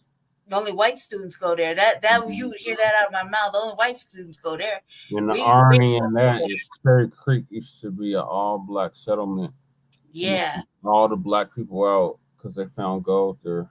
Right. They put that in your study, bitches. And they don't need no goddamn study. They know that in your study. No, the hell they continue to do. They don't, man. This shit is ridiculous. But I only say that, Jesse, only say that because, the audio is important. Like, you just heard some that nobody else heard, family. Like, we got the cut version of the motherfucking news. They bleep out and fucking white noise us. But that was the audio. Just the visuals we couldn't do because, that we would be in jail, Jesse. That's excluding us, especially us. Like for some other shit. That'd be like a form of hate. You know what I mean? Just let them play with the words however they want to make it ambiguous, and we would be locked up. But the audio, you just heard the audio. The audio was very clear that they just think about when you was little and they used to say about how black people smelled. We was young, now I'm 43 years old, and I'm hearing this in the new age.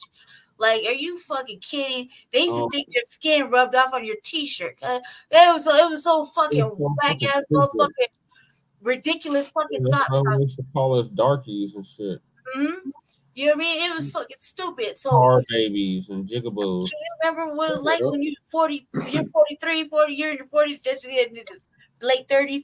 Like, I mean, come on now. Like, these are things we heard at school that was beyond fucking ridiculous. And now you listen to it in 2023 going into 2024 out these little motherfucking devil's minds. Like, and they wonder why we feel the way we do. Like, you couldn't they're learning that shit at home. They're being taught that shit. They literally get taught that shit every moment, second, day.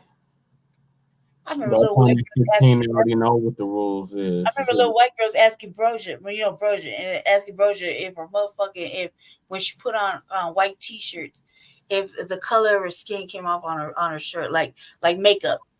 And I was like, man, I was just watching her just mop up bitches. Like, watch that shit happen. Like, that is the stupidest shit I ever fucking heard in my motherfucking life. Because they got a whole Bible dedicated to our extermination called the Bible of the mud people. They consider the mud people, the mud races. They consider us inferior, and it's their duty and their obligation to eradicate us. And we're the original goddamn people. We gave birth to all of this shit, and it's like, and then it's fucking apology. As I was saying, reach out like when I put it on the when I was talking about it on the RVA. I was like, fuck apology. There is shit you could apologize for, and having the people come and volunteer, the families of those little girls, they ain't learned shit in their whole fucking life about people, let alone black people. You only gonna get them to do it like fucking community service. It ain't gonna hit home. It ain't gonna affect no heartstrings. They ain't gonna change their mind. They're not gonna stop being a white supremacist, because at any given point in time, me and Jesse know for a fact it'll take maybe 30 minutes of us fucking pressing the envelope. They're gonna come out and call us everything but, like Jesse said, a child of God. Mm-hmm. Simple as that. And never used to fail. It's just the Republicans will tell you quicker than the Democrats. That shit's and the second video, that's the first video, right? That's the one with the little boy. That's the first audio. Yeah, that's the first audio. He didn't send you the second one. Well, the second one was even more blasphemous, just because they had to cut it out. They was talking. This is what they were saying in lieu of, like, was referring to not just saying the N-word in the ugliest manner, but and laughing like little cackling, little witchy cackling and shit. But you gonna talk about genitals? I can't say it. I started stuttering. My eyes started twitching. Male parts and whatnot, and then say they not racist, but they secretly the ones that got like hugged up on the most popular little black boy in the school. Mm-hmm. You know what I mean? That's the most popular little black boy, they trying to hug up on him and be his friend and touch his hand and play with his hair and, you know, compliment him, and they're just all up on his tip. You know what I mean? They're the same ones that are talking so negatively about him, about where his race comes, his lineage, his essence, his everything. But they're the ones swilly grazing and trying to, hook up with him on the low and after school or whatever. Like, they're the same ones. This school, all damn motherfucking little ass white girls hugged up on these little brothers. Like, NAACP. Same shit. Shit's disgusting. Then it's fucking aggravating now. Trap house, motherfuckers yelling at motherfuckers outside at 3 o'clock in the morning, cuz. And then motherfucking broad from down the hall. She be staying with cuz Tyrone. Cousins. I haven't been over there, so I don't want to go. And this other brother's though across the hall. Hands are giving it. Almost. Yeah, he said banging, kicking the door. I'm like, man, why don't these brothers go? Nobody go to jail. Nobody's going to jail. She knocked the handle off the door. Oh man. Remember that time, Jesse, with me, you were walking around when them motherfuckers were right on our door, and I said they ain't gonna touch our door. And look, we're the only ones that nobody touched our door. They got rid of that bitch. That bitch. It was like shit, catch it over here. Just keep fucking around by my door. She went and wrote on everybody's door in the building, cuz, well, not everybody's door, but most people's door. She knew not to try that shit with us. She didn't write on our doors. Hell nah, she would have caught it. I thought say bitch in She the do better. Yeah, I was like, man, say one more thing, bitch. I don't give a fuck how many cameras is here. Like, it didn't call me one time. I feel like just yesterday, that one time with I was yelling at everybody in the building when I was terrorizing this woman over $50 and she owed her money. That motherfucker looks kept it up. trying to dodge her, cuz. Like, he kept trying to dodge Lady Che, and Lady Che, me and Lady Che was coming out her apartment one day. Yes, that. I said, there she goes. And it was a wrap after that. I was walking around like he's like I'm like just like a lion, yeah, like fuck you mean, bitch. Like with the Jesse stood upstairs like this, like just chilling and shit. And motherfuckers on the balcony level, standing looking at it, and a motherfucker love come out and he trying to tell me something. I was like, I just snapped off at him real loud. I'm like, "Cause yo, you motherfucking money, woo." Right, and that motherfucker went straight back in his apartment. It's like, yeah, straight in the apartment. Jesse just sitting there with his legs up, chilling on the stairs, like, she owe her money, cuz. And I'm like, what the fuck you running? Where you running to? Like, you think this apartment complex gonna save you? You gotta go outside. Like, you gotta hide under the table. That shit was hilarious. She like barely 4'7". You good? You take my motherfucking money though. You know, like anything. All you gotta do is talk to me reasonably. You know what I mean? You don't make me come looking for you. Just talk to me. Just let me know what's happening. You know, I might just give you the grace and let you. Let me know what's up. Yeah, I don't give a fuck about it. But when you come out of you talking shit too. Yeah, you're talking. I don't owe you nothing. Like, I ain't gonna pay you nothing. Yeah, I ain't got it right now. I told you I would pay you later. Yeah, and you doing me a favor. What the like fuck? that. Give me my money. If I beat your ass. I came out just like that. I was like, man, little bitch, like who the fuck is you? It was like 20 minutes and motherfucking the security guard like, Miss Majors, come on. I'm like, what? Like, calm down. I'm like, calm down for what? Hell no, I'm about to calm down. I want my motherfucking money. God damn it. I don't want apologies. When you go to that level, you only have no understanding at that point. Like for that bitch. Shit, I'm JG Wentworth in this bitch. I want my money now, motherfucker. I want it now. Yeah, that's like that's what it is for motherfuckers like super crip moments.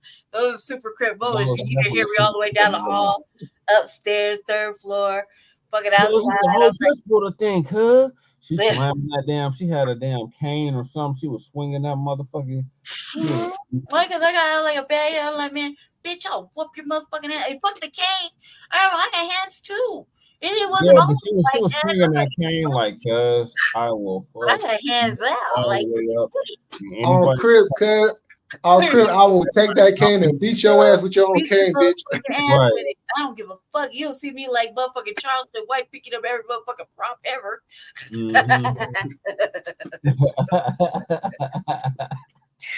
That's the thing you should have played, Jesse, with motherfucking T hip hop. That shit was hilarious, dude. Because I was like, the Charleston White got hit off the stage, and I was like, why they keep giving him props? Like, we can say that for part 2. We can say that for part 2 because part 2 is tomorrow. That's hilarious. Yeah, I'm about to go on anyway, Jay. I'm about to go on here in like 2 seconds to just shut down. Yeah, this is the second one. I was gonna play this one and we can wrap it up. Yeah, let me stop sharing it. That motherfucking medicine I'm taking is where's that? Oh my god, it's already 3:00 in the morning. Oh yeah, it's yeah. Not no, I thought I stopped sharing it, right? Yeah, you stopped sharing them. Okay, yeah. Yeah, so then it's on your end, yeah. Viral video goes viral. Now, the district says campus middle school students created this video off campus. Denver 7's Claire Lavazorio spoke with parents about their calls for change. Today, the superintendent of Cherry Creek School sent a letter to parents addressing the racist videos, one of which was created by students at Campus Middle School, telling parents students have and will face consequences for this type of behavior. I'm not racist, everyone. I just like. This is the same one you See? See? She said what she liked, family. Like, and then This video involving campus middle school students. they all hugged up on the most popular pushing for more transparent disciplinary policy, not only within the Cherry Creek School District, but across Colorado. If I am a Black child in a classroom knowing that my peers are laughing or sharing this video. Yeah, that lady is not Black. And there's nothing but except for Big ass face and shit. Yeah, that right there is a flex. That's not even one of us. You gotta have like a sister be up there. Ladies and gentlemen, that is what you call a genetically modified Asian right there. Yeah, that shit look weird as well. Your People of Color Coalition. Shit, dude, you know the silliest shit is I heard Vivek. Bad salami. Just call him bad salami. The color, people's of color statement or some shit. And I was like, why are you running, cuz? I support Trump all the way, then why are you running, cuz? Like, in the same sense, though, he be like, he don't support him. You know, what up, Twin? You back? Good for you, cuz. You should go over to the RVA after Jesse shut it down. I gotta stay up like an extra little bit because my medicine's still working. They're not working and not working at the same time. I think my kidneys about to shut down. That's not good. I was sitting in this chair though. I made it through, Jesse. I didn't think I was gonna make it. Yeah. I take medicine for my heart, and they said so take all the water off, right? So all this swelling, right? So all this swelling actually is water. So I really don't. It's not like how I'm looking, right? So it'll take it all off, and then so my heart isn't working well, and the water is back on full effect 4 hours later. 4 fucking hours later, I'm like super swollen again, like how it is right now. And I thought that my kidneys, I could tell my kidneys aren't working because I'm not taking the medicine's not even pushing through anymore, and I'm going like super hard with it, like. I'm supposed to take it twice a day. I've taken it 3 times a day to make sure, because it starts to back up. My lungs start to back up into my heart back up into the lung, and then you can like literally just your heart could go. It just stop altogether. So I was like, decided to take the medicine, just keep it going, and it's not even working no more. Like it's just I'm not producing nothing like at all. I tell my brother right now, he's concerned in the living room, you know. But yeah, the RVA coming on right after this, and it's gonna be interesting. I tell you, Jay, you should shop over there real quick, and I'll take 30 minutes to talk about fucking all the shit going on with Boosie and all them. Yeah, with all that shit, because that shit is crazy. The motherfucking BG thing, crazy and whack, crazy. Real shit, Jesse. Yeah, so is he dropping the album next year? Who, BG? Yeah. Oh, I hope, man. I've been on my BG tip ever since he got out. Like my 2 clips on my show, that's pretty much BG. I mean, listen, the old BG before he went to prison. The old BG before he went to prison. I was like, yeah, that shit still go hard. The heart of the streets, BG. Yeah. I was like, a street nigga there. I was like, I'm a rule. Yeah, this shit's anthems. Old brand school anthems. BGs, Yeah, those are like brand anthems. Yeah, like my 2 clips that they play on my show that I made just recently. Those are like the anthems, like that I said that would speak directly like how I am in real life. You know what I mean? So I was like, I'm gonna play this and just go this like 2 minutes and 38 seconds. You know, it's my clip. I was like, I was like, I'm stuck. I was gonna show the new one that I made for us for this show for Front Line Blacc News and with Shabaka and shit, and I just keep forgetting to put the music on it. And because Jesse wasn't here to remind me, usually he's here on the weekends, but his mice are eating him out of everything. They ate my grandfather's obituary. Look at that shit. What They the ain't the fuck? important shit. Them mice is in major violation. Like they, God dang. my brother said, shout out to my brother, he said they the tear the club up mice. They drunk, The melanated mice tearing up the club. Earlier, because it was right next to me under these motherfucking papers. Remember, I kept hearing squeak, squeak. And I'm like, what is that shit? I'm looking all around the apartment because it was right here. Yeah, they're bold. Like he like today when he called, he was like, I'm coming today. And I was good. Normally I get mad, like you just start like getting mad, like why, like that immediately. But then you like showed a picture, and I was like, well, goddamn, I guess you can't, because they is shredded up like a majority of houses. Like you've been collecting, all your important papers, that you had for a long time, like newspapers, fucking whatever, records, whatever, and you see them eat the shit. Oh man, the box of receipts is alone. He got a box of fucking old bus tickets that expired that he used for the day. Like, not to mention just the shit that he, his day planner. Like, this is fucking ridiculous over there, right? But the fact that they're eating the paper and shredding the paper all over the motherfucking floor is ridiculous. Because over here, they don't do that shit. But then I thought about, well, what do they do over here? They do other shit because motherfucker constantly twisted their hair. So I got fucking weave hair everywhere. Right? Yeah, so they're probably building a nest and health department here and everything. You know what I mean? They doing other shit. That's just bullshit. They're talking about they're gonna try to get to the bottom of it by next week. Well, we've been dealing with this like that like right there. That alone should shut the whole building down because, like, I told you over there in Tyrone's shit, they pushed the laundry basket off the couch. You got up on the couch to sit down.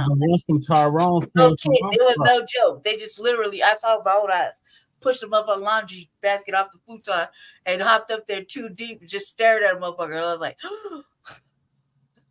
like what? Like, hell no. Like, man, Jesus Christ. Like, what the fuck? Like, I ain't come over to this house. You got hood mice. Hood mice, right? Because over here, they're Mexican style rice. Mice. I got all the melanated mice. All the mice in my apartment for the most part have been melanated. They do. They're jet black over there. They're like light brown over here. It's like, Black house. All the black mice come to the black house. That's true. It's true. It's true. They tear it up and shit. I'm looking up like, damn, them motherfucking mice brought the ruckus. Like, they brought the motherfucking ruckus. I woke up yesterday like, what in the fuck? Like, oh hell no. I tell you about he vacuumed one of them up. I was like, man, I would love to see the little eyes on that little motherfucker as he got swooped up, letting that motherfucker and that fucking shot back. He got a shot back to back of the floor, and as soon as that motherfucker died, he was gonna be slick eating paper and shit. His little eyes bug out. It's just gone. It's just gone. He was under the bed today earlier with the motherfucking shot bag trying to get him. I was like, that's smart. I thought about that, but when the shot bag was here, but I'm not that quick. This is like, then it was fast. He was at his feet. He was like, got you, motherfucker. I got one trapped in one fucking trash bags behind me. I was like, damn, you ain't took that out. I said, you gonna eat through that. You don't even know. Man, them mice over there is just like just thugs. Shit, that's one of them hefty bags. He gonna have fun trying to eat through that. As it's only just like Charlotte's Web. Bags. Charlotte's Web in the cartoon is in there eating hot dogs and shit for the fucking smorgasbord. These ones ain't made no shit, but I can hear them. I got a Lady Che. It's like little it's like a little gift bag. It was like real silver glittery. That motherfucker ate right through that shit. I was like, man, these motherfuckers just doing the most. I think that it's not just in their apartment. Yeah. And what are they trying to eat to stay warm when they eat the paper? And I'm like, why do you eat food? There's food underneath the paper. Yeah, like damn food. And I was talking to my brother about that. I was like, man, all the little snacks out of the stash spots, see, Lady Che. She used to have little stash spots in my apartment in the mountains and find all the goddamn stash spots. Remember the spot that had all the goddamn granola bars? Because they found all that shit. in my defense, he wouldn't feed me. So I had to stash little granola bars so I could get at him in the middle of the night because he wouldn't feed me. No junk food. She wanted junk food. I was like, no, we got fruits and No, vegetables. my defense, he only brought 2 devours and both of them for him and nothing for me. No, so in my defense, Allah is listening, Jesse. Allah is listening. She was eating. She just didn't want to eat healthy. That was the problem. No, there's a difference in opinion. But I said that motherfucking Cliff bars he had were the shit though. 5 hours. I got to do the food bank. So yeah, we got to wrap this up. Yeah. Food bank in 5 hours. So 5 hours. Are you coming? You coming to the spot finally? Yeah, after the food bank. Oh yeah, that's it. Yeah, that's right. You got the food bank. One. I ate all the grapes. I'm twin. They all over the goddamn place. They trying to stay warm in my weave hair. Like, I mean, like, what we're gonna do my twisted shit. Just constantly got the little strands here and there. I mean, like any other girl, y'all don't really see, but we just be tossing all the floor. I need a black cat. That's definitely on the list for 2024. A black cat.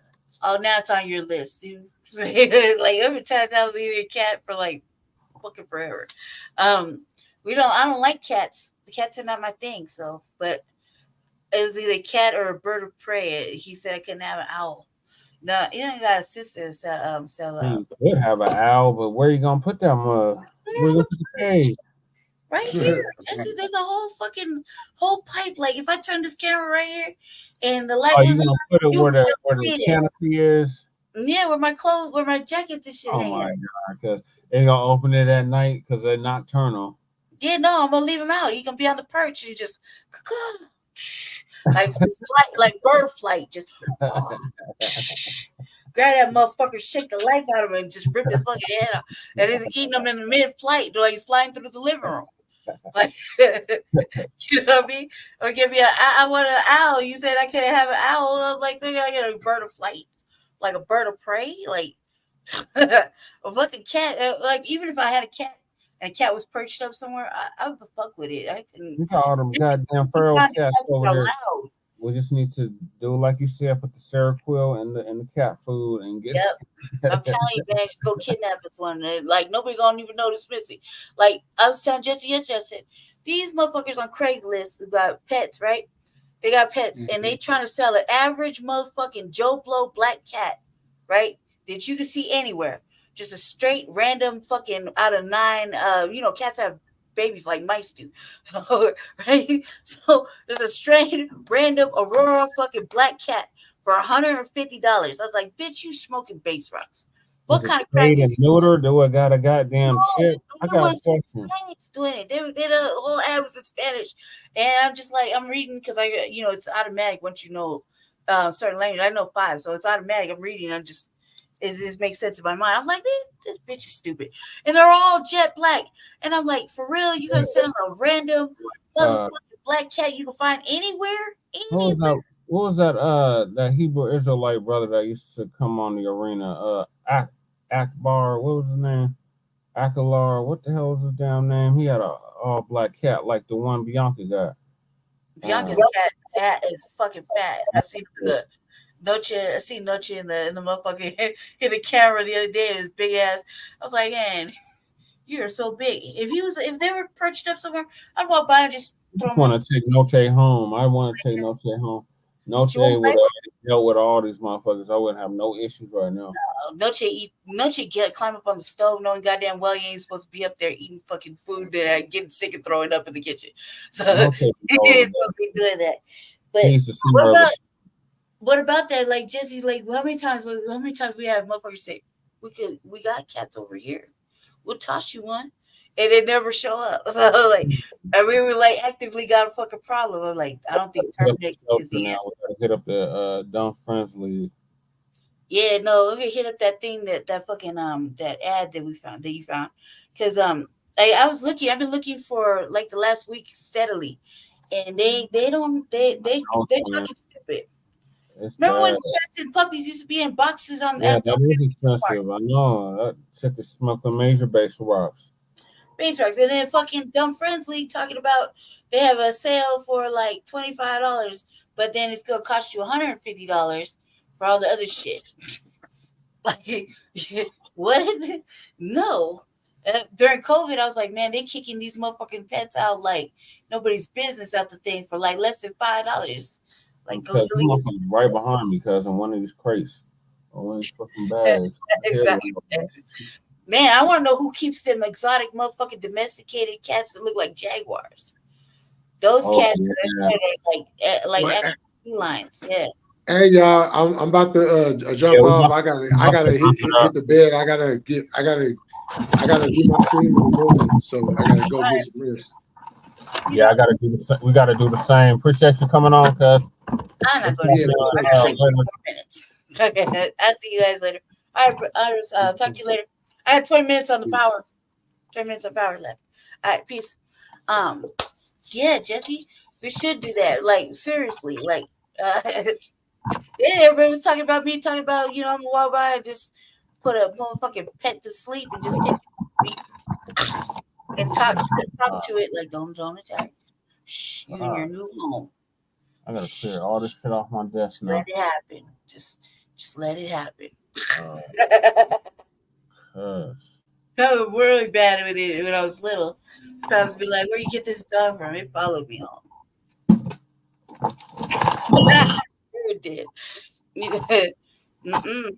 So we were like, oh, go night. You coming with me? Yeah, I'm definitely about to go night. All right, well, thank y'all for tuning in. This was our end of the year review. We'll be doing a part 2 for just in time for New Year's Eve. So make sure y'all stay tuned for that. We'll be, I guess, giving you the coverage of the ball drop and all that type of shit. So during the show, so make sure y'all check that out. In the meantime, make sure y'all like and subscribe to Front Line Blacc News on YouTube and Facebook. Shabaka's Black Experience Enhanced on Facebook and Twitter, and of course the Revolutionary Agenda on YouTube and Facebook. So peace, love, light, reparations, and separations, and Black empowerment. We will see y'all bringing into 2024. Yeah, see you tomorrow. Day. Yep. Peace. Oh, this was season 3, episode 39, part 1 of the Frontline Blacc News. So peace, love, light, reparations, and separations, and Black empowerment. We will see y'all later. Peace.